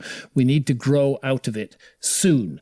And nationalism let me be clear, is the loyalty a person feels towards a large country with official borders and laws, while tribalism is the fierce loyalty felt towards a smaller group like a family, clan, or political party based on shared bloodlines and strict beliefs. Well, what does he expect?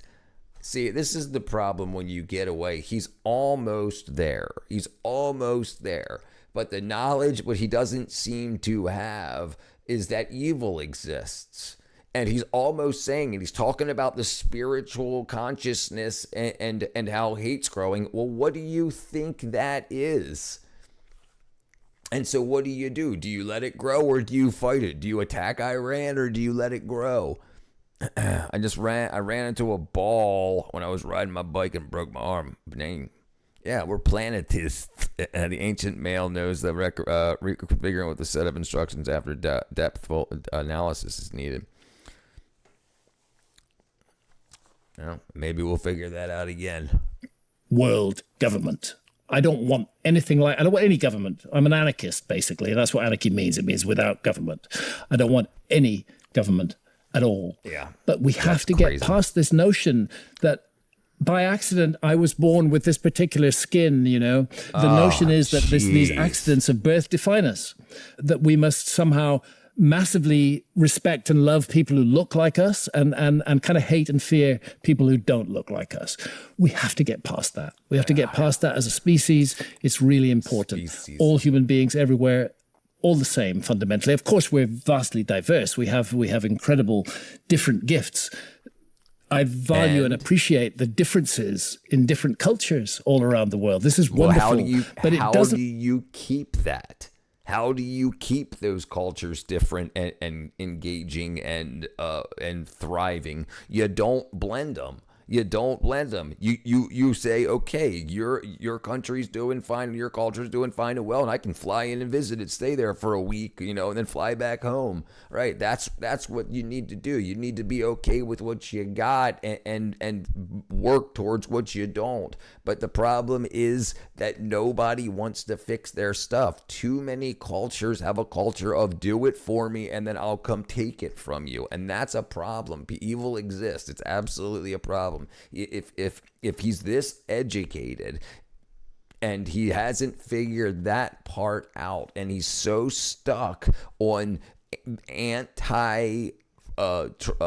tribalism, anti-nationalism, does he live in a bubble? Does he live in his own, he's only hanging out with a bunch of people that make a bunch of money and explore the world, and is he only exploring dead civilizations and thinking about that and not exploring current civilizations and seeing what's going on? It's absolutely crazy for somebody with that kind of knowledge to be espousing this type of stuff. Sarcasm. What's up, TW? He said obvious thing. I didn't read your message as he said it.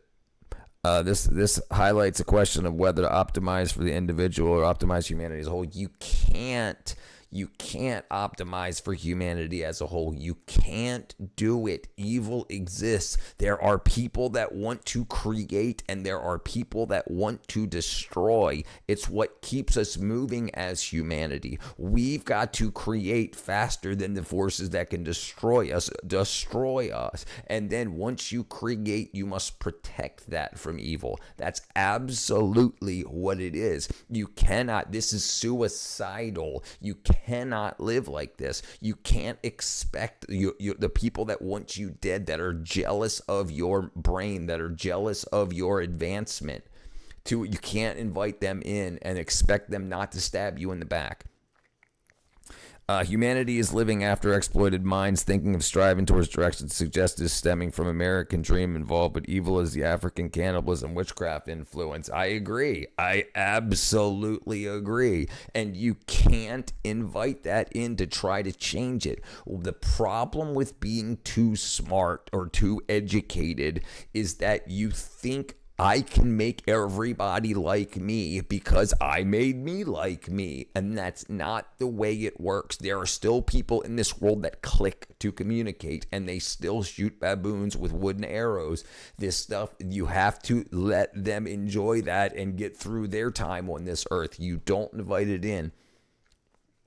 I mean, optimizing for humanity is such an organism so that one would become suffering to the individual, so that it would become suffering to the individual, right? Yeah, and that's no good. Instead of having people that are happy and people that are sad, you'll have everybody that's just meh.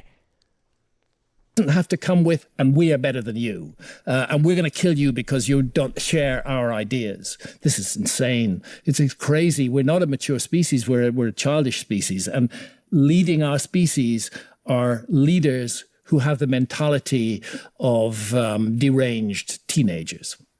We elected them. Yeah, we did, very unfortunately, which shows how easy it is to manipulate the narrative in the world today. Today, who wins in elections isn't the best person, isn't the good person, isn't the person who's going to do good. It's the best communicator who wins. No. What happens is you didn't run.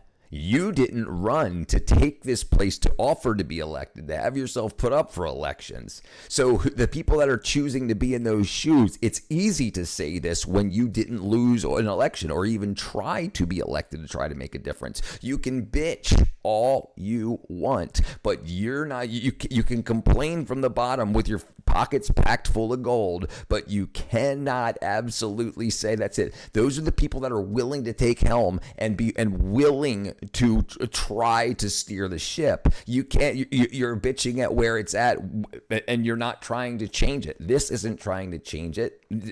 Talking on podcasts and bitching about it isn't going to change it. Run for office. What does he think? Is he hoping that someone else will run for office? If he thinks he's the only one that has this information, then he should be the one that runs for office. But as an anarchist, what do you think you're going to do? There are slave-minded people that need help being guided through life to get out of that mindset. You can't just say, okay, we're going to stop killing each other. Well, they disagree. For example, optimizing for conditions that naturally select better suited cells, individuals for the organism. We call it humanity. And I'm saying that it could be similar, not mixing different nations. It's something worth thinking about. But the problem, like I said, cancer exists. And these cells, humans you're talking about, there are cancerous ones. There are people that just want to destroy. It's the kids that stomp on cats. They weren't taught that. Mysterious character persona, aka anime, Viagra, agenda, prostitution, copycat serial killers, is some sort of desire for a character living an alter identity for some site of attraction. And often I don't know what it is they're trying to attract, like because they do it in the dark. Often we only know about it when it comes to light in their cultures. This video is the shocking truth about humanity. No one will tell you. I'll post it in the link, Ashun.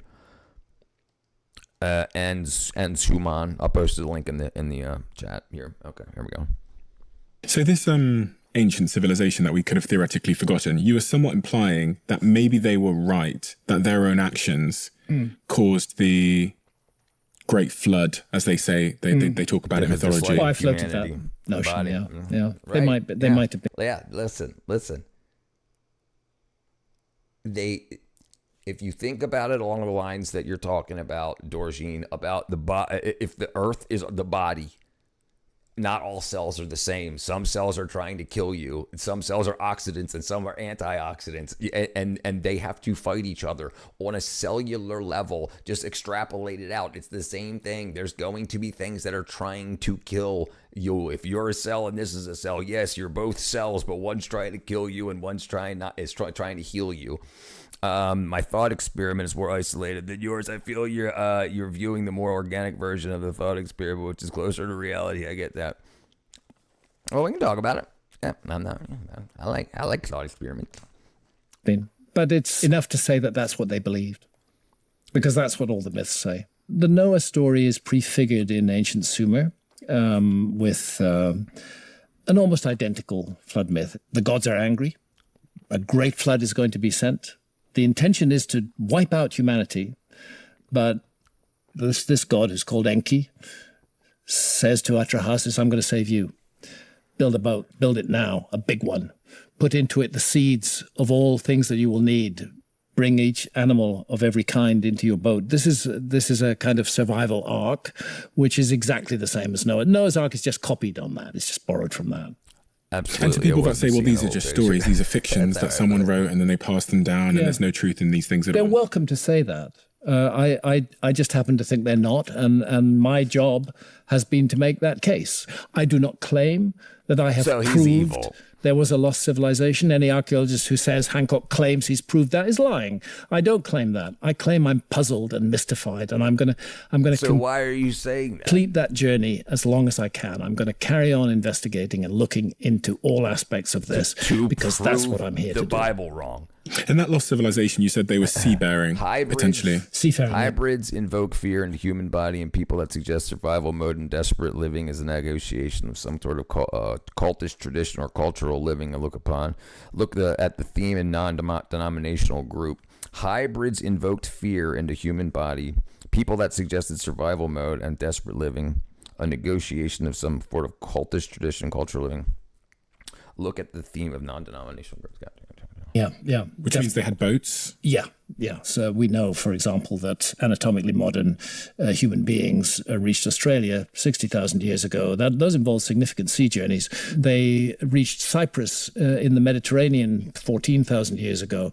Again, they involved sea journeys, not engine boats, not metal boats. You can do it on quite simple craft. Look at the Polynesians. Look at the vast distances that they explored on outrigger canoes. He's definitely sick, brother. So yeah, definitely, boats, but not. I think he knows. I think he knows he's heading out, and he may have believed the science. So basically, he made up a bunch of bullshit. I just don't understand how if they're traveling. Right. Because he's saying no, I'm confused, so I need to keep looking, keep funding my research. And for all the people that want everything to be false in the Bible, they're going to pay him. Who do you think's funding this guy? They're going to pay him, prove his Bible wrong, so we can finally get rid of the Christians, the Jews, the Muslims, and say, look, you were all wrong, and now just follow what we say. That's what he's talking about. That's what he's trying to do, because he's trying to pin the problems on culturalism. In the seas and boats, how they aren't classified as a civilization. Well, because according to the mainstream model, which I am trying to provide an alternative to, they never existed. There was no such people. They never did these things. The maps are just coincidences, irrelevance, just odd. They put Antarctica, they put a land mass in Antarctica because they felt it would balance the world. That's the theory that's given. And it's just, to me, it's not satisfactory. It just doesn't add up. These things need to be explained. And it's why in every society which wishes to make my progress, shower box. Give me $4 million cash so I can keep looking. Right. Look, here's a piece of a shell possibly. Give me $4 million more. Oh, I think I smelled something on that shell. People who go against the grain, no matter how much shit they have to take, are needed. They're needed in our society to provide a balance to this overwhelming mass that science now occupies. Science has now come to occupy the space that religion occupied in many people's minds. And again, I need to emphasize, I'm not against science. Science is about to save my life. I have major heart surgery coming up in 2 weeks' time. I'm not against it at all, but I think it should be one weapon in our armory, not the only weapon. If you love the Diary of a CEO brand and you watch this channel, please do me a huge favor. Become part of the 15% of the viewers on this channel that have hit the subscribe button. It helps us tremendously, and the bigger the channel gets, the bigger the guests. So is there anything that shows that he believes that he would be is there anything that shows he believes that what would happen to those religions if he does that? I feel it would be something that would only be later a result, a gradual one. The problem is there's a lot of stuff going on around the world. There's more science going on studying the Bible. Here's a big problem. We only learn typical secular education. There's also Catholic schools and what that are teaching something different. There's also Christian education facilities, colleges, universities, scientific establishments that are doing it differently, that are proving these things, and there's also archaeologists that are going and finding places that science said didn't exist, and then they're like, oh well, here it is. There's just one Expedition Bible. And it's great. It's like this dude, the dude with the YouTube channels found like 5 other places that were in the Bible that were said to not be what they were. And then he's found evidence for it and getting all these papers. But they're not going out onto secular stuff. They're like, oh, we don't want to hear about this Bible stuff. He's like, well, we're proving it right. You know, at least the parts where it comes down to the locations that were said to be make-believe, said to be fairy tales, now actually exist. They're finding carvings and and archaeological evidence that are proving things. And it's absolutely, thank you, Kenny, brother. Bam. Thank you, brother Kenny. Thank you. Hearing research into fluff words to fishing. For fishing to sound intelligent sounds for fishing to sound intelligent, the talking seems word gruff. Science is just nothing but observation, nothing but certain. Right. Science just means knowledge. The people that want to own the knowledge, so they're the ones that will capitalize on it. If they can rewrite history, if they can prove Muslims and Christians and Jews and Hindus all wrong, then all these new books and all these new schools will have to get built, and somebody's going to profit off of all that stuff. Biblically accurate angels and our psychedelic stuff, possibly, brother. What's up, Bear? Shallow feeding, word talking, exaggerative bit, motivational speech talks. Well, and I see when people get mad like that, when it's just like you're not being very scientific, you're being very overly emotional. Show you the facts, but he's got an agenda, and that's a big problem in science because it puts in a bias. Yep, dude. Essentially, he would just use observation and evidence. Yeah, essentially, he said he wouldn't. Right, he wouldn't. He was trying to prove it wrong. It sounds like quite the rabbit hole I see. Yes, brother. Yes, I really hope that there's continues to be no evidence of a Christian God because he was a bad guy. Yeah, he better not find it anymore. Right, the DMT elves are the truth. Let's see. All right, let's see. Okay, let me see. Let's check this out. This shit is so awesome, and it's like. I think it's awesome that people are funding their here expedition. TION.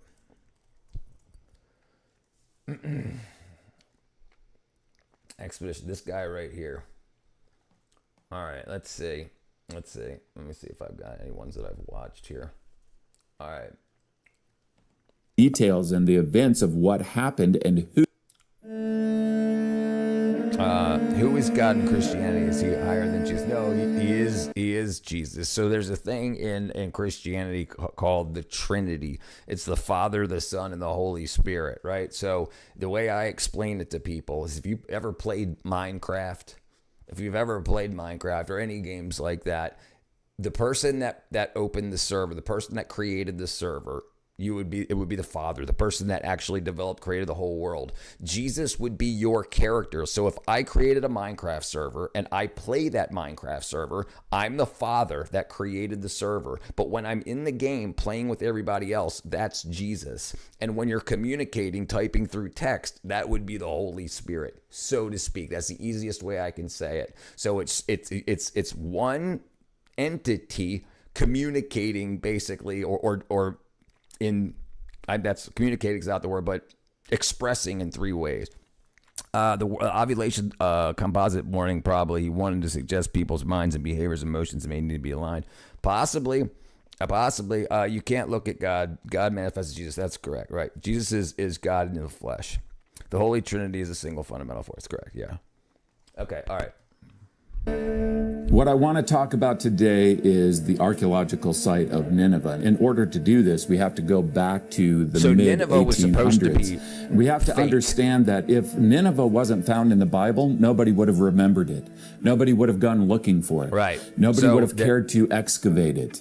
And so the whole story of Nineveh and its excavation is Bible-driven. We are here in Mosul, Iraq. We're on top of the roof of the building that we're staying in. Before, there was no science books. There was no history books. There was no things talking about Nivea. And then people were like, well, this place is in the Bible. We should go look for it. Right? And other people were like, the Bible is fake. Well, then what were they just making up the stuff? Yes. Well, then why is it there? Right? And then so he keeps piecing together a lot of things like that. Is Jesus the only manifestation of God as a person? Yeah. Yes.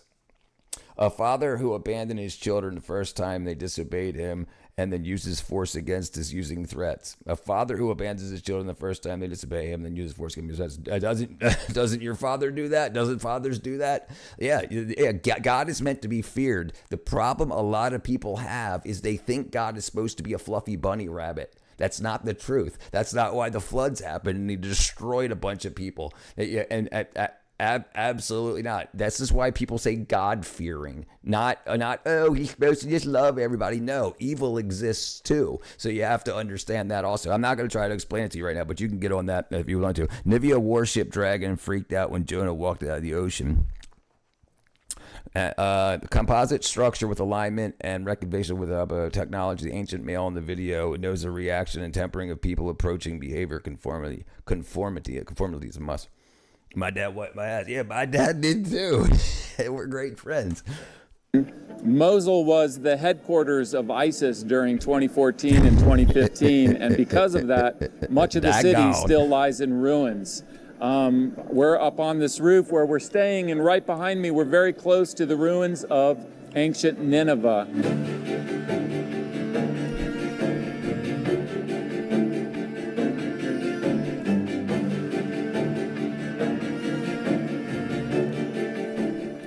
And really, I can't think of a better example for how archaeology confirms the reliability of the Bible than the site of Nineveh. The hand cream, I definitely deserved it. Giddy brother, listen, I'm not trying to convert you. All right, you could figure that out on your own. And if you want to think of it as a tyrant, then you just don't know enough about it yet, and that's okay. You'll get there throughout life, slowly. It took me till I was 45. That's fine. You're thinking as a tyrant because that's what you've been told by somebody that doesn't want you to find the truth. And I'm not going to push anything on you, whatever. I'm just letting you know that's how it works. You need to know the whole story, and it's available for you. How do you discuss the separation of the First and Second Testaments? Why are there polar opposites in some? So the Old Testament was a agreement basically with that made from God, and then when the world started to fall apart because people have free will and evil exists, so people started to go towards evil and whatnot. Jesus arrived to give another, to basically correct the record, so to speak, in people's minds as they moved farther away from what Moses brought. First and Second Testaments, the stories parallel desperation without formality, informality, probably. Don't forget to hit that subscribe button. It really supports me and the making of these videos. Also, I'll leave a link in the description below where you can order a copy of my book, Where God Came Down, The Archaeological Evidence. Thanks for making it #1 in archaeology. And also keep in mind that it makes for a good gift to give to others. It's the #1 book in archaeology, and it's like nobody even knows it exists. I read this behavior on the Bible. What verse and what chapter, brother? Where is Jesus now according to Christianity? He's in heaven. That's why his tomb is empty. Others. And that's why people are waiting on his return. Is located on the Tigris River in northern Mesopotamia. In the book of Jonah, the word of the Lord came to Jonah. Go to the great city of Nineveh and preach against it, because its wickedness has come up before me. Therefore the Bible calls Nineveh a great city. In 1820, the British agent Claudius Rich explored the ruins of Nineveh. Though he wasn't the first to visit these ruins, he was the first to publish an accurate description of them. He wrote, I rode on, passing through the area of Nineveh. The walls of Nineveh. Yeah, the difference with Jesus between Islam and Christianity is, there's a bunch, but primarily in Islam, they believe that he was replaced, that like Judah was put in Jesus's place and made everybody believe that it was Jesus, and then he was tortured instead of Jesus. And Christians believe in the crucifixion at the right hand of God. How are you, Pat? There's an empty tomb in the basement of the Capitol building dedicated to George Washington, designed by Freemasons. Have become like the natural hills. This is what Claudius Rich described. The city wall line looks like a long natural hill. And this is where the stone wall in one of the many city gates has been exposed through excavation. This top plan was drawn in the mid-1800s and shows the city walls. This arrow shows the camera angle in the next shot, Moses and Jesus, showing the northeast corner of the city wall. And that he didn't die. Moto, not think that I have come to abolish the law of the prophets. I have come to abolish them, but to fulfill them. Yes, sir. I think the while that every person on the planet Earth is going to meet God whether you want to or not. No one's giving it when you die, right? So you better figure it out. So Jesus said to follow the law of Moses, right? Because Jesus said he was there with Moses and gave Moses those laws. That's why that he says, you people, you know Moses. You know the laws of Moses. This is what you should be following. You haven't read enough because it tells you later on that, yes, when Moses was there, I am.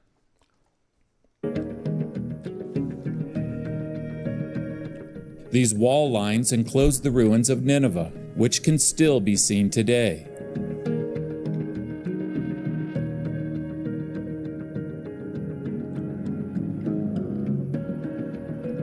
In this way, we can see the massive size of Nineveh, showing that the ruins of Nineveh match the descriptions of the city in the Bible. No, so it was made to appear to in the Quran, it says the people that it was made to appear to the people that it was Jesus on the cross, but Allah replaced Jesus because in Islam, Jesus isn't God. In Islam, Jesus is a prophet.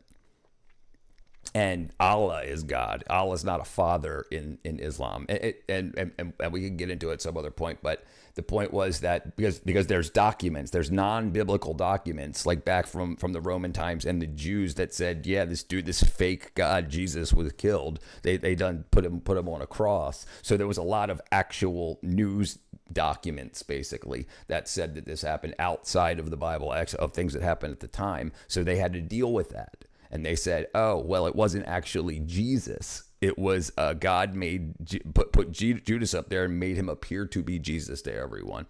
So it was supposed to be like a swap-a-roo. What's your education background? I'm self-taught, brother.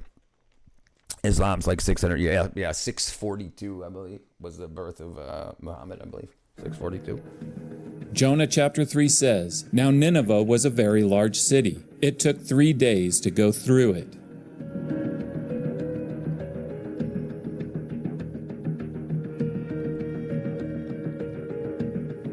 Graphics. By the way, Allah is the Keep same in mind word that for the God walls that can be traced in these ruins, these are just the inner city walls.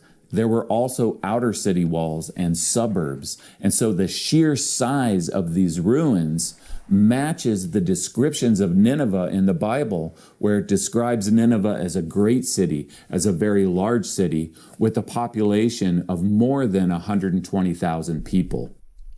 West of the ancient city flows the Tigris River. And within the switcheroo. ruins are 2 mounds. The smaller, but more sacred of the 2 is called Nebi Yunus, which in Arabic means the prophet Jonah. This preserves the name of the Israelite prophet in the Bible. The Lord had decided to destroy Nineveh because of the wickedness of the people. Only the more than 120,000 people living there didn't know about this destruction. So the Lord had compassion on them, and he sent them an Israelite prophet, Jonah, to speak to them and to warn them. This was a sign to them because surely they knew about this guy and had heard about it. This is the guy they must have been thinking that got swallowed by the huge fish that spent 3 days and 3 nights in the belly. Then it went to believe that was Jabril. Hence why culture matters. I believe Muhammad was pushed away and made his own religion. So the story goes that he was illiterate, but so that he got these from Revelations, and there's hadiths that have like the documentation of the oral tradition then written of the Revelation. Belly of a fish. And now he's here speaking to us about the coming destruction of our city. Maybe we should listen to him. And so when the king and the people heard Jonah's preaching, they repented, and the Lord relented and did not destroy the city, which allowed Nineveh to continue in history until later it became the capital of the Assyrian Empire. On top of the Nebi Yunus mound was a mosque that feels alienating of Muslims because intentionally, sometimes unintentionally, conveys to people there's a strange deity that Muslims worship, right? Even though it's the same one. Yep. This blew up in 2014, but underneath it were the ruins of a church that preserved the tradition that these were the ruins of Nineveh. In 1830, the British colonel, Robert Taylor, found among the ruins of Nebi Yunus a six-sided prism covered with cuneiform writing. This inscription, often referred to as the Taylor Prism, is currently on display in the British Museum. So this is the Taylor Prism. The problem with the Taylor inscription is that back in 1830, when it was found, nobody could read a word of it. Northwest of Nebi Yunus is a second, much larger ancient mound called Kuyunjik, and next to it flows the Kozer River. So tradition and local knowledge and the early explorers all identified the ruins across the Tigris River from Mosul to be those of Nineveh. However, by the mid-1800s, this had been brought into question because a few other scholars were identifying other sites as Nineveh. And so in order to establish these ruins as Nineveh, then evidence was going to have to be found. And to do this, the site was going to have to be excavated. So in 1849, the British adventurer Austin Henry Layard became determined to put the massive mound of Kuyunjik to the spade. Like Joseph Smith, right? Based on the abundance of fragmented surface remains, Layard chose to begin his dig here, on the southwest corner of the mound. Layard struck a vertical shaft, and at a depth of about 20 feet, his dig team hit a row of fired bricks. After some more clearing, it soon became evident that the wall belonged to a monumental building, and over the next several weeks, the largest palace ever excavated began to be unearthed. He determined from the surface material that this would be a good place to dig, and so he immediately struck the ruins of this palace complex behind me here.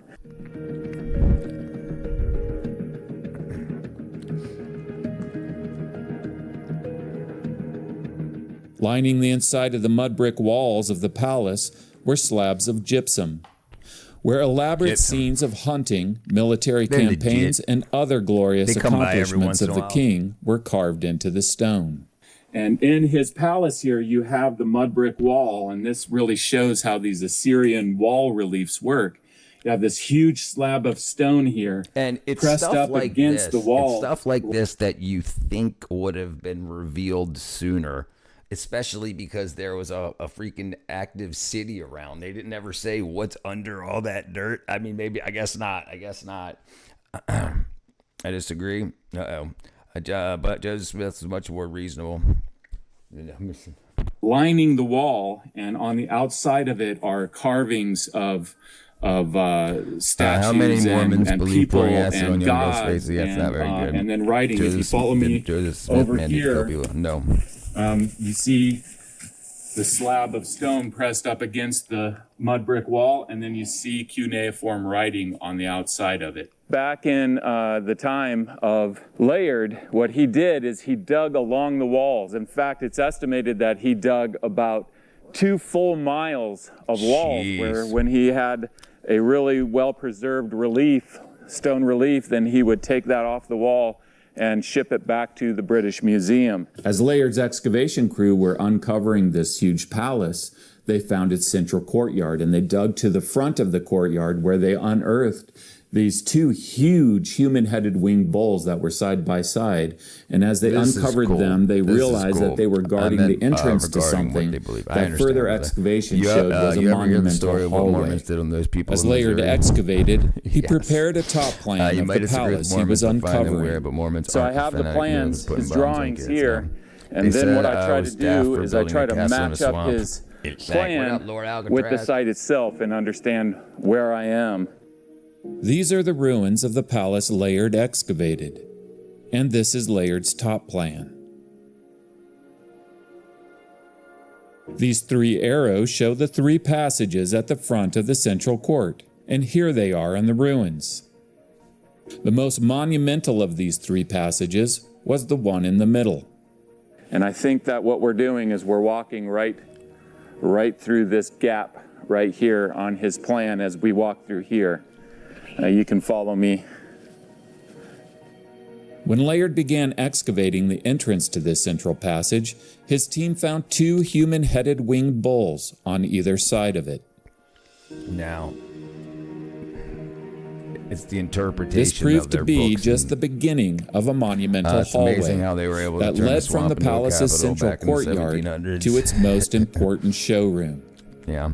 And so what we had here was a gap, and then another gap. The big problem now culturally is you have areas like Iran, which are very fundamental in the most evil side of what they represent as Islamic teachings, and they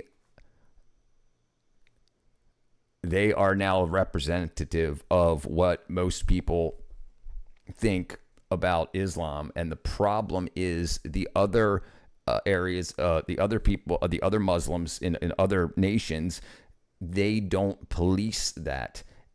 They don't police that and crush that out. America shouldn't have had to go there. They were doing bad stuff for a long time. America shouldn't have had to go. If you want to control the image of your population, the image of your religion, you gotta do stuff about that, and it hasn't been done, and that's why they got such a bad name globally for the terrorism stuff. Where do you get your numbers? Billions. Look up the stats. They do this. They do not disavow them. Not at all. Christians all over Africa being slaughtered by Muslims. It's been a hot minute. What up, Gene? I'm back, brother. I remember you, brother. Yes, I absolutely remember you, brother. A long hall going off of this main courtyard here. And at the end of that was the main showroom for the whole palace.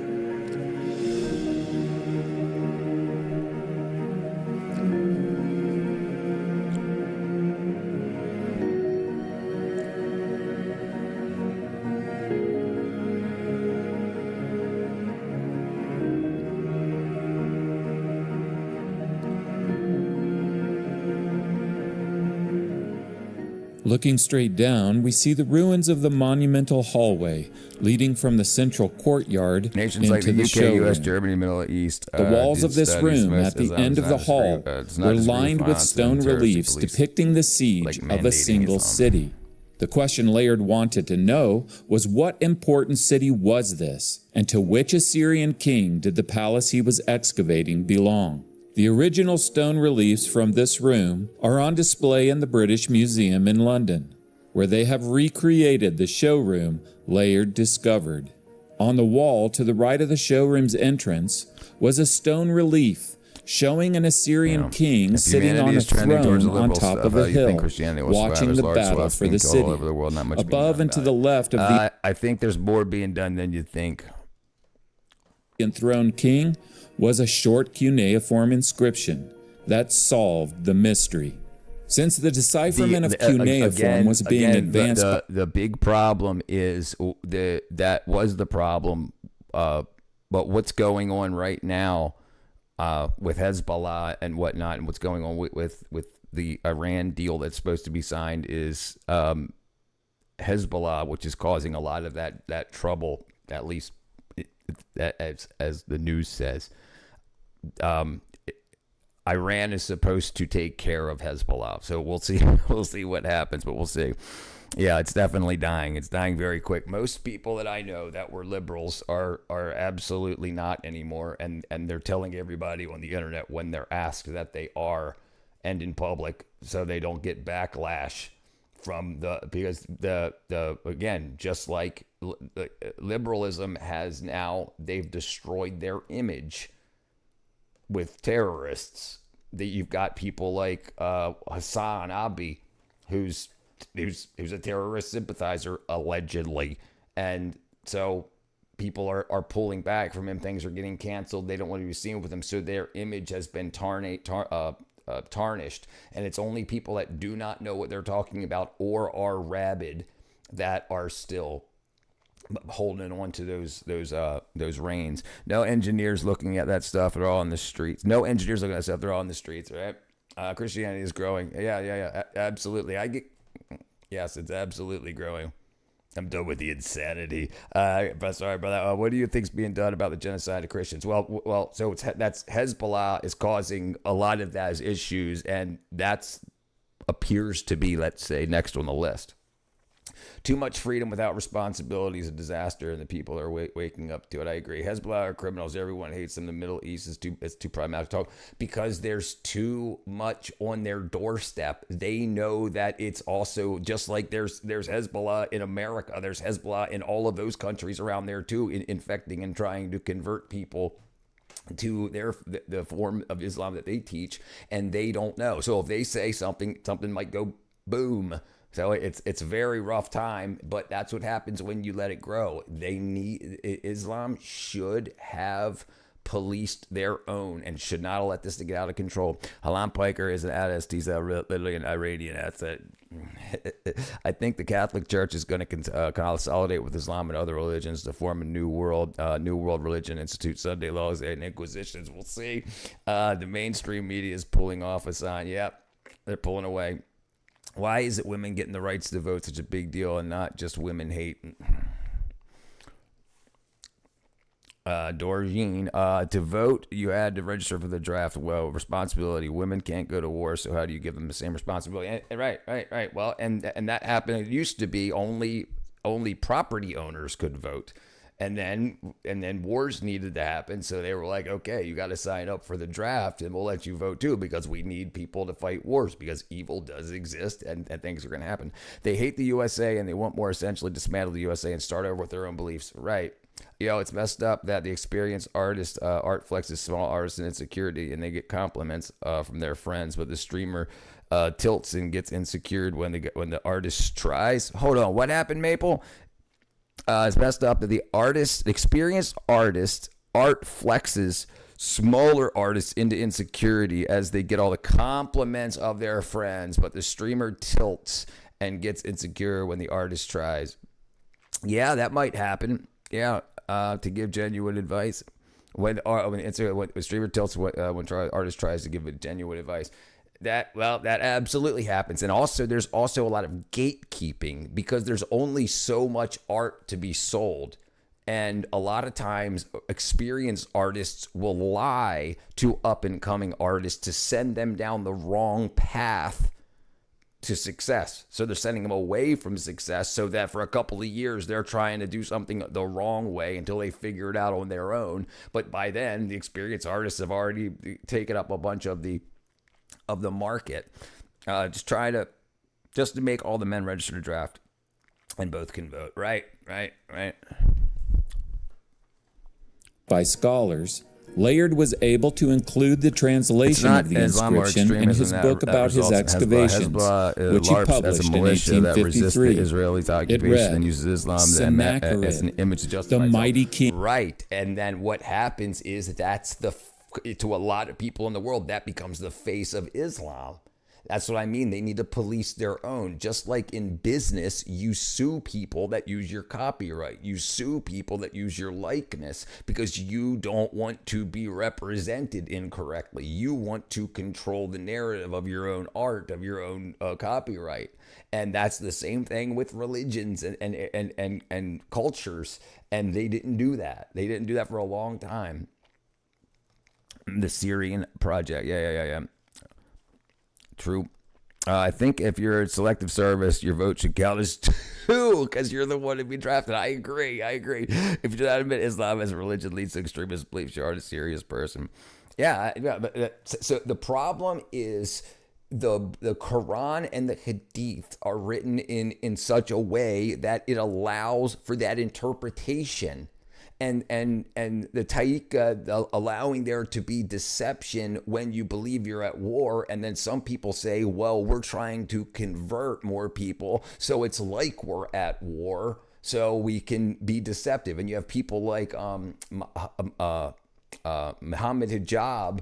This is like this Dawa guy on the internet that lies over and over again about Islam, making Islam look worse to people and pushing people away because he gets so much donations and he's funding himself off of this. And this is another thing: the actual imams and Dawa guys should be being like, should give him a call and be like, today's your last day. It's barbaric evil religion made by barbaric evil people. Is Arsh, Egypt. King. Oh, where Dorjeen's from? I thought he was Assyria. from France or Norwegian area. Where are you from, Dorjeen? You don't have to say. You know what? I just thought that's what I can't Sitting remember. on the throne of judgment before the city of Lachish, I give permission for its slaughter. So keep in mind that, yes, they found the name Sennacherib engraved in stone, but this would have been meaningless except for the fact that Sennacherib is found in the Bible as the name of the Assyrian king whose capital is Nineveh. 2 Kings 19:36 says, Sennacherib, king of Assyria, returned to Nineveh and stayed.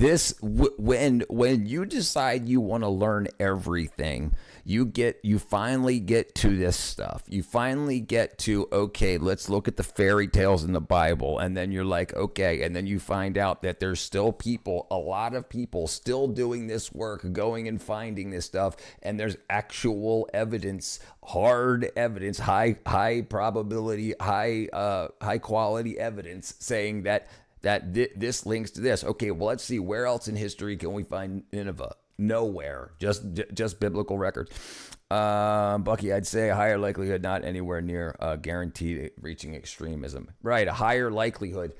Right, but you're expecting that just people pick up the Quran and don't know anything. No, usually Islam is spread from people that know, and then you're going to be around people, and if the people that are preaching the type of Islam that thinks that that's the right way, then that's what you're going to learn. It's not people just picking up the Quran, learning and be like, okay, now I'm a Muslim. It's not. That's unfortunately not how it works.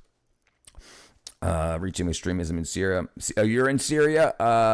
Leads to extremists. All religions lead to extremists. Christianity itself is the extreme religion. Look at the European colonists. They claimed to be Christians, yet they were deceptive. Well, then they weren't Christians. They might have claimed to be in order to conquer lands, but the great thing about Christianity is there's a book that you can't change. Like they're not gonna, like, you can grab it and get a 100-year-old Bible and know the way to act. And if somebody says they represent themselves as a Christian and they don't go by what's going in there, they're not. That's a good thing, because the problem is nowadays people that want to come up with new stuff like liberalism, they can change it every day. So you could say, well, that's not liberal. And they're like, well, it is now. And you're like, okay. So it's like having a framework to run your life by, to live your life by, that when you meet other people that say that they do the same, you can easily tell if you've read it that they are or they're not. So once you find out they're deceptive, So, I mean, you have people that saying that they're Catholic priests that are touching kids and stuff. They're doing that because they're evil. He said he was partially from the Mideast, partially. I say a high likelihood is high. It's such as danger needed people like you to say stop, but not all. Yeah, right. The Bible doesn't tell us to harm others. No. Right. The Bible doesn't tell us to harm others. The Bible doesn't tell us what the right hand possesses after you. Like if people don't convert, you can tax them or them. He's not Muslim, by the way. It's all right. I've got Muslim moderators. Like Buckeye. Everyone knows not all stop it. Yeah, I know. Right. The likelihood is based on the religion being fresh compared to Christianity, in my opinion. They haven't been there in years. What up, Palad? Go to see Disclosure Day. Is it good? Not all USSR wanted to. All right, brother, we get it, Buckeye. We get it. Don't freaking. We don't want to push people away. We want to teach people. You ain't got to go there, brother. I believe in letting people choose. Jesus is a choice. Absolutely. There's a difference in the original Bible and the 10 laws. What? What I'm talking about is how people act also, and if you could show me a different that fine. But the teachings, I'm not saying word for word. I'm saying the lifestyle, what to do, how to act. If people go obviously against that, like you got Christian preacher women now wearing ubiquitous robes saying Jesus would be queer. You can know obviously by reading the Bibles that that's not doesn't equate. It doesn't pass muster. Partially, as in originally, but not now. It says not to murder, but killing someone in self-defense is not murder. Right. So that's I understand what you're talking about. That's a big problem with translations. So you have to understand what the words mean. So it's still the same, thou shalt not kill, but it's thou shalt not kill in unrighteous anger. Or I can't remember what the exact translation was back in the day, but that's basically what it is. Do not kill in unrighteous anger. Like you don't kill people just because they look at you wrong, or you don't kill people because they're not your religion. But yeah, I get what you're saying. The Bible says going to war to defend yourself, brother's home is good. Right. You should carry your sword. Right. Absolutely. Thou shalt not murder. Pretty big Christian staple right there. Yeah. There. So now it was known with certainty, with the finding and translation of this inscription and other inscriptions found in this excavation, it was known with certainty that the ruins across the Tigris River from Mosul, this was Nineveh. And the building that Layard was excavating was the Palace of Sennacherib, and that this main showroom that off of the main courtyard was pointing to like a telescope. Of course he's well off. He's in 110th grade. Was depicting the city of Lachish, the second most important city in the kingdom of Judah. And this was surprising because they were expecting it to be a much more important city, like the most important city of a nation, the most important city of an important nation. Yeah, 100%. The most important city of the kingdom of Judah is the capital of Judah, which is Jerusalem. So why in this main showroom is it Lachish, the second most important city in the kingdom of Judah? The inscription on the Taylor prism could now also be read, and was an inscription of none other than Sennacherib himself. On it, Sennacherib says, "As to Hezekiah the Jew, he did not submit to my yoke. I laid siege to 46 of his strong cities, walled forts, and to the countless small villages in their vicinity, and conquered them." Notice that Hezekiah, the king of Judah in the Bible, is named by Sennacherib. This event is also recorded in the Bible. Isaiah chapter 36 says, "In the 14th year of King Hezekiah's reign, Sennacherib, king of Assyria, attacked all the fortified cities of Judah and captured them."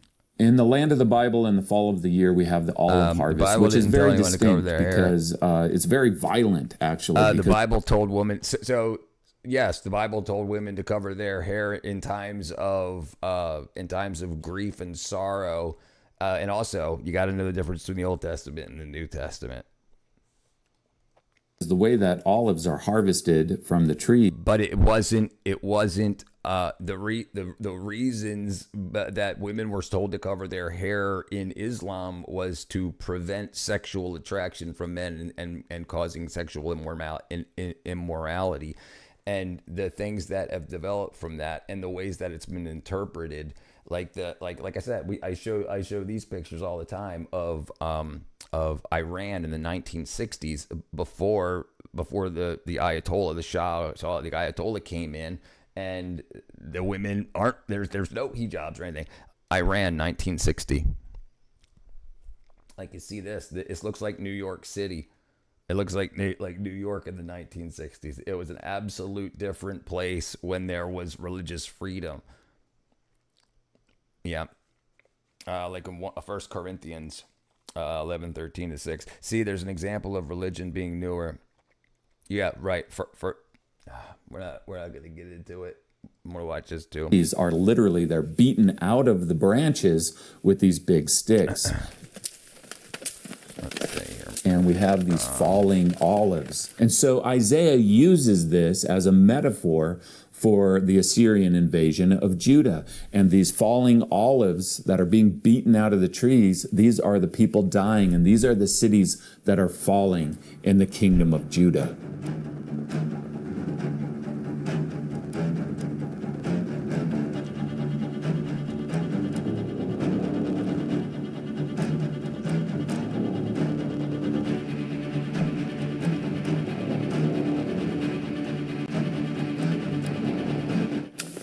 Government Torrance, a beautiful day. The Shah, I ran done 20 years in the can. Whatever happened there, I don't know. I don't know what happened. I think when the Ayatollah, when the Iranian king was kicked out, was read away, and his son, I don't know when the king died, but the son's trying to come back now. Adam, brother, so did you read it? Did you read it?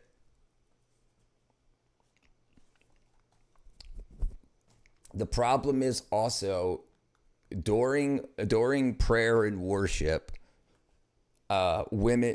Paul said women were supposed to cover their hair. Jesus never said that, but Paul said it, which is fine. And also, women have the freedom and the ability. There is also the follow the laws of the land. The laws of the land don't require that. And when praying and worshiping, they can also be covered by their husbands. So, but it's not a requirement when women walk around in public and whatnot. Okay, so you understand it's that what it says that Paul said during worship, and it was Paul, not Jesus. He said it was he wanted women to wear it. So people that are Christians are followers of Christ. They follow usually what Christ said. So there's nothing against it. There's no harm in not. There's no public harm. There's no 30 lashes or being stoned. I'm looking in the wrong camera. There's no 30 lashes or being stoned for not wearing it. It happens at certain places. It happens because otherwise it's not like the monarchy was much better than the IRGC. Not much. That's why they swapped. They swapped over because the Shah had a big ass party, like hundreds of millions of dollars, while the people weren't doing very well, and the people were very upset. So when the Ayatollah came in, he said, "Look what they just did with all of your money. Vote for me, and we'll split the money up." So he promised socialism, but then when he came in, he took everything. The story is hilarious and stupid to me. Tell me why women have to cover themselves in Islam. They say that there's a whole story with Muhammad and his wives. Tell me about it. No. Christianity were pretty violent too. You should look up, brother. So you must have left and come back. I understand that. I said God is to be feared, and Christians will absolutely protect themselves. I didn't say nobody's not violent. I did not say that. I'm saying you're not told to be. You're not told to kill people because they won't convert. Don't take words out. Don't put words into my mouth. It's not. And also, a lot of people think, why did God kill people? Because they were bad people, and he's meant to be feared. That people don't understand that because they haven't looked through it all. An actual Muslim will argue with you, Adam. Yep. Tell the story of Muhammad's weird neighbor creeping on his wives. Will go to prison. Buckeye, it's not an authentic hadith. Yeah. Well, some people take it authentic, Adam, and you know that, and some people don't use the hadiths at all, and some people do. So the authenticity is, and if you can't say that's authentic, which ones can you say? And then the big issue now is with authenticity, because now they're talking about how most Muslims are reading the 1929 Cairo edition of the Quran, which is different from the 1800s editions of the Quran. So there's a lot of stuff. There's a lot of grift is what's going on, and they need to clean up their house. I can get stoned as a punishment. I live in punishment every day, it seems. Sir Reginald. Christianity only ever defends itself. If you're referring to the Crusades, yeah, that was definitely defense. Repeating the same story. What's up, Domination? They weren't defending themselves. In 1400, look up the Hussite Wars and the execution of Jan Hus. Yes, look up why the Crusades happened. That's not real Islam. It's what the authentic, what's it called? Their investigations about them. Sadly, people have failed to learn between the authentic and authentic. Sadly, well, whose fault is that, Adam? This is my point. Whose fault is that? Why are they available? Why are they on Sunnah.com? Why are they available? Why haven't they been corrected? Why aren't they pushed? Why don't they craft this better? Because if you don't have, this is a big problem I have, is they say, well, then when you get into something you don't understand, you say, well, I'm not a scholar. Great. Well, you shouldn't need to be, right? And this is the thing. So if I decide to start studying it, how do I know? You know? It's not Europe, it's in the middle of it. If we weren't for the Crusades, Levant would have never tasted a Big Mac. Let's be real. The Crusades was Europe stopping the violent Islamic invaders that savaged Europe for centuries. Educate yourself. I have a friend of mine who's a Muslim brother. My best friend's Muslim. We just went out the other day to work on one of his houses. I absolutely understand what's going on, and he understands what's going on because he's a bright guy. He's a logical guy, and he understands. He's like, I don't know why they put these things out and available. Because the problem is you should have a strong wall to support everything. Not these are weak and these are strong. That doesn't make sense to somebody that's not born in Islam. They don't understand it. Well, why is it even there? And what does weak mean? And is it inauthentic or is it just weak? And it just confuses things. And it shouldn't be that confusing. Is Muslim in name only?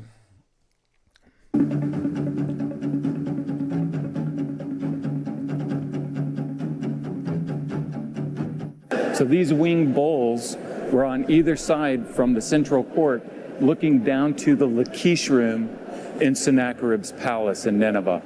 Visible at the very end of the long monumental hall was the stone relief at the center of the back wall of the showroom, and carved on it was the siege ramp at Lachish.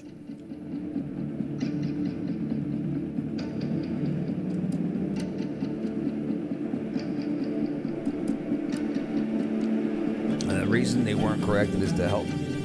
The reason they weren't corrected is to help people recognize them between authentic and inauthentic hadith. If you erase the unauthentic hadith and how it would, because that's all there would be, brother. Because that's all there would be. There would only be authentic. This is what I'm saying. There shouldn't be inauthentic. There should only be authentic, especially on your document, on the sites that represent it. This is a conversation, the reason that I brought this up, because this is what he told me. He said, I don't even know why they're there. You're saying it so people understand. It's like, look, I'm going to slap you in the face so you know what a kiss feels like. I need you to know what inauthentic looks like so you'll know what authentic looks like. No, just show me authentic so I know that anything that's not this is crap. That's what it should be. This is it. Anything that's not this is bad.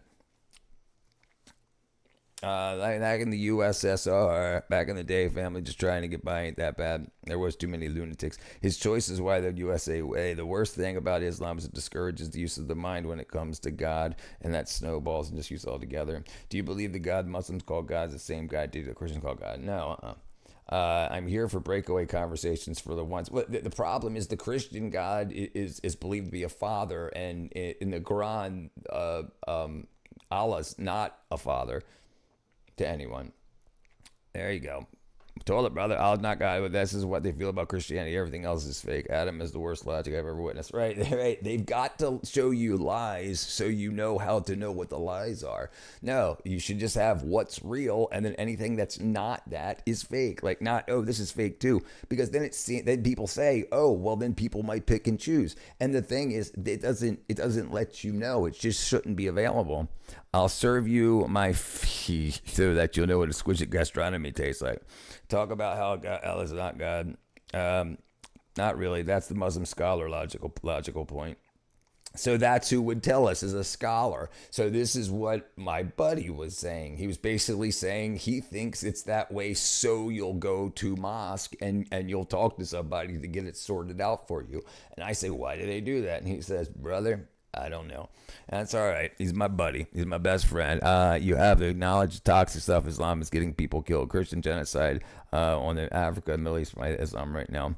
Colossians 2:8. Beware lest anyone cheat you through philosophy and empty deceit, according to the traditions of men, according to the basic principles of the world, and not according to Christ. I wouldn't use their logic in an argument. Yeah, it's not good logic. Is Allah recognized by Christianity? No. I love everyone. I just hope they love me too. Well, I trust them. Right? Yeah, me too. Allah is recognized as a king deceiver. So a big problem is the taikia thing. The thing that says that you're allowed to be deceptive. In the Bible, the king of deception is Satan. So a lot of the issues Christians have with Islam is they give you a path to deception. If you believe, if you're at war, if you believe someone will hurt you, if they know that you're Muslim, you're allowed to lie to them. In Christianity, you're told you will be attacked for being a Christian. Don't be one unless you're ready to take it on. The Exodus never happened.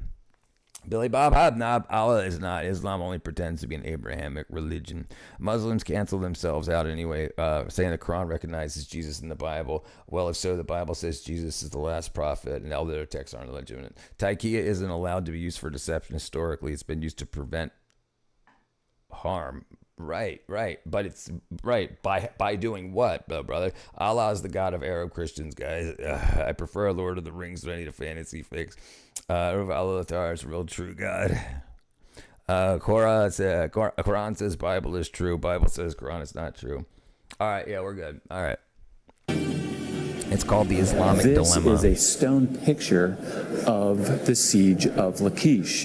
And so you can see all these Assyrians coming up the siege ramp on either side here. You can see the huge war machines with the battering rams. So in 2 Chronicles 32:9, it says that while Sennacherib, king of Assyria, and his forces are laying siege to Lachish, that he sends his officers up to Jerusalem to deliver a message to Hezekiah and the people there. So we have the Bible and the Assyrian records coming together.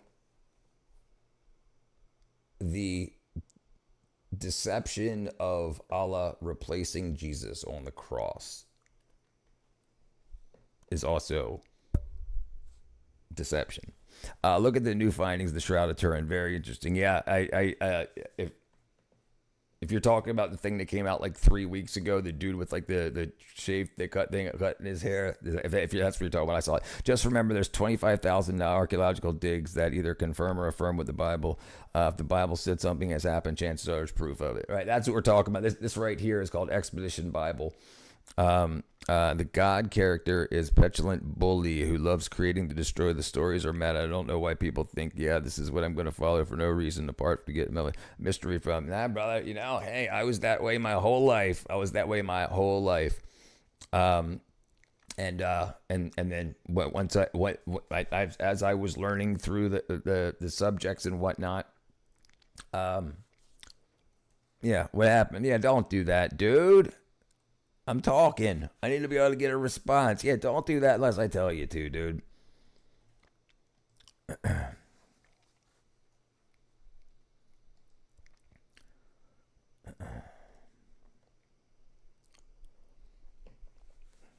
right, let's see. All right.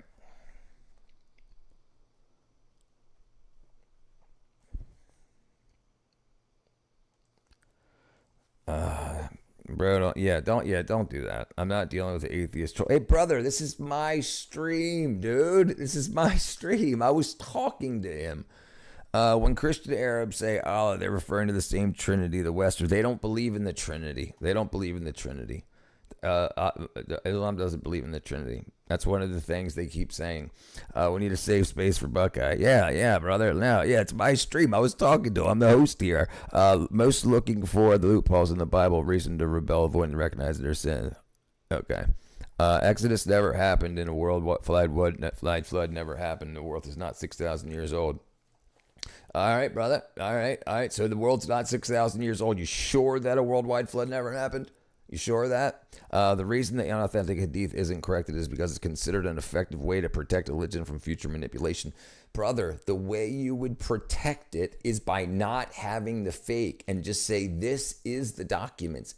And just like the Bible, if anything was added, if someone tried to say, here's a 74th book of the Bible, the 63rd, 67th book of the Bible, then you know that it's fake. If anything that's not this stuff here, then you know it's fake, rather than having fake stuff, because that shows that there was fake stuff.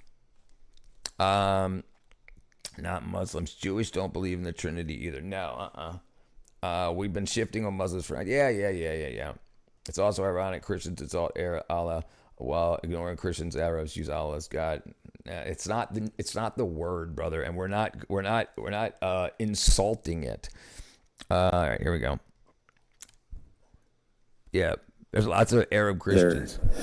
In this event, this is the dramatic event between the Assyrian records and the Israelite records in the Bible.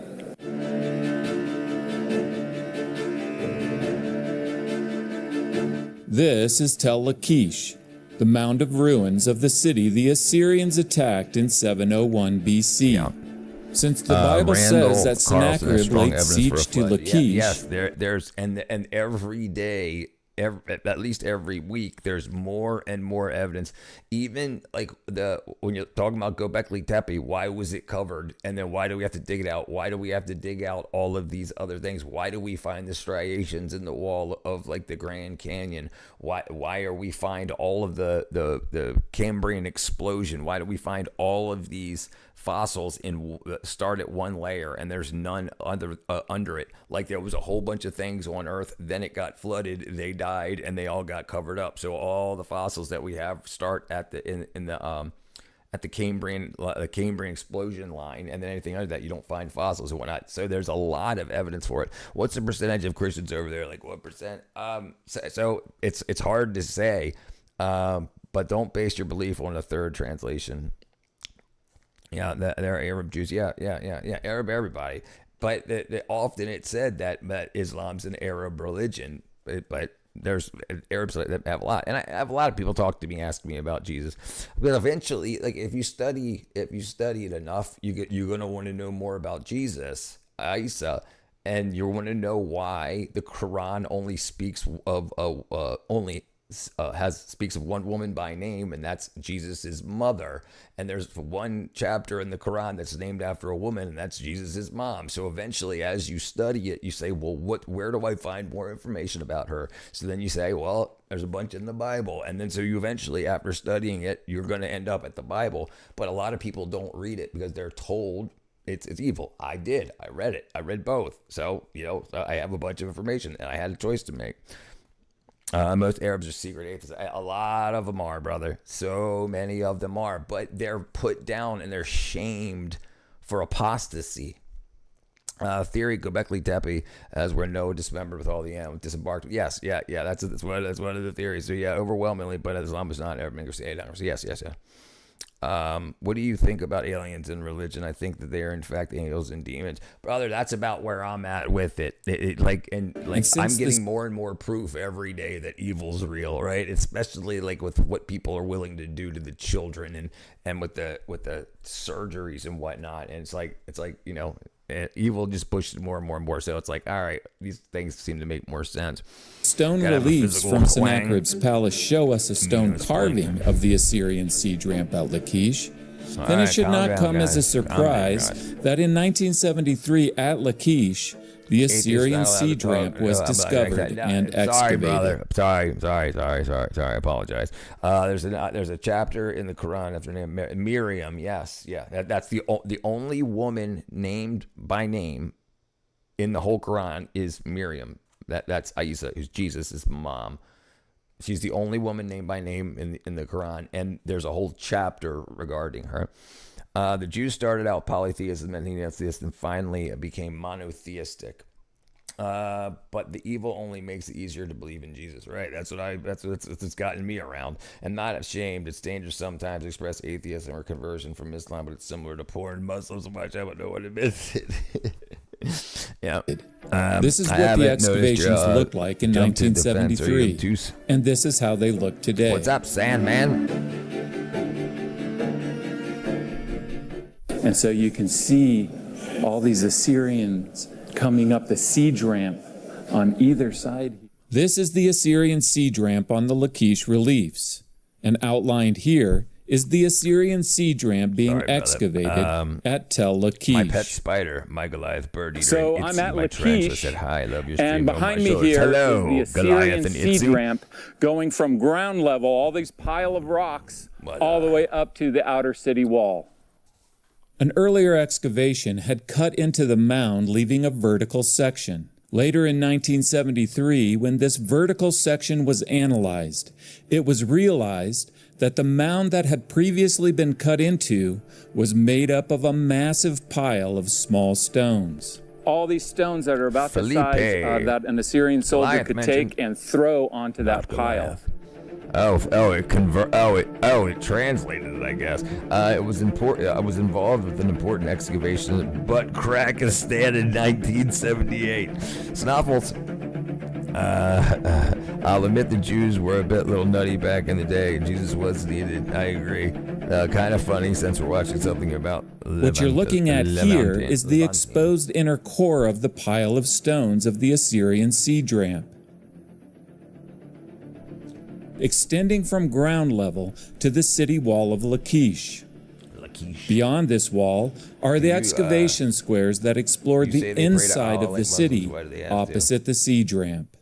To give you an idea of how long the siege ramp is, how far it is from ground level up to the outer city wall how is it possible that the ramp is still there, but the rest I'm of the going to dirt? It didn't sink into the dirt, I don't believe. I believe it was piled over. I mean, because if you see the rest of the city that exists over there, it's like at like ground level of that. Like it's hard to see from this shot here, but I think you'll do a drone shot. You'll see there's a whole big city over there. So there was just this big ass pile, which apparently was covered somehow because they had to dig into it. So why was it covered? How did it get covered? He says, I got a bone.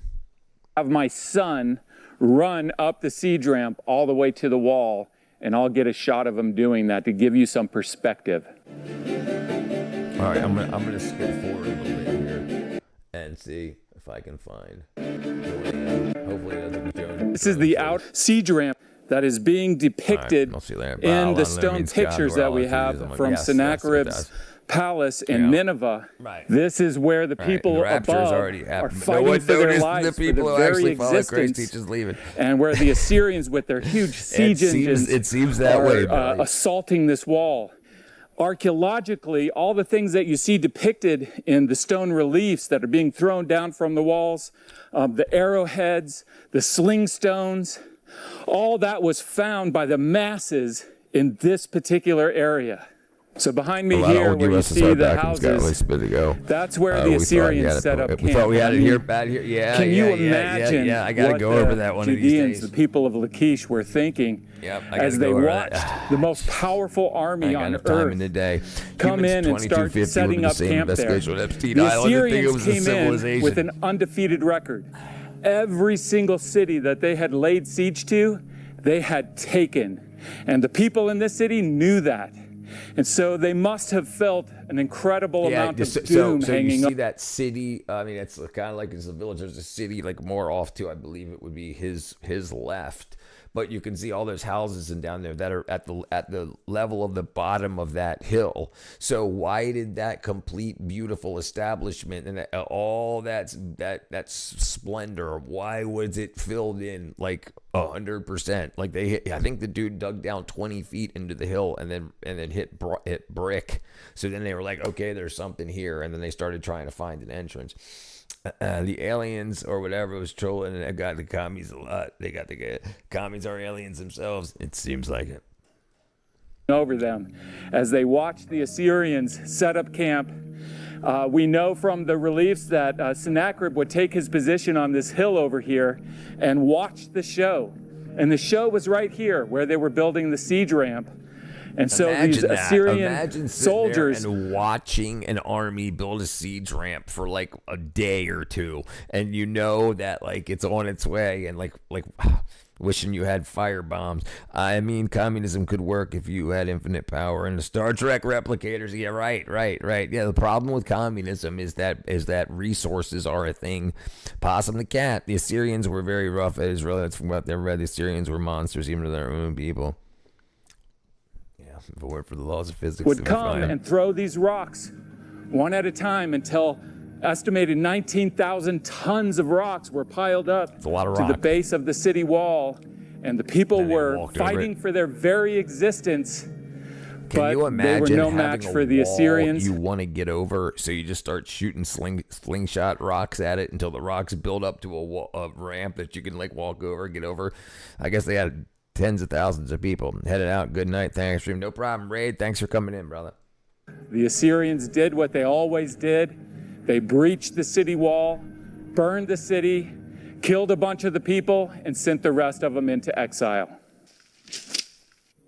Nearby, a mass grave had been discovered that contained the remains of over 1,500 people who had been killed in the conflict. Why wouldn't there be documentation? It's like, and like how many hundreds of years have people lived here and they've never dug into this area? They built houses and everything. Ancient man was brutal. People take granted modern times. I agree. Brick by brick. Yeah, I agree. They were crazy.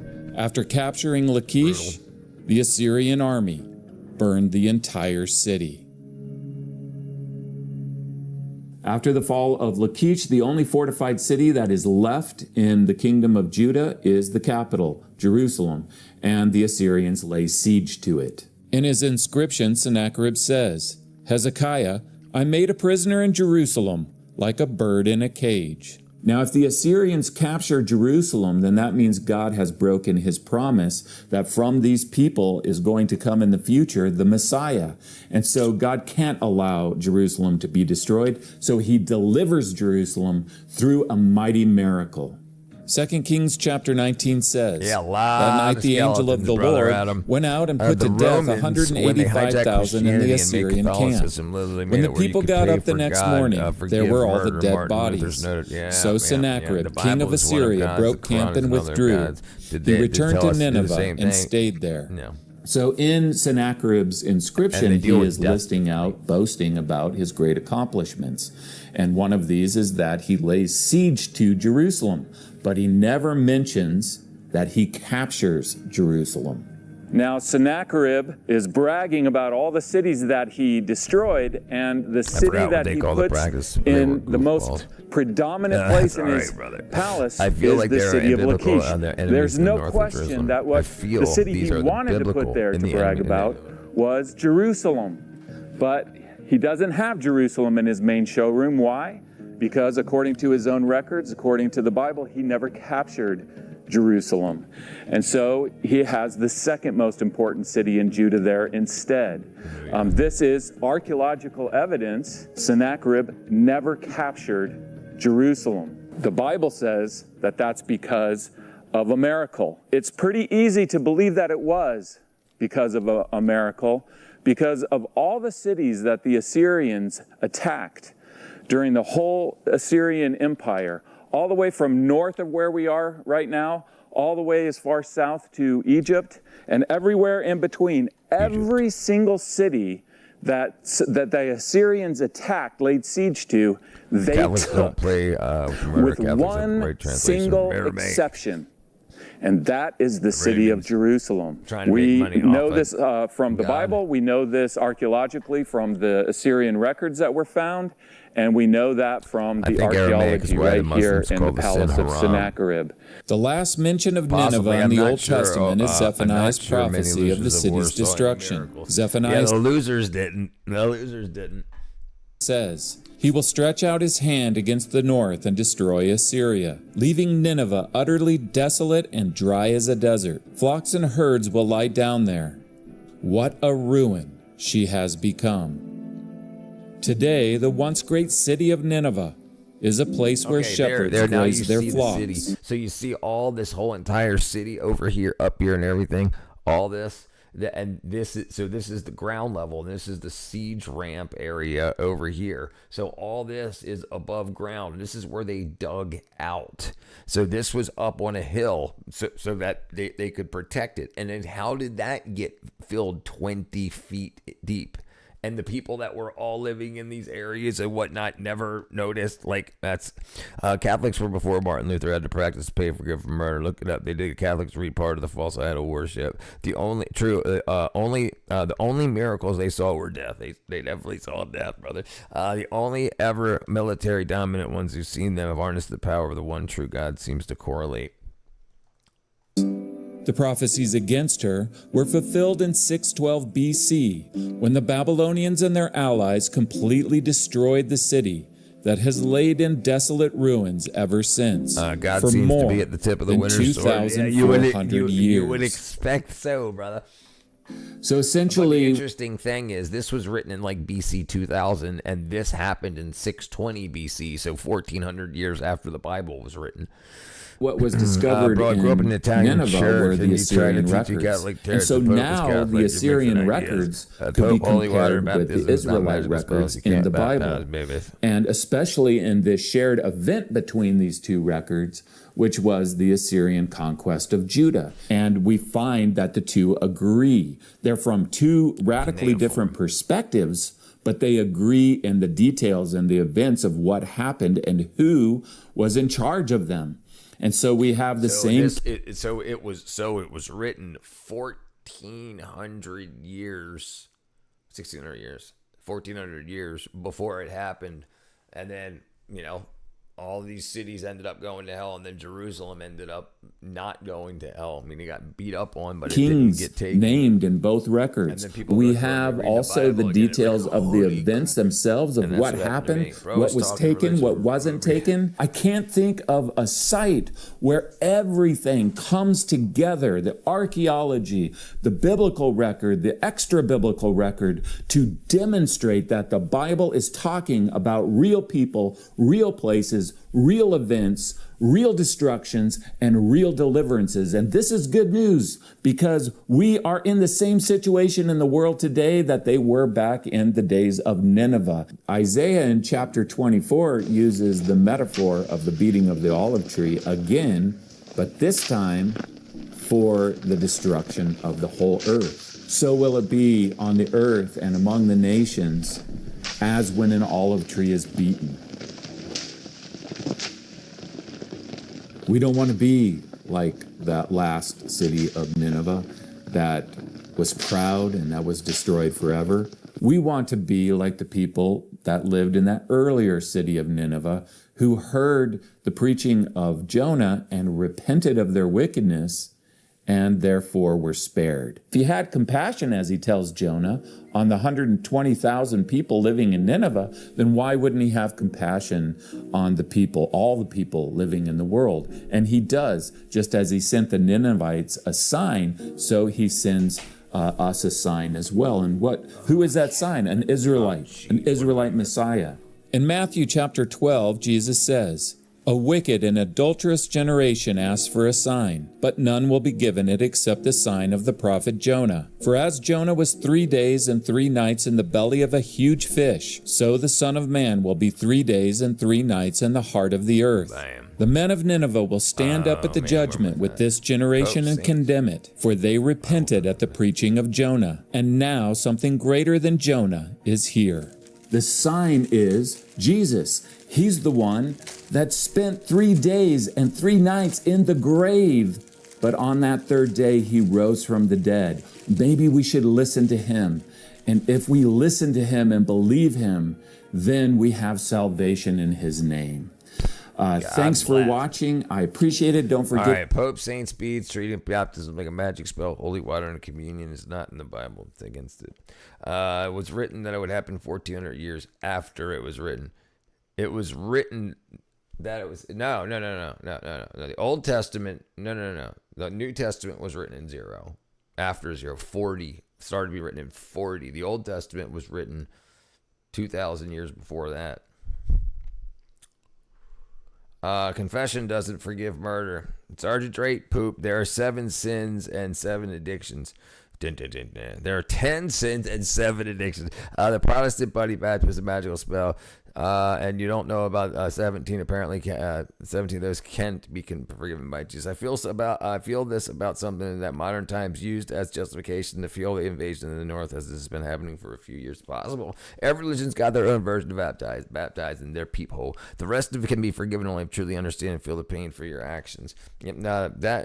Because it was seen as a blessing from God, then one God, it was hijacked. It was a sacrament. Christmas was hijacked. Pagan festival. Humans are just recycling the same things. Where does it say to pray to saints, ask saints to pray for you instead of the Bible? Free Palestine. Catholic versus a Protestant argument. Another old classic fights. It's Martin Luther. Not saints. Preachers and saints. Preachers before they die. Bob's in it too. Asking a saint to pray for you instead of pray for yourself is doing it right. I don't care what you call it. It's false idol. Saint is a preacher before he dies. A saint, it's a preacher before he dies. Don't go praying to a preacher. I just pray to God. Me too. I don't say, oh, Michael, look after me. I don't even know what we're speaking about. I grew up Catholic church. I got 3 ceremonies. I'm like, I don't know either. You guys are going crazy. That's what I think. I think you're all going crazy. We love each other. Come on. Hugs and kisses. Tell me where the Bible says Grand Priest talks directly to God. Ding, ding, ding, ding. Let's see. Does anyone in here slightly less do anything slightly just to talk about God and believe? Brother, we usually don't talk about this. You know that. It just happened to come up. What up, freaking Harsh? How are you, brother? He's speaking host crap. We are new race on the bottom here. No, we're all right, brother. We're all right. All right, let's see. Let's watch something short real quick, and then we'll get on with the night. Master wood carving skills. Another Trump. Socialism just died in South America. They don't want you to see this. Mesopotamia, the Sumerians outsmarted Carthage. Let's see. Do you have the song "Dreamer" on Arabic version? I've never heard it, brother. I've never heard it. Harsh. Preacher is just a man.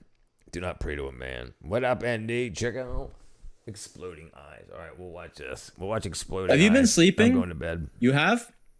How dare you? Are you asking to look ugly? Come on, let me see those eye bags of yours. Let's fill them a little bit more, shall we? Don't worry, as long as you don't touch them, they won't pop.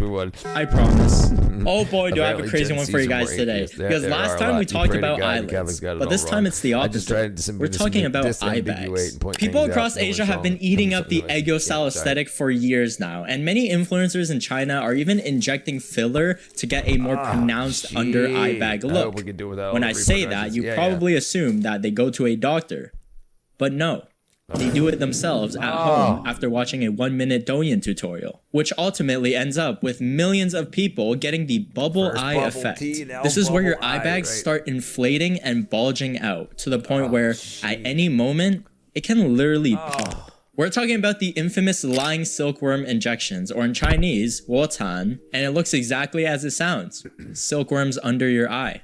The whole idea is based on eggo style, the tiny little puff right underneath your eyelid that naturally appears when some people smile. Normally, it's subtle. But because platforms like Douyin and Xiaohongshu have this magical ability to take something that's completely natural and then crank it up to the maximum overdrive until it goes viral, instead of a small under eye ridge, people are ending up with these giant swollen bubble eye bags that look like they're one sneeze away from exploding. Many netizens started joking that it looks like there's a small caterpillar right under your eye.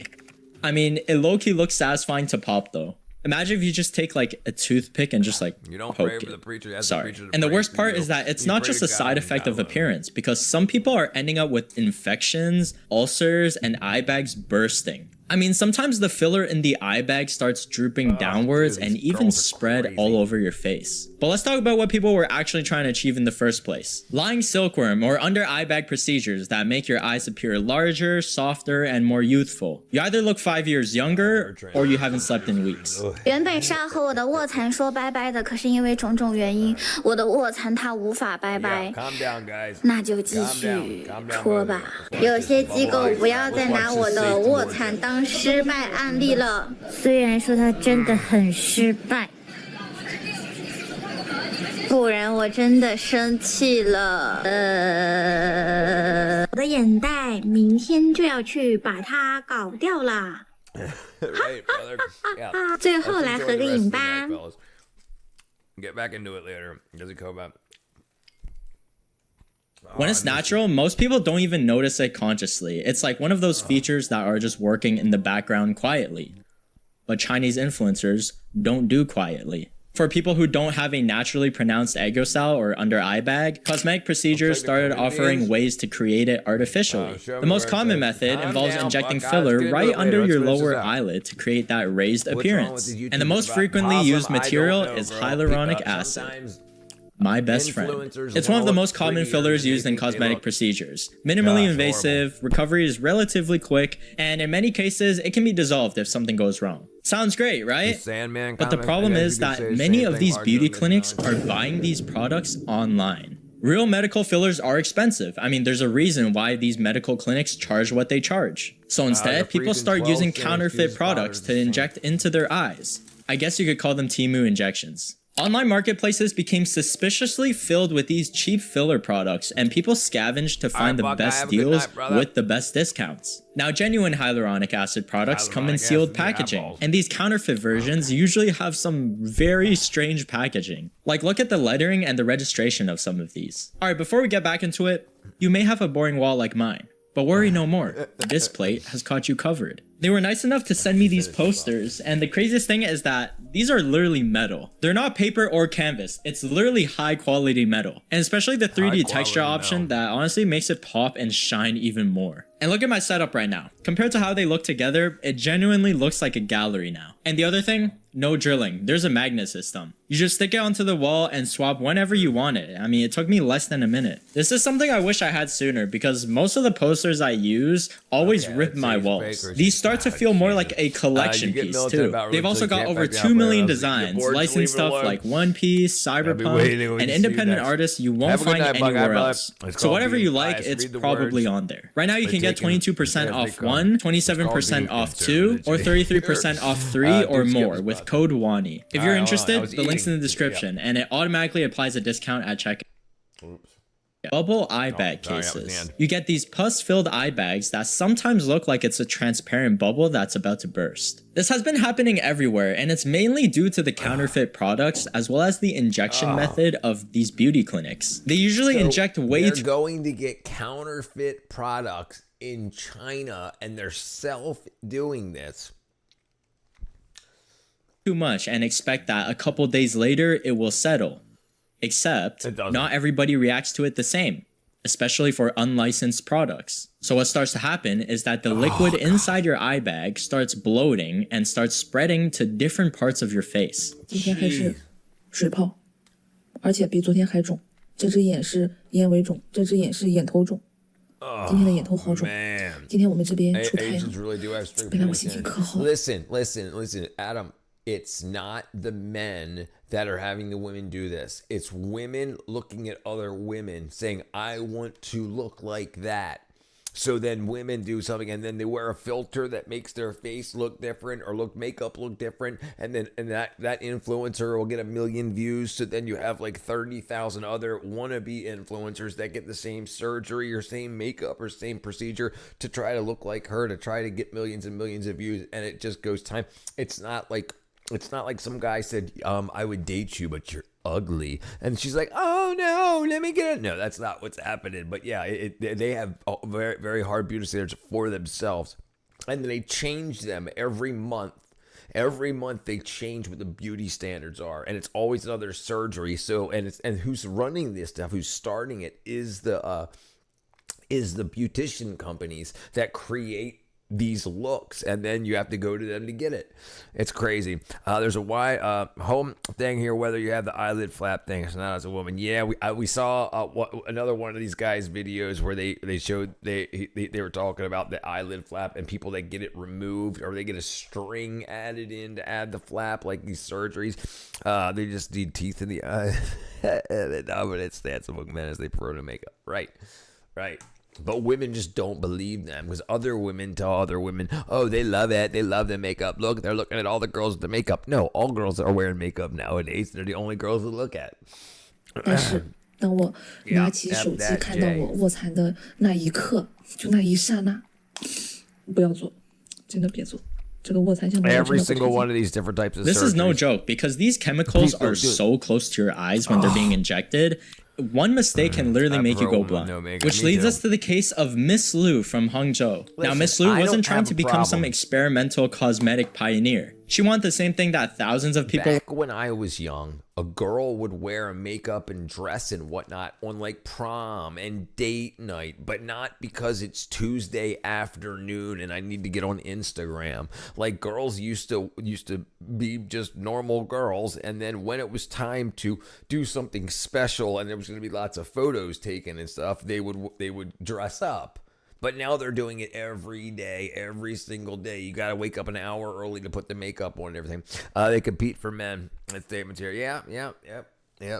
Wanted. Lying silkworm eyes. That's it. So she decided to get these under eye bag filling procedures at Hangzhou Medical Aesthetics Clinic. And that same night, everything started going wrong. She started experiencing severe inflammation, allergic reactions. So naturally, she wanted the filler dissolved as fast as possible, which should have been the beginning of fixing the problem. But instead, during the attempts of trying to fix the filler, the staff members squeezed her under eye bag so aggressively that it popped. Yeah, her eye bag literally bursted open.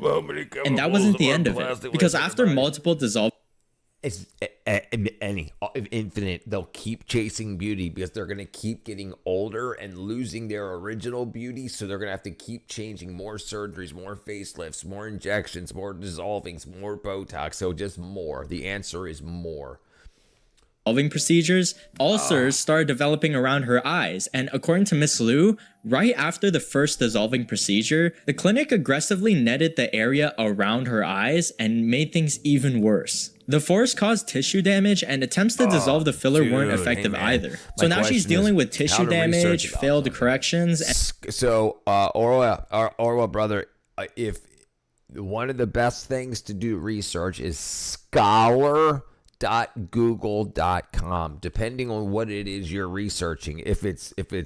If you want actual research papers and whatnot, scholar.google.com, not just google.com. That'll take you just into scholarly articles rather than finding Reddit quiz or posts and whatnot. Praying to all the saints I never meet a doctor like that. Yeah, pop your eye like a zip. Ugh. That's so disgusting. And just all sorts of different complications. And then in April of 2025, more ulcerations started appearing in the corner of her eyes. So at that point, she was just referred to a hospital in Shanghai, and the doctors diagnosed her with severe inflammation due to a unknown product. And now she says that the corners of her eyes have been stuck together permanently. Her vision became limited, and her whole face continues to be swollen. Meanwhile, the clinic reportedly... So now she's probably got 1 million followers following the disaster that is her life, rather than her for her beauty. Argued that these allergic reactions are relatively common, and they can easily be controlled with medication. Look, I'm not a lawyer, but if somebody's eye tissue starts ulcerating after multiple correction procedures, I feel like we've moved way beyond the just take some medicine stage. That's just my theory. The clinic also offered around 150,000 yuan in compensation, so roughly 25k. But Miss Liu wasn't satisfied with that offer. I mean, given everything that she'd gone through, it's not hard to understand why. To make matters even worse, the manufacturer of the injection stated that there wasn't really a solution for this specific type of allergic reaction. And this is exactly why doctors constantly warn people about these eye bag procedures. The skin beneath your eyes is incredibly thin. I mean, it's packed with blood vessels and tissues. One mistake can literally make your eye bag start imploding. So, influencers took that advice and decided to apply it themselves. Literally. Because you see a bunch of these botched procedures and these horrifying cases and stories everywhere online. People start thinking, nah, why would I pay a trained doctor? You would hope they would change their mind. Dudes are definitely getting mad. When I have Douyin. Yep, we've reached the point in the timeline where people are voluntarily trying to give themselves eye bags. This caused a whole DIY self-injection culture that started appearing all over Chinese social media. People started buying hyaluronic acid injection packages online, and then they started injecting themselves at home because they were trying to save money and thought that clinics were going to be too expensive. Others had previous cosmetic work that they weren't happy with and somehow reached to the conclusion that they would be a better doctor than the doctor. And lose my number. Yeah, maybe I should start doing medical procedures in my apartment. Douyin and Xiaohongshu became flooded with these videos of influencers constantly posting content about eye bag fillers, at-home injections, DIY procedures, people sitting in front of cameras doing these injection tutorials in less than 60 seconds. The comments would be full of people asking, where do I buy these products? How do I get them? Does it hurt? How much does it cost? Not whether if they should try it or not. And why would you get your advice from an influencer anyways?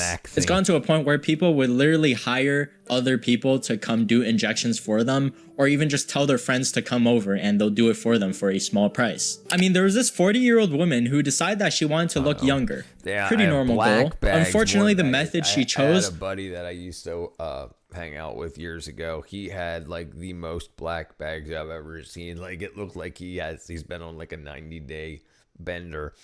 A chemical vaccine, that's what they're doing. And guess what? I bet when it's done right, it results in something ugly. Right. Like, yeah. Yeah. And the problem, what I think happens is these girls get one thing, like lip filler or like the ear thing or whatever. And then when they look in the mirror, they don't see themselves because there's something different. So then they say, oh, there's something else ugly and now I got to change it. So once you get one thing done, the person you see in the mirror isn't you anymore. And then you're trying to chase what you think you look like. Yeah. Thank you, brother. Thank you, brother. Was significantly less normal. She wanted to save money to do an injection herself at home. So she purchased something called a water light injection online. And after buying it... Oh, jeez, it's just genetic in my family. Maybe the lack of Jesus, Bob, and your favorite streamer. I don't know. I'm going to do a tutorial and skit. I have great routine from the 70s. I'm 60. Oh, dang, Blazer. There you go. Yeah, do a tutorial. You'll probably become a billionaire. That's why you preemptively prevent this kind of skit psychologically. I agree. Happy Father's Day. Happy Father's Day, brother. Good night, brother. Good night. Thank you much. She started watching Douyin tutorials on what to do. And after watching the videos, she just started injecting it onto her face in her own place. And then she went to sleep. And then the next morning, she felt some weird pain and swelling in her right cheek. So she went to get it checked out. And it turns out that one of those tiny needles broke and ended up inside of her face. She didn't think she was as beautiful as she should be. Buffalo, brother. Yep, for looks. Happy Father's Day. And it wasn't staying still. It was moving around overnight. Like, first it started moving from her eye bag all the way down to her cheekbone. And then she said she couldn't even like open her mouth or even blink because of the pain. And doctors quickly warned that if the needle started moving up to her nerves or her blood vessels, it could be really bad. So they quickly removed it from inside her mouth and took it out. So not only is the risk of counterfeit injections already bad enough, but manually operating on yourself, most people can't even give themselves a haircut. And unfortunately, the DIY crowd wasn't the only... Honestly, brother, my favorite chicken sandwich is homemade. But if you're talking about restaurants in particular or fast food restaurants, I would probably be Chick-fil-A. Problem, because one thing Chinese influencers just don't like hearing is that not everybody is a suitable candidate for these procedures. When your under eye area is relatively small when your face is relaxed, but then becomes super large when you start smiling, getting these fillers is generally not recommended for those kind of people. The best candidates tend to be people whose under eye bags are small when their face is relaxed and still small when they're making facial expressions. And people couldn't accept that. But there's always a workaround, right? Why not make yourself suitable for it by using another part of your body? Because injections aren't the only way. Some people wanted a more permanent, pronounced result, so people started transplanting artificial tissue into their eye bags. This involves making a 2 to 3 millimeter incision right under the eyelid and transplanting artificial tissue into the area. But the thing is, if it's not absorbed by your body, you're pretty much cooked. Because there's this viral case on the news of a woman who decided that fillers just weren't enough. It just didn't give them the She had skin removed from her butt cheeks to put under her eyes. look that they wanted. They wanted something that was a bit more exaggerated and pronounced. So they took another part of their body and put it into their eye bag. This woman's name is Xiao Ho, who somehow ended up in a completely different rabbit hole. Xiao Ho wanted the egg cell so badly that it involved her getting tissue from her booty and transplanting it into her eye bags. We are truly living in fascinating times. Xiao Ho had always been dissatisfied with the fact that she didn't have these naturally obvious under eye bags. After researching her options, she chose this hospital that had apparently really good ratings. The surgeon recommended that take some meat from behind there and just put it in your eye bag because it would make more sense since it's body chemistry and it'll absorb better. The doctors explained the process and she knew there would be a scar, but she thought that this would give her that look that she'd been wanting for her whole life. And unfortunately, she ended up with these swollen bubble eye bags. Not only that, but it was asymmetrical, bulging out, and obviously not anything like the result she was promised. And what makes this even more painful is that Xiaoho actually took a online loan just to pay for this. So now she's in debt. I'm gonna take out a loan. Oh, for a car? No, silly, for my eye bags. And after getting the procedure, her boyfriend not only broke up with her, but also told her that her eyes looked ugly and even like sarcastically joked that she should just keep messing with them. At this point, Xiaoho just really wanted answers. She wanted accountability and somebody to explain what happened. So she went out to the probably didn't ask her boyfriend, or she probably did, brought it up, and he was like, "No, baby, you're beautiful," and she was like, "I'm not getting enough likes on the internet." Imagine putting your ass on your face. Yeah, listen, what women will do for beauty, uses butt cheeks for eyelids, gets pink eye, shocked Pikachu face. Hospital, and they basically ghosted her and blocked her. Peak customer service. Right. And of course, she wasn't ugly, right? But you know, if you're gonna get your butt cheeks put on your face, you've got some psychological issues, absolutely. And she was most definitely, she already had a boyfriend, so she was chasing internet fame, internet clout. And, you know, I mean, she's obviously attractive enough to get a boyfriend. And then, obviously, her going through that was probably... Oh. What a break.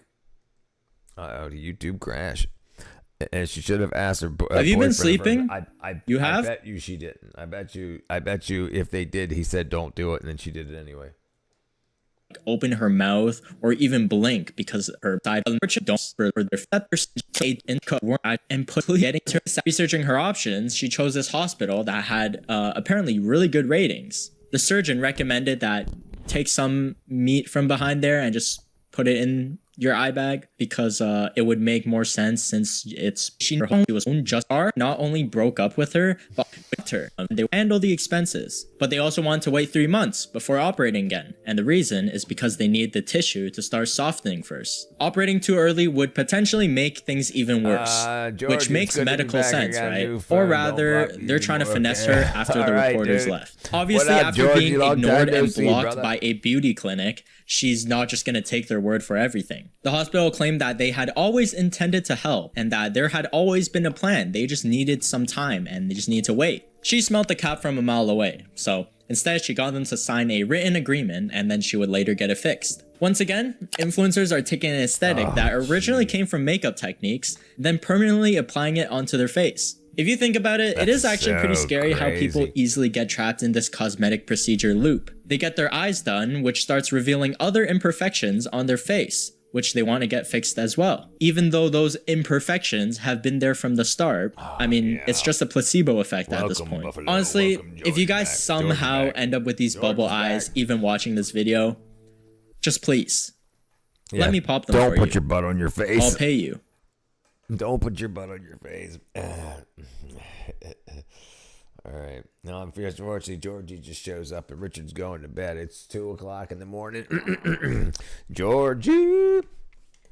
All right, I love y'all. I'll see you guys tomorrow. I'm going to get me some sleep. It's 2 a.m. in Georgia. Georgie's back. I hope to see you tomorrow, Georgie. I think I read about a woman who got all kinds of surgery, got a husband, had kids, got sued for not disclosing the plastic surgery. What's up, man? Betty bye. Yeah, I don't know why people do it. They don't. A big problem with social media with young people is you'll have bots tell you you're ugly in order to try to push you into something. Like if you're trying to be an influencer online, you'll get a bunch of hate bots, and they could absolutely be set up from a company that sells plastic surgery. You don't know what's going on these days. And then they're like, oh my goodness, I'm trying to be and they're like, if only your nose was fixed, if only your butt cheeks were on your eyelids. And she's like, I'm going to do that. I need to be famous. All right, I love you all. 2 p.m. for you. We'll talk about it tomorrow. I need to go to bed. All right, love you all. Have a good night. Bye-bye. Bye-bye.